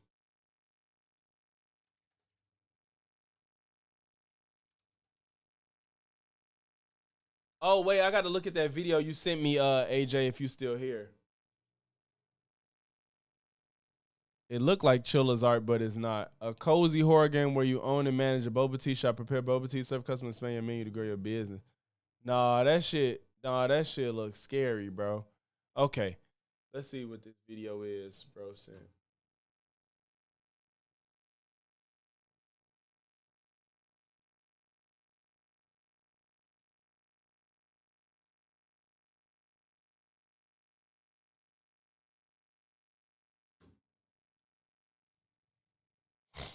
When I first announced my run for Congress, I had this random white woman, liberal, walk up to me and ask, well, what about you isn't Democrat? To which I responded, well, besides my skin color, what about me is Democrat? And it was at that very moment that she realized that God gave her enough common sense to ask me about my values. Now, don't get me wrong, I was raised to vote Democrat down the ballot, so when I first started, I would say things like, I'm a Republican, but I'm not a conservative. But now I know all too well I am a full-fledged, hardcore conservative, and I'm proud of it. I mean, my favorite saying is I was born black, not Democrat. But in all seriousness, whenever I began to think for myself politically, the choice was easy. I mean, why would I want to belong to a party whose mission is to infringe on the Second Amendment, as if a criminal would ever participate in something like a mandatory buyback? Why would I want to belong to and endorse a godless party? Because there is no such thing, and I mean no such thing, as a trans child. We have confused children and sick enabling adults. Oh shit. I'm sorry, y'all. Y'all can't see. Fuck. I'm sorry, y'all. But she Why? I agree with the whole idea of identifying people's political affiliation by their skin color. I don't think anybody should do that. But she just lost me. Godless party, because there is no such thing, and I mean no such thing, as a trans child. We have confused children and sick enabling adults. Why would I? You have confused children and sick enabling adults. So I think it's safe to assume that she said there's no such thing as a trans child, meaning she believes you can be trans but not as a child. So I think it's fair to say that she agrees that trans people exist, right? So this just literally goes back to what I said in the video we just watched. Do you think that you can own that transness hits you when you it's funny, AJ, yeah. Hits you the moment you turn 18? Is that I just want to know, is that reasonable? Is it reasonable to be like, the only moment you could be trans is when you turn 18? Does that make any sense? Because again, I ask anybody of us that are male and identify as a man, and women that identify as females that identify as women. If somebody tried to put you in the dress, the name, the mannerisms, the characteristics, the hobbies of the opposite gender, would you have been comfortable with it? If the answer is no, that means you understand your identity and you align. Did I say identity? You understand your gender and you align with it. I was trying to say align and gender. I mixed them. And you align with it. I knew I liked girls when I was in kindergarten. I don't care. I don't know why people pretend like kids don't care about any of that stuff. Bro, I had a girlfriend in 5th grade. We shared crayons. We wanted to sit next to each other. I wanted to hold her fucking hand. That's what we did. I wasn't trying to fuck her, of course. Yes, we don't think that far. But when I was in kindergarten at 5, there was a girl that I called my girlfriend. We wanted to hold hands. We wanted to sit next to each other. We wanted to use the same crayons, and we wanted to play in recess. So, miss me with this kids don't understand gender shit. If you tried to put me in a dress, I wouldn't have been okay with it. If you tried to put me in some girly shoes, I wouldn't have been okay with it. So for us to pretend like you can't be at the age of 5 and not have a feeling of the type of way you want to present yourself and dress and look and shit like that, you're lying. You're literally lying to yourself. So watch, you supposed to shut the fuck up. But that's the thing, AJ. These narratives come from full-blown lies because nobody's having surgery at 5. Nope, that's not a thing. Hormone therapy only comes in before puberty so the child has a time to figure out what they want to do. You know what I'm saying? Like the hormone therapy and the hormone blockers, that's to give the child time to figure out what they want to do, because if in the future they know that they don't want to have any affiliation with the opposite gender, they don't want to look like it in the slightest, it gives them time to figure that out. And and the risk of long-term effects is low, and even the effects that you do have aren't severe enough. Because if you're at the point that you even want to be on hormone blockers, you're probably not a person that's like so bought into the opposite lifestyle that it would be that detrimental if you can't breastfeed or you can't produce semen anymore, anything like that. If you're that far on to being trans that you're willing to be on blockers, you're probably not going to do a full 180. Probably. Not saying never, but probably. So the blockers is to give him a chance to figure it out. Children are not having surgery. They're not. You can't have surgery until 18. At most, you can have a mastectomy at like 16 or 14. And mastectomies aren't life or death. Like, you know what I'm saying? It's just something you just gotta, it's a case by case basis, but kids are not having surgery. They're not. So like that needs to stop being said. Children are not having surgery based off being trans. You can, AJ, you can be trans at 5. It's what you're doing about it. And if they say, I'll grant you that they had surgery at 12. Let me grant you that. If they had surgery, if all the doctors in their lives and therapists were working with them and doing their job correctly, if all things were done the way they're supposed to be done, that child having surgery was the best option they had to save their life. If everything was done correctly. I'm not talking about malpractice. So if a child had surgery at 12, that means their gender dysphoria was so severe that that's what they had to do. Yeah, and you could be trans and not have surgery. You know what I'm saying? So I don't think that's something anyone can realistically answer. Our parents and family doing for his gender role, so I can't say it's not possible. Serge, they can't. Serge, do you know the story of David Raymer? Because that's the best example of why influence can't necessarily change what you like in life. You know what I'm saying? Once they shit their pants. Yeah, they think, that's the thing too. They think it's all malpractice. Although most people that are trans don't regret the decisions they made. Yeah, and it's not malpractice. So, but Serge, David Raymer is, I'm going to show y'all. So you know I'm not full of shit.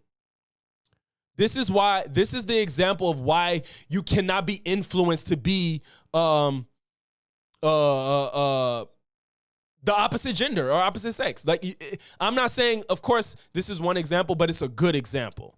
So this boy was born a boy and had a botched circumcision. He had a botched circumcision, right? So they tried to raise him as a girl. He killed himself at 38. Why? Because his entire life he knew that something was wrong, even though they put him in dresses, they called him a girl's name, they made him date boys, they made him want to be with boys. He knew his entire life that something was off and it did not feel right. They cut off his dick and made him have a vagina. He knew something did not make sense his entire life. You can't influence people to be the opposite gender. You can't. I'm not saying... When I say can't, I mean like if that ever happened, it's like the 0.0001%. You know what I'm saying? Like you can't influence anybody to be a sex that they're not innately, whether it be through biology, DNA, or surroundings. You know what I'm saying? So look at this. He was born in Winnipeg, 1965. He was an elder of an identical twin. He was Bruce, and his twins was Brian. Where is it? Okay. They were referred for circumcision at the age of 7 months. General practitioner Jean Marie Hewitt performed the operation using an unconventional method of electric cauterization, but the procedure, burned David's penis beyond surgical repair. The doctors chose not to operate on Brian, whose phimosis soon cleared without surgical intervention. The parents, concerned about their son's prospects for future happiness and sexual function without a penis, took him to Johns Hopkins Hospital in Baltimore in early 1967 to see John Money. He was a psychologist, psychopath, who has developed a reputation as a pioneer in the field of sexual development and gender identity. He's a psychopath. Based on his work with intersex patients, that he's a piece of shit. Money was a prominent proponent of the theory of gender neutrality. The gender identity developed primarily as a source of social learning from early childhood, and that it could be changed with the appropriate behavioral interventions. John Money is a fucking quack who said, you can make people grow up to be any sex or gender that you want. No, you cannot. He's highly discredited now. The Raymers has seen Money being interviewed in February of 1967 in the Canadian News program. This is several during which he has discussed his theories about gender. At the time, surgical construction of the vagina was more advanced than construction of the penis, and Money believed that Raymer would be happiest in adulthood living as a woman with functioning genitalia. He had a full-blown vagina. Forced sexual rehearsal. Money reported on Raymer's progress as the John Joan case, describing apparently successful female gender development, even after David informed his father at 14 that he had always felt that he was a boy, bringing the experiment to an end. Puberty. Estrogen was given to David during his adolescence, therefore induced breast development. Money wrote, the child's behavior is so clearly that of an active little girl and so different from the boyish ways of her twin brother. The twins attended Winnipeg, blah, blah, blah. He eventually, blah, blah, blah. By the age of 13 years, Raymer was experiencing suicidal depression, and he told his parents that he would take his own life if they made him see money again. Raymer's parents told him the truth about his sex reassignment, following advice from Raymer's endocrinologist and psychiatrist. At the age of 14, having been informed of his past by his father, Raymer decided to assume a male gender identity, calling himself David. He underwent treatment to reverse the reassignment, including testosterone injection, a double mastectomy, and a phalloplasty operations. The man killed himself at 38, bro. You can't make a child be something that they are not. There's only so much wiggle room that you can do for that. I'm sorry, I was reading, so I'm so behind. Y'all was going ham. I see. Jesus Christ. Oh my God. Okay.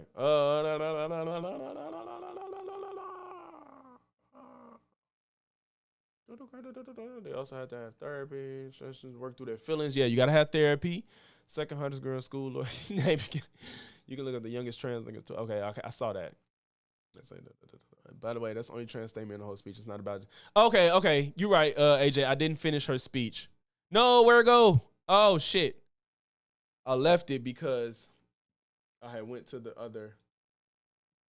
When I first announced my run for Congress, I had this random white woman, liberal. When I first announced walk up to me and ask, run for Congress, I had this random. Oh, she running for Congress? Now, don't get me wrong. I was raised to vote Democrat down the ballot. So when I first started, I would say things like, I'm a Republican, but I'm not a conservative. But now I know all too well I am a full-fledged, hardcore conservative, and I'm proud of it. I mean, my favorite saying is I was born black, not Democrat. But in all seriousness, whenever I began to think for myself politically, the choice was easy. I mean, why would I want to belong to a party whose mission is to infringe on the Second Amendment as if a criminal would ever participate in something like a mandatory buyback? Why would I want to belong to and endorse a godless party? Because there is no such thing, and I mean no such thing as a trans child. We have confused children and sick, enabling adults. Why would I want to belong to a party that takes pride in shedding innocent blood? Number one, as if that's not what God hates. Number two, as if... I'm wondering if she's talking about the Israel-Palestine with shedding blood. The Republicans are okay with that too. If that's what you're arguing, I don't know what you mean. There's not a black market for baby organs. And number three, as if a black market for baby. Come on, this conspiracy shit, bro. Golly. Number two, as if there's not a black market for baby organs. And number three, as if abortion clinics didn't start in the hood. Because if you think Trump is bad, you should research exactly who Margaret Sanger was. But speaking... Margaret Sanger is so misunderstood. Her history is more nuanced than people are pretending. Like, Margaret Sanger, people say she's racist, and she was a y'all know the word. What's the word? Eugenicist. She's a eugenicist because she's a eugenicist. And she wanted to get abortion clinics into black neighborhoods. It wasn't because she was a racist. She wanted to have people to have access to abortion, not just black people, if they didn't want to have kids, to help. Basically, if you were going to bring a child into the world at a disadvantage, she wanted people to have an option to get rid of it. She wasn't trying to kill black babies with the intention of killing them because they're black. You could argue if it's bad to put it in black neighborhoods because black people were more at disadvantage. That's an argument. But people pretend like Margaret Sanger's history is trying to exterminate black people, and that's not what she was trying to do. They use this one quote she made, and they take it out of context. I forgot the exact quote. But yeah, she wasn't targeting taking out black people. Kind of brought her to you. I don't know the woman that. Yeah, it sounds like she's running for Congress, but she sounds really radical. Like Margaret Sanger isn't who people pretend she is. Speaking of the black community, why would I want to belong to a party? And if you don't agree with abortion, you don't agree with abortion. That don't make people that agree with it evil. I don't think people that disagree with abortion are evil. I understand why they feel how they feel. I just disagree with it strongly. Because if you think Trump is bad, you should research exactly who Margaret Sanger was. But speaking of the black community, why would I want to belong to a party who's responsible for the foundation of the Triple K? But it's not just that. Supposedly in the 1900s. I don't know how true that is. That sounds like some hot garbage. I don't know what the fuck that meant. I don't know. I'm not gonna claim to know, but that sounds like some bullshit. The party switched, right? But what never changed. It's not just that. Supposedly in the 1900s, the party switched, right? But what never changed, what I noticed never changed, is Democrats' love for immigration and how they have always prioritized that. That is crazy, MDL. You did just mention that she does. Every single Democrat leader helping you joke about what a black job is in 2024, exposing your ignorance on 1924 and how imperative the Immigration Act of that year was. How it was all reversed in 1965 with the Hart-Celler Act. How Congress refuses the advice of the Rockefeller Commission and the Hesburgh Commission, and how to this day they refuse to adopt the Barbara Jordan Blueprint, validating every single thing that Dr. Claude Anderson spoke of generally, but specifically what Mrs. King spoke of in 1991 with her letter to Congress. Now look, I'm not saying that the Republican Party is perfect. No, nobody's perfect. What I'm saying is I saw with Malcolm X when he said that the liberals were the worst thing that could ever happen to the Western Hemisphere, but y'all ignore that, just like how y'all ignore LBJ saying, and I quote, "I'm going to have Negroes voting Democrat for the next 200 years, and by God, 60 years later, I see no sign of recourse, but rest assured your vote is your voice, even if it is a whisper." Yeah, she seemed like an extremist. I don't have time. Ooh. Stephen A. talked to Officer Tatum. I would love to see that. Okay, I don't want to miss this. I gotta piss really bad, so no. I want to put something on for y'all while I go pee. I don't want to leave y'all hanging. I'm gonna put something on while I pee, and we're gonna watch Stephen A. talk to Officer Tatum. But yeah, I gotta piss really bad. Chank versus Tim Pool on Piers. Oh, he watching. Okay. Yeah. Oh, bro. Xbox fucking went up on their console, y'all. This is fucking stupid. He's an idiot. It makes no. I mean, there's some idiots. It makes absolutely no fucking sense, bro. I ain't gonna take no shit. I gotta piss. It makes no fucking sense. You see, I've been drinking the whole stream, bro. Yeah, that Malcolm X shit was crazy. I bet she took all that shit out of context. But Xbox went up on their console prices, and they're already a dying fucking console. How on earth did we get to this point that Xbox, of all people, thinks they could go up on their price? Meanwhile, PlayStation got a sale for $450 with Astrobot for the console. These niggas is stupid. But y'all, I don't know what he finna say in this video. I'm gonna play this for y'all, and then after I pee, I gotta pee so bad. It hurts. But I'm gonna let this play for y'all, and then we'll come back and we're gonna watch Officer Tatum and Stephen A. Tariffs, right, tariffs.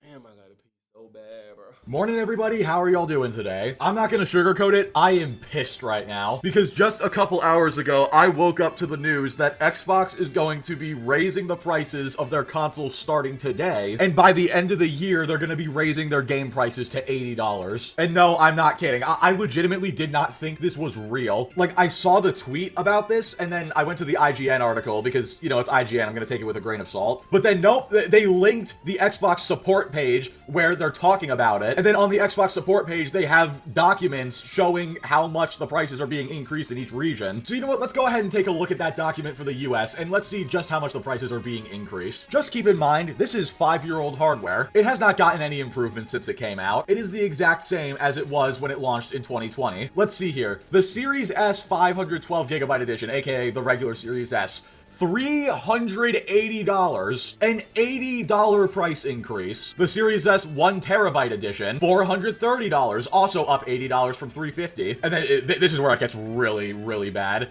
Series X Digital Edition, $550, up from $450. The regular Series X, $600, up from $500. And the Series X 2TB Edition, $730. I never in a million years thought I would say it, but Microsoft somehow managed to outprice Sony. Never in my life did I think we would see consoles go above $700. But here we are, I guess. And then they're also increasing the prices on all of the Xbox accessories, the controllers, the Elite controllers, the headsets, all that. But I just want to focus on the console and game prices for this video. Imagine paying $730 for a console that is 5 years old in 2025. I guess they said, screw it, nobody's buying the consoles anyway, we might as well jack up the price. And look, earlier today I made a community post about this and I saw so many people in the comments saying tariffs. No, I don't give a damn about the tariffs. These consoles are 5 years old. They should have been dropping in price already. The Series S should be like $250 or $200 right now, and the Series X should be $400. They have not dropped in price once, and they sure as hell should not be going up in price. And nobody better say inflation, because if you want to use the inflation argument, guess what? The amount that they should have been lowering the price by compared to inflation means that the price shouldn't have been moved at all. Certainly not increased. I just can't believe it. Xbox just blew it again. Nintendo raised their game prices. Sony's raising PS Plus prices. All they had to do was literally nothing. They've got Doom coming out in 2 weeks. Their competitors are shitting the bed right now. Literally all they had to do was nothing. How do you screw up doing nothing? It's official. So what's happening? Wait, did I see $600? Is that what they're charging for a 2TB? It's $600?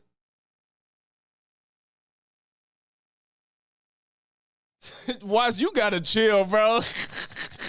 Says so much for the tariffs being good for the economy. Oh gosh. GTA 6 is going to be at least $90. There's no way around it. Actually, I shouldn't say that. At least 80, probably 90 or 100. If GTA 6 is less than $80, I will genuinely be flabbergasted. God, I won't so even, pissed. To be honest, I will not trip if GTA is $80. I won't trip. If they could charge $80 for Mario Kart, I'll buy GTA for $80. It just better last another fucking 15 years or whatever the hell it was. And y'all better have some fucking DLC. Have some fucking DLC, because they killing me with that shit.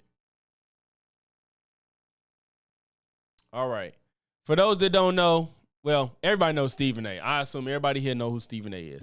Officer Tatum is a right-wing, I guess, former police officer who's now a YouTuber who is a right-wing former police officer. Discuss this is a conservative political. Wait, discuss Joining what? me now to discuss this is a conservative political commentator, an author, a radio personality. Discuss and what, he has a sir? strong following on YouTube. By the way, I think it's escalated over 3.4 million subscribers. Yeah, they need better IPs. That's the problem. That's really it. They bombed. They tweaked on Halo. They took forever to make another Gears. They took forever for a Fable. You know what I'm saying? The shit that they just, it's just the exclusives was holding them back, and that's what they needed. Of the hit show, The Officer Tatum. Please welcome Brandon Tatum, a.k.a. The Officer Tatum, to the Stephen A. Smith Show. What's up, big time? How are you, man? Nice to finally meet you. How's everything? I'm blessed, man. God is good, man, and I'm really excited to talk to you. Man, please, the pleasure is all mine, man. Even though, listen, there have been times when you've been critical of me. It's okay. I can take it. Damn it, if I'm wrong, tell me I'm wrong. It's no big deal, right? Why, is that game only on Xbox? I thought that was that game ain't only on Xbox. Physically. I mean, I just pointed out that you're a football player, former football player, police officer, but yet you got some fools out there that be trying you physically. I can understand if they came at me. What the hell are they thinking about coming at you? Oh man, Stephen A. Really, to be honest, in public, people never say anything to me. A couple non-binaries on the campus of UC Davis decided to lose their mind, which I bet they will never do that again. However, most people when they see me in person, they realize I'm 6'2", 280. They don't want nothing to do with me. I would imagine so. I would imagine so. Let me get to a more civilized situation right now, because obviously you heard me a little bit earlier talking about D.L. Hughley. And before I ask you about him, I wanted to make sure you heard exactly what he had to say in the aftermath of Saquon Barkley, the star running back for the Super Bowl champion Philadelphia Eagles, electing to go to the White House, and what D.L. Hughley had to say about him or anybody else who happens to be black that would think about going to the White House. Listen to D.L. Hughley talking on TMZ earlier. Check this out. 14 players said, I'm going to boycott this. Whose side are you on? I think that it's not just political. What Donald Trump has done and is doing to Black history is unsavory, and it like I agree. This shit is more than political. Like I don't if Ron DeSantis was the president, I wouldn't blame you for going. Normalizing Trump is a problem at this point. He's not normal. Nothing about him is normal. Nothing about him is presidential. So this whole respect the office bullshit ain't got nothing to, if a motherfucking murderer was in the office, you gonna I respect the office? No, like you like that respect the office bullshit don't fly with me. Because for one, Trump doesn't respect the office. So giving him respect isn't respecting the office. You're respecting him who disrespects the office. He's not presidential. He's not respectable. So I don't even get, like he said, and what they're solely, I'm not saying all black people need to feel and think the same. But when you're actively doing things to diminish black accomplishment and diminish black people as a whole, for you to put yourself in a position to endorse it is kind of crazy. You know what I'm saying? That's kind of, I'm not saying you gotta feel how every black person feels on all things, but as a black person, to see somebody actively trying to diminish black accomplishments, that's crazy. Undeniable. Donald Trump is deliberately trying to erase Black people's history for whatever quest. He's elevating Christopher Columbus again. So he deliberately is doing things to Black people that isn't just political. And any black man that does it is going to obviously catch some level of heat. When a black person does it, I can always, when it's a black person, I can always tell what kind of black person. I can always tell what they are. Whoa, wait, what does that mean, Dio? Saquon Barkley, he had a girlfriend that threw around the N-word a lot and said she wasn't a gold digger and she wasn't messing with no broke N-words. He looks like that kind of guy that is indifferent to what black people go through. It's just true. And I think I've noticed that to be consistent with a lot of black people who show up. They have a shoe booty affect to them. You heard what D.L. Hughley had to say right there. You are a Republican. You have been on the record. You are a supporter of Donald Trump. You heard what D.L. Hughley had to say. Your thoughts? First of all, D.L. Hughley has been historically one of my favorite comedians. I love D.L. Hughley, but I don't know what he done. I don't know, he bumped his head or something, but he has lost his mind. And it's a shame that he has to go down the path of racism. I've met Donald Trump several times. Trump has been taking down black photos and black accomplishments all through the government. What do you mean? I've been to the White House several times. Actually, Donald Trump met my dad at a UFC fight not too long ago, and my dad didn't even vote for Trump. So Donald Trump isn't what they're projecting him to be, but also the racism that exists amongst black people. Why is D.L. Hughley, who claimed to be a pro-black man, hating and talking down on another brother? Just because I don't know. You hold people accountable for doing fuck shit. What the fuck is this? Are you arguing that you're not supposed to say anything when people are doing something you don't find respectable or they should do? Are you saying that just let Saquon Barkley be because it's black? No, I think that if you care about black people, you call out black people that do some fuck shit. That don't make no sense. If my kid doing something wrong, I'm not finna be like, that's my child, so fuck it. They can just do it. I love them. That's my child. Do whatever. I want the best out of you, so don't do no fuck shit. What are you talking about?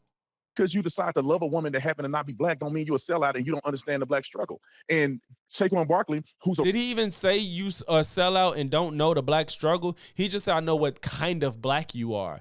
He didn't say you're a sellout and you didn't struggle. What the fuck is he talking about? Rational adult who wants to play football and enjoy his life and don't have to have a problem with Donald Trump because everybody said he does. I mean, he went and golfed with Donald Trump. He was flying on a Marine One with Donald Trump. What's the problem with that? Unless you're a racist and you hate white people, you shouldn't have. You're making it about hating white people. The problem is Trump. It's not about white people. This nigga just not even addressing what DL said because he knows that it's not a unreasonable take. Even if you disagree with DL, he's not unreasonable. You're a black man that's like kicking it with Donald Trump, who has actively been removing black history. I don't even argue that Trump is racist. I feel like it's low-hanging fruit and is not the easiest thing to prove. So I don't say Trump is a racist. But this shit, he is actively removing black history within the government. He's trying to make it so black people, he's damn near was arguing that black people can't get a position unless it's because they're black with the whole DEI narrative. You know what I'm saying? So it's not about white people. It's about Trump. I have a problem with a brother loving a white person or a brother supporting a president He's just so for the off the sake of him topic. being the commander in chief. And So D.L. off Hughley just, topic. he bothers me so much because He's off I just topic. don't like what he says about black people, generally speaking, but I can go on forever about it. What did you think about what he had to say as it pertained to Trump and the administration essentially trying to You eradicate talking about DL? black history? Dow? You know, basically, you know, and the administration essentially trying to eradicate black history. Yeah. You know, basically, you know, They're getting whatever rid of black initiatives, history. executive orders, there's a lot of things that we can point to that people have believed that's what he was doing. What do you make of that and what Trump has done since he's been in office? I think it's absolutely asinine to suggest that Donald Trump is trying to erase black history. That's the craziest thing ever. D.L. Hughley don't have any evidence whatsoever to make a claim like that, other than Was he not? They took the Tuskegee Airmen out of the training videos. They took the pictures of not Rosa Parks, Harriet Tubman down. What do you mean? He is. They're trying. They don't want them to teach black history in schools and shit like that. What are you saying? having Trump derangement syndrome.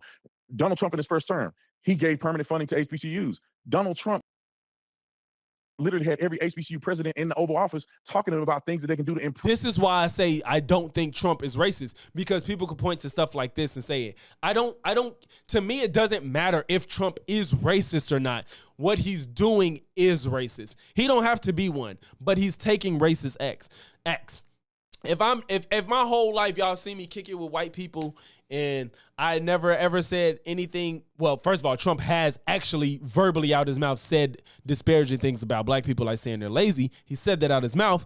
But if y'all never out my mouth heard me say anything bad about black people, I kicked it with them, I done worked with them and all that shit, then I get in a position of power and then I'll be like, yeah, I don't think I'm gonna hire any white people. I'm not gonna hire any white people. You know, all the things that white people have accomplished. Let's take all the white presidents' pictures down out the Oval Office.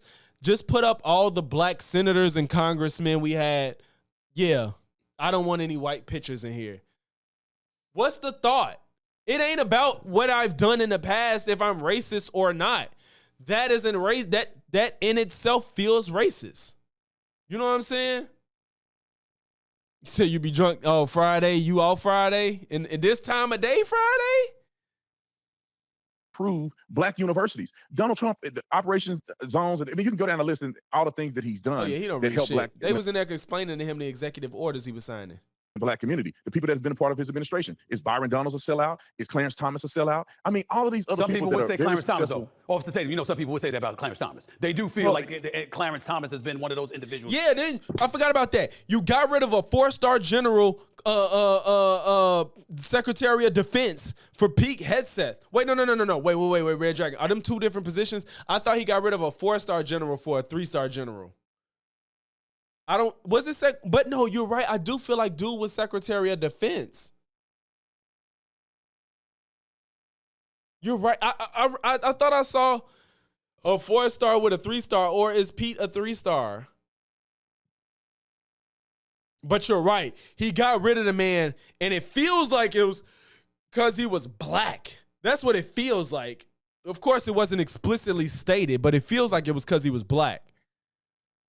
That has no interest in pushing forth black causes at all. That has been said about him for decades. Long before Donald Trump came along. And it's because of black people who inherently are in their consciousness are racist individuals, because they don't like Clarence Thomas because he got a white woman. But let me tell you this. I bet you $1 million you won't see D.L. Hughley talking about Bubba Wallace, the NASCAR driver that did the fake hoax with the noose. You'll never hear him talk about him because he's willing to say all this activist stuff that he's not really believing in. But first, wait, what do you mean he's not believing in activist stuff? Why the fuck would he care about a NASCAR driver versus the president of the United States that's fucking disadvantaging black people? Why the fuck do you think that's comparable to a NASCAR driver? Why in the hell would I care about a NASCAR driver versus the president? This stupid ass comparison. He got a white woman. So D.L. Hughley is. Why are you talking about who got a white woman? Oh well, no. To be fair, he's bringing that up because Saquon date white women, but he's talking about Saquon's interaction with the president. Bubba Wallace dating a white woman is not comparable to Saquon Barkley dating a white woman on top of being buddy with Trump. Inconsistent with his projection against black people. I'll just say this. Black people cannot exist in America isolating themselves in a cocoon with other black people who, to be honest, hate on them more than white people do. And D.L. Hughley is a perfect example of it. Why won't you uplift your brothers? Why won't you celebrate the brothers that got invited to the White House that won the Super Bowl? Why wouldn't you? Because you just don't. Because Trump has been actively trying to take black people out of American history. Why are you not acknowledging that? You're just ignoring it. You say he don't have any evidence, and then you brought up all shit Trump did in his first term, ignoring the fact that he said black people are racist, ignoring the fact that he's been sued for discriminating against black people to buy his properties or patronize his properties or whatever. Why are you ignoring that? To just talk about giving money to HBCUs in his first term, which is something Obama did. And he probably felt like if he didn't do it, there would be much more backlash on him. Don't like Donald Trump. And I guarantee you would never hear D.L. Hughley say anything negative about Donald Trump before he became a Republican president. That's why I don't have no respect for these dudes. And then I'll tell you this, Stephen A., they don't never talk about the thugs in our community. They never talk about the problems. I mean, consistently talk about the ailments that are in our community, talk about, abortions that go on in our community higher than anywhere else in the country. They don't talk about the murder rate in our community that's higher than anywhere else in the country. They don't talk about the education system that has failed black people. They don't talk about these politicians that put illegal aliens before they put black people. Look at Brandon Johnson in Chicago. Billions of dollars spent on illegal aliens, won't spend a dime on black folks. Look at Barack. That's not even true. That's not fucking true. Obama, he came from Chicago. Can't name me not one policy that benefited black folks. I don't ever look for a president to just benefit a single race. Like, I hate when they say this. I didn't expect Obama to be president and be like, I'm finna help black people only. That shit don't look good as a president. You're supposed to look out for the country, not a race. I don't agree with that shit. Don't be a president and then target a race. You could target poor people. I agree with that. I definitely agree with that. The reason that HBCUs get funding is because A, they're newer, and B, we have a fucking different history than PWIs. That it makes sense. You're trying to give people a leg up that they need, which is the same idea behind giving poor people a leg up that they need to survive, to make it. You know what I'm saying? Black colleges don't get the funding that PWIs get. So yes, they need help to survive. They're a benefit to the country. Yes, poor people need a leg up to survive because without them, this country wouldn't run the same. This is stupid.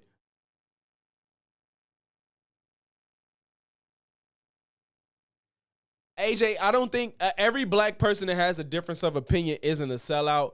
And there's only certain people that say that sellout shit is like a low-hanging fruit. Saying black people that disagree is a sellout.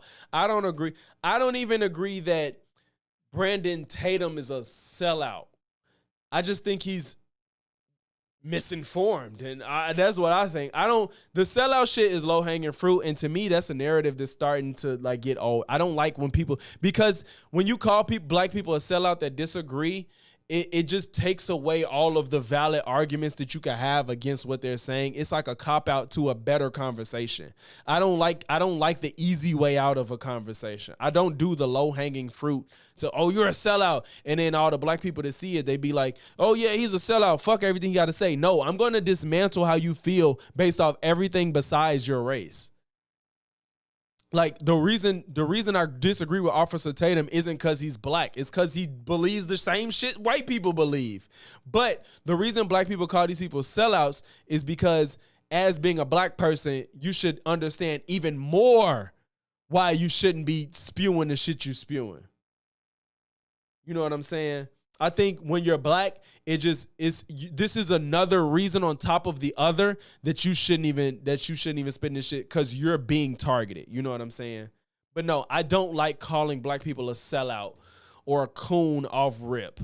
Because it just defeats. It's so many other arguments you can make for why you disagree versus their race. Especially not in Chicago. So D.L. Hughley won't talk about these brothers. But yeah, I don't agree that a president shouldn't get in and be like, I'm going to help black people. I think that's a bad look. That's not a winning strategy. I don't think that's a good idea. That benefited black folks, especially not in Chicago. So D.L. Hughley won't talk about these brothers.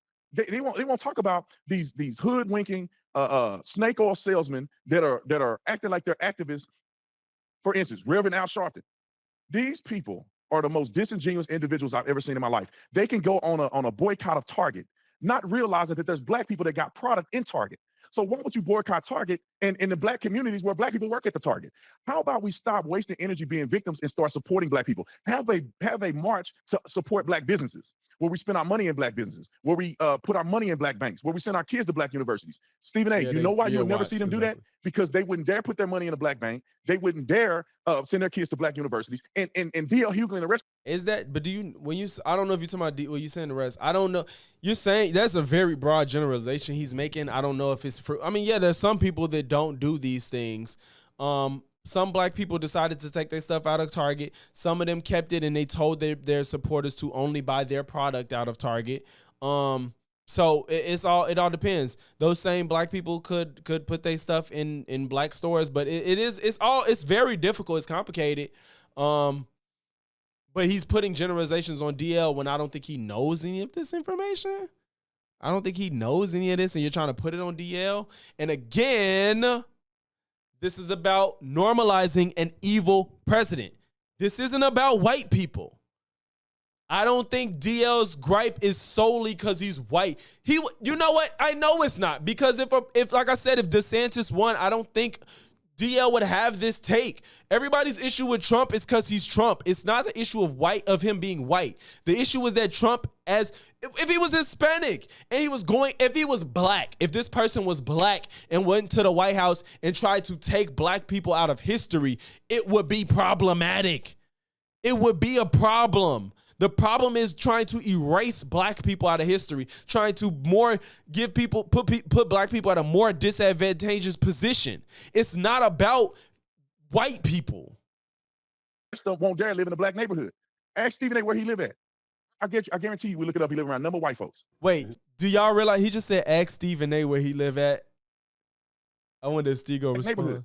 Ask Stephen A. where he live at. I guarantee. He said, ask Stephen A. where he live at. And D.L. Hughley and the rest of them won't dare live in a black neighborhood. Ask Stephen A. where he live at. I guarantee you, we look it up. He live around a number of white folks. So this is why I don't believe these people and why they're detrimental to black people in America. I got to take a break to pay a bill. Don't go anywhere. We'll be back with more in just a second.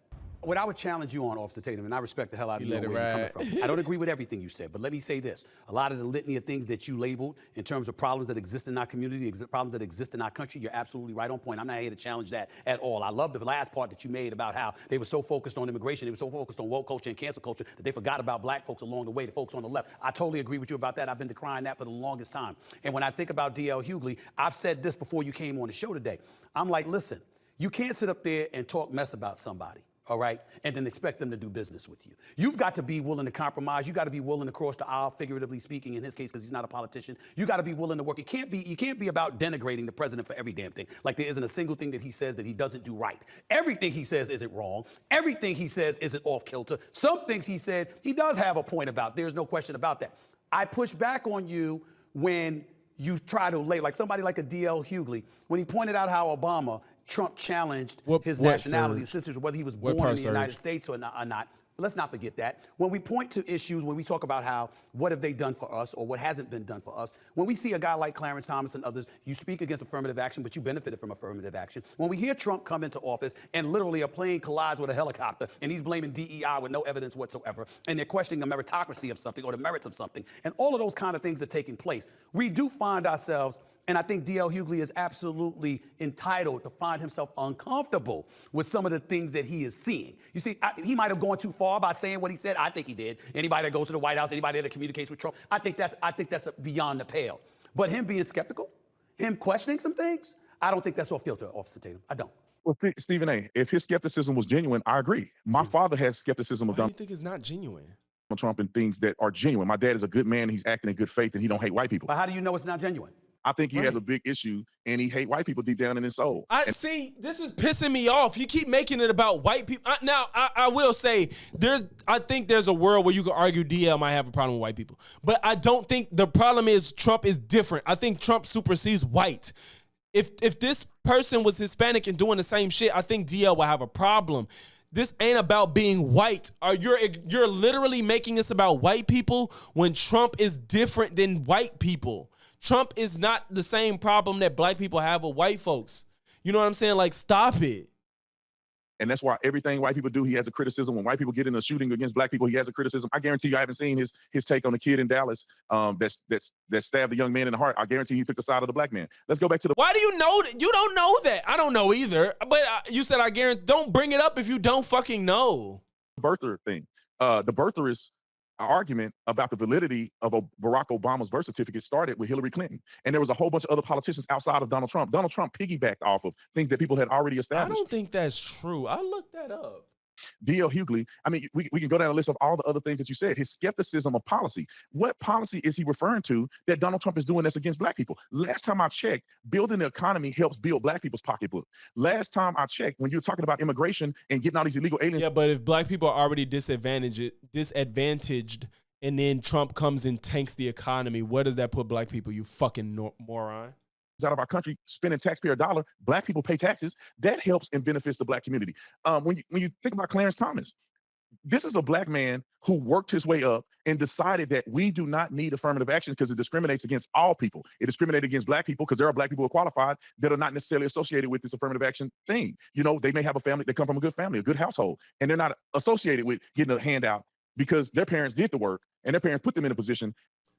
So let's just prove how this nigga's full of shit. This he's so full of shit.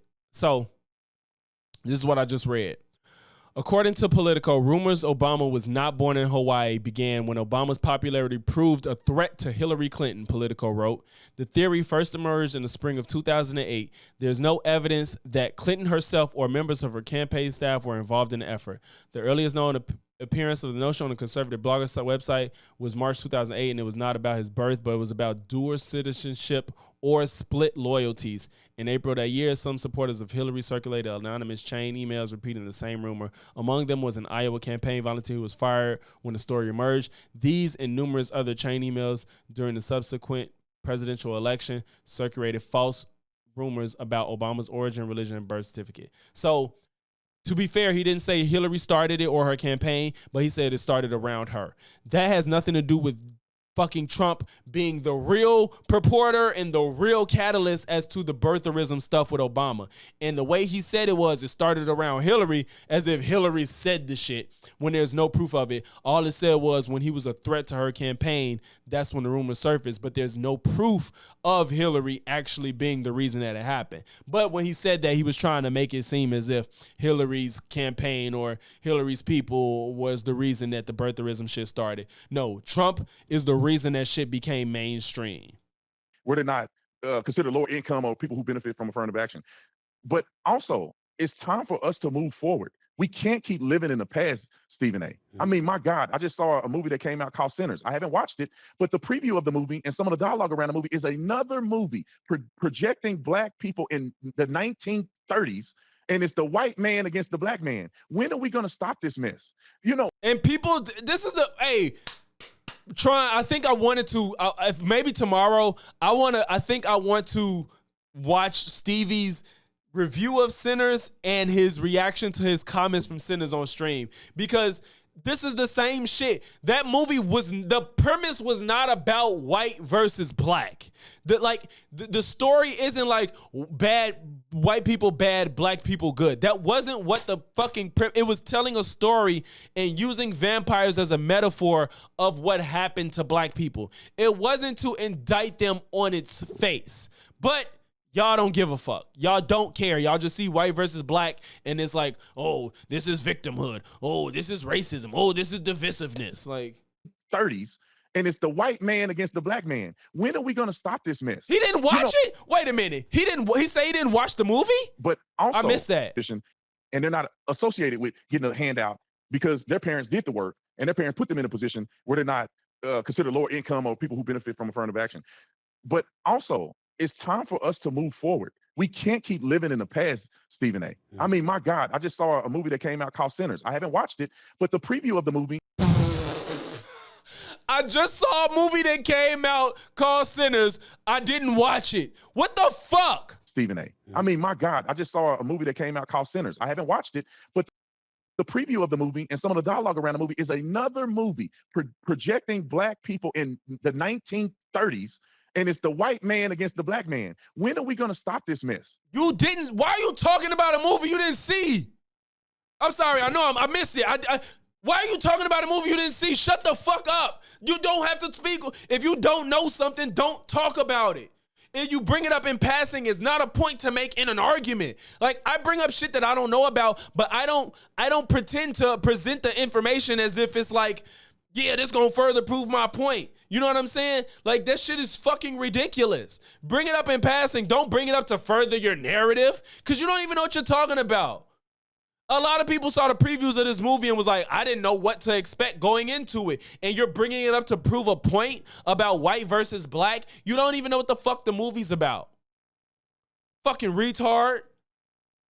You know, the Underground Railroad's proliferation and success didn't come from just black people. There were good white people who never owned slaves, who never had nothing to do with slavery, who risked their lives to help Harriet Tubman get black people to freedom. In the history of this country, there has always been good white people that have done positive things to affect change that benefited black. See, I feel like I don't have a problem with giving white people credit where it's due, but it's hard when it comes from a nigga like this because you're avoiding the real conversation to praise white people. I can acknowledge that all white people ain't bad. I don't feel that all white people was bad. I don't feel like all white people at all points of times was bad. But you over here ignoring the fact that Trump is a different type of evil. This ain't about being white. This is about Trump, my nigga, and you're not acknowledging that whatsoever. He said he has a problem with Saquon going to kick it with Trump. Why are you talking about white people? You're making this more about race. And yes, he brought up the part about I knew what kind of black Saquon was and blah, blah, blah. He's harping on that because it's easier to discuss. Keep that in mind.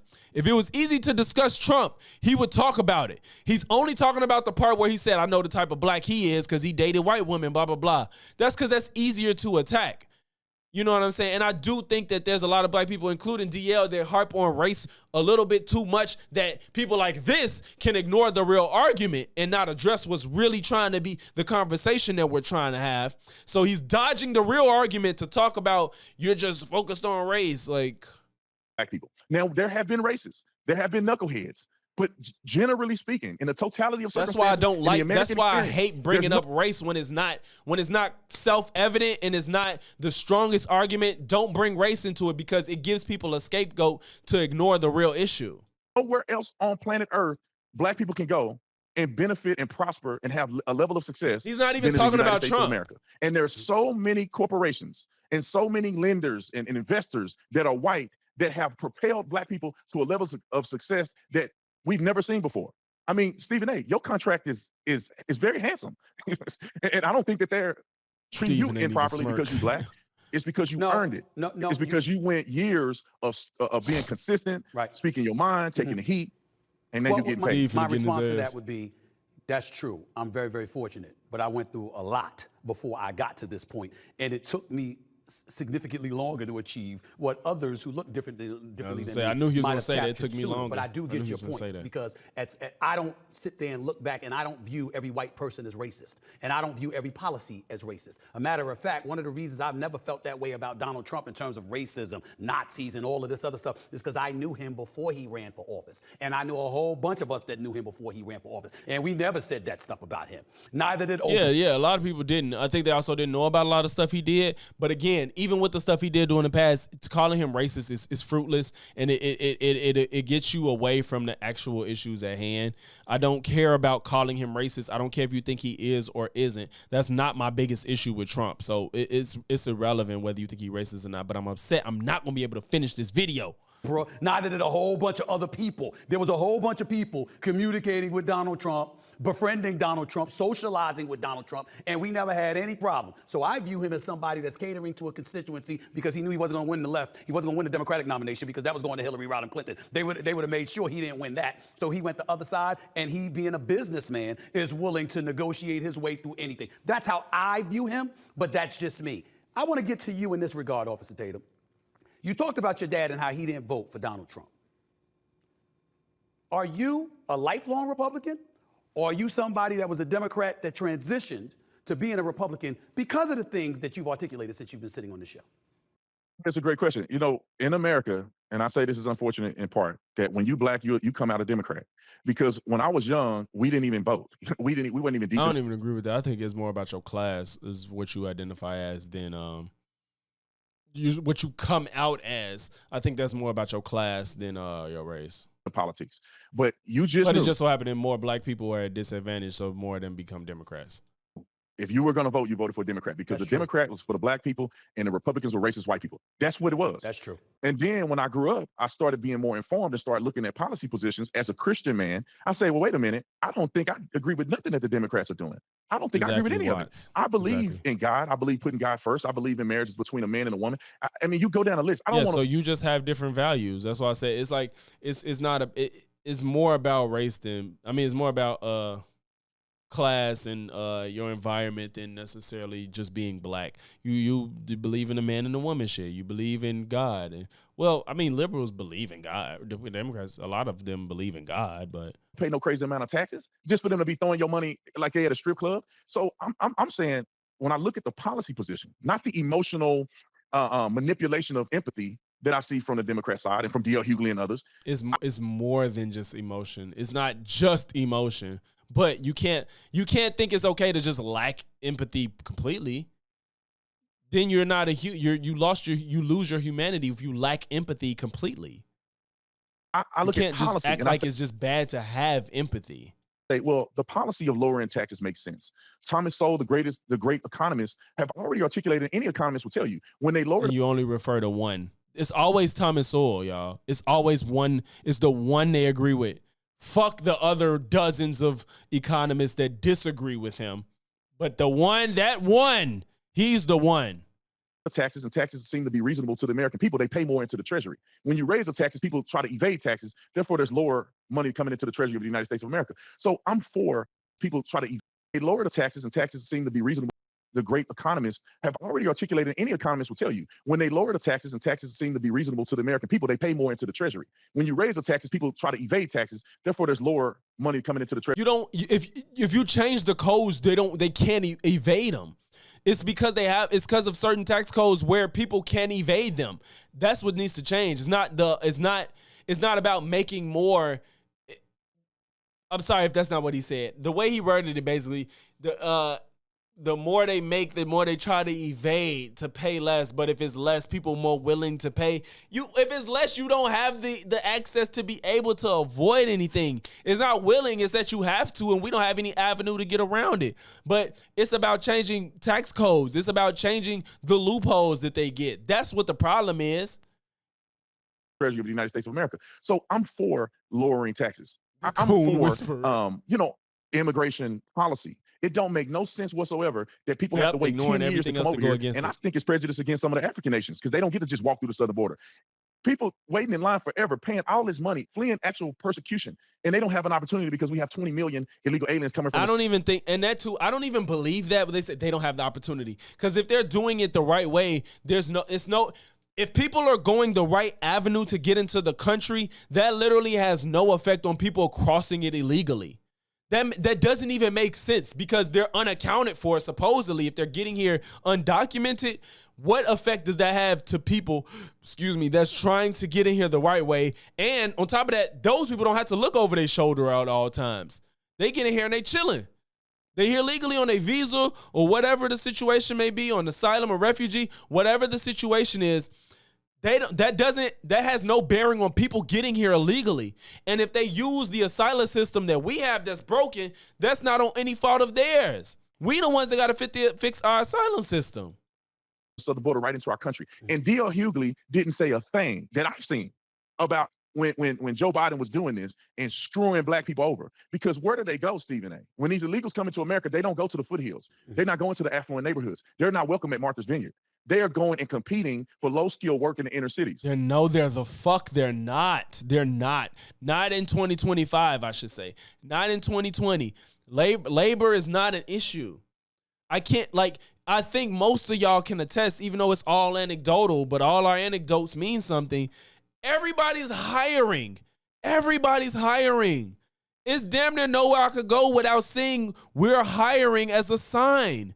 Work is not scarce. Nobody's competing for work. The work illegal immigrants are doing is not work that citizens looking for. And therefore, they're putting black people out of employment because black people are working for citizen wages, which means that you're an American citizen, you have to work for minimum wage. These people coming over here, you can pay them under the table. I'm popular for saying this, Officer Tatum. They're not getting jobs that you can't. No, you're not walking into McDonald's and getting paid $4 an hour and working at McDonald's. That's just not happening. It's not. When white folks and even if it is, they still got hiring signs out, meaning they're looking for people to pay the minimum wage that they have set there. I don't even know if it's anywhere that's actually paying the national minimum wage, but regardless, these people are all these places they're hiring. Everybody's fucking hiring. Catch a cold, black folks catch pneumonia. It's always worse for us than it is for them.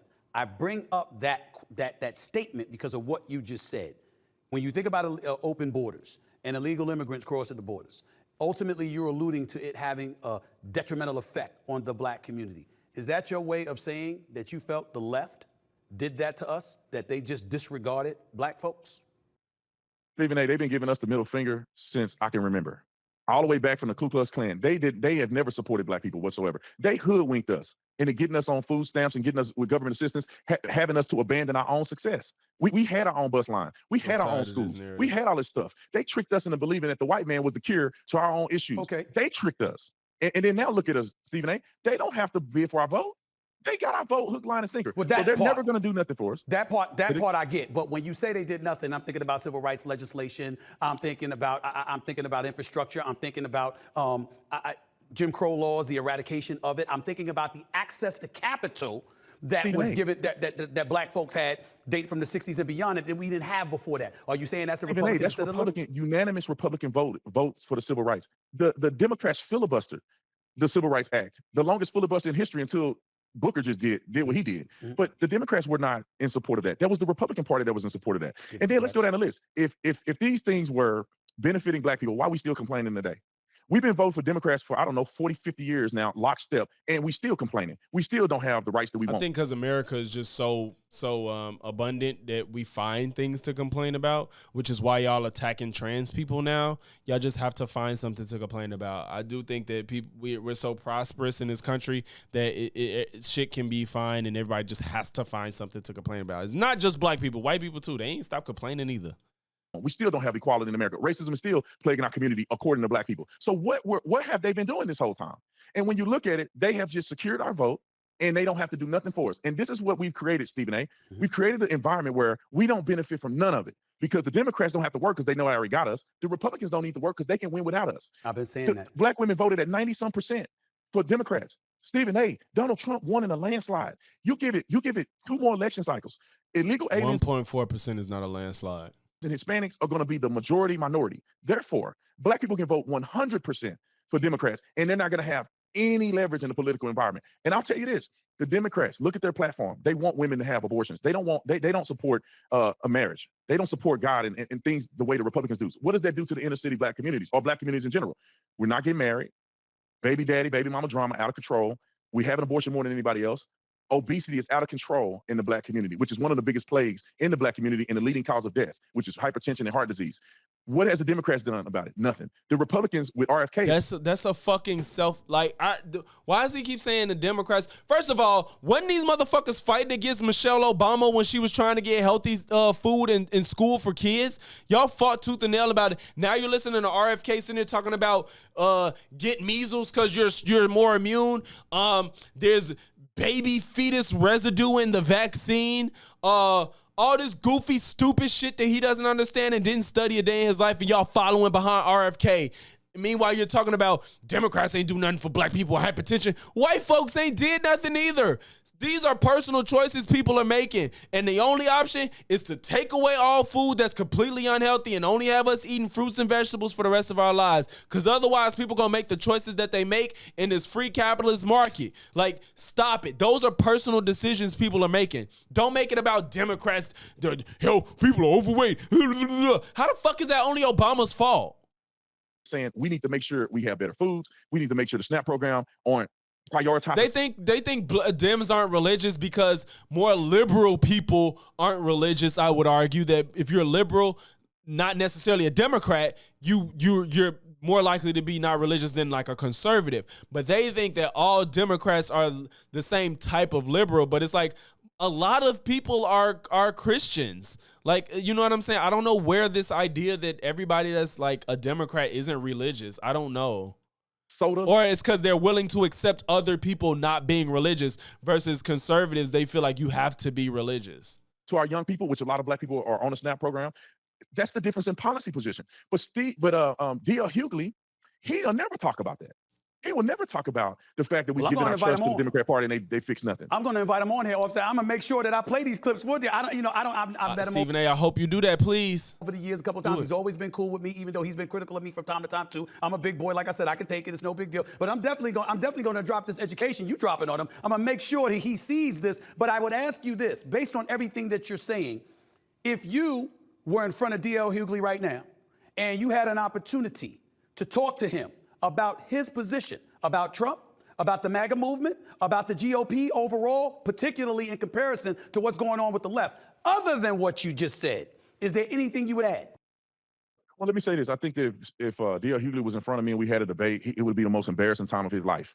He gets no pushback from the black community, none whatsoever. He's in an echo chamber. Wow. It's very simple. I would ask D.L. Hughley, what policy positions are you saying that Donald Trump has failed in, that the Democrats has prospered in? And this is what he will say to me. He will give me a talking point from CNN that's been debunked 20 years ago.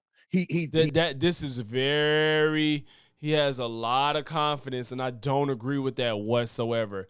I don't know why I don't even say that, like, as far as laymen, like people just on the street, I would say they would say talking points that Fox says.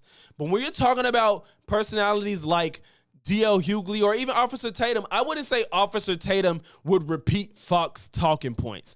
I would just say you're accepting lies from Donald Trump and you only cherry pick stuff that favors your argument. D.L. Hughley is not going to say CNN talking points. I think that D.L. Hughley is genuine about how he feels. Stephen A. isn't that good to have.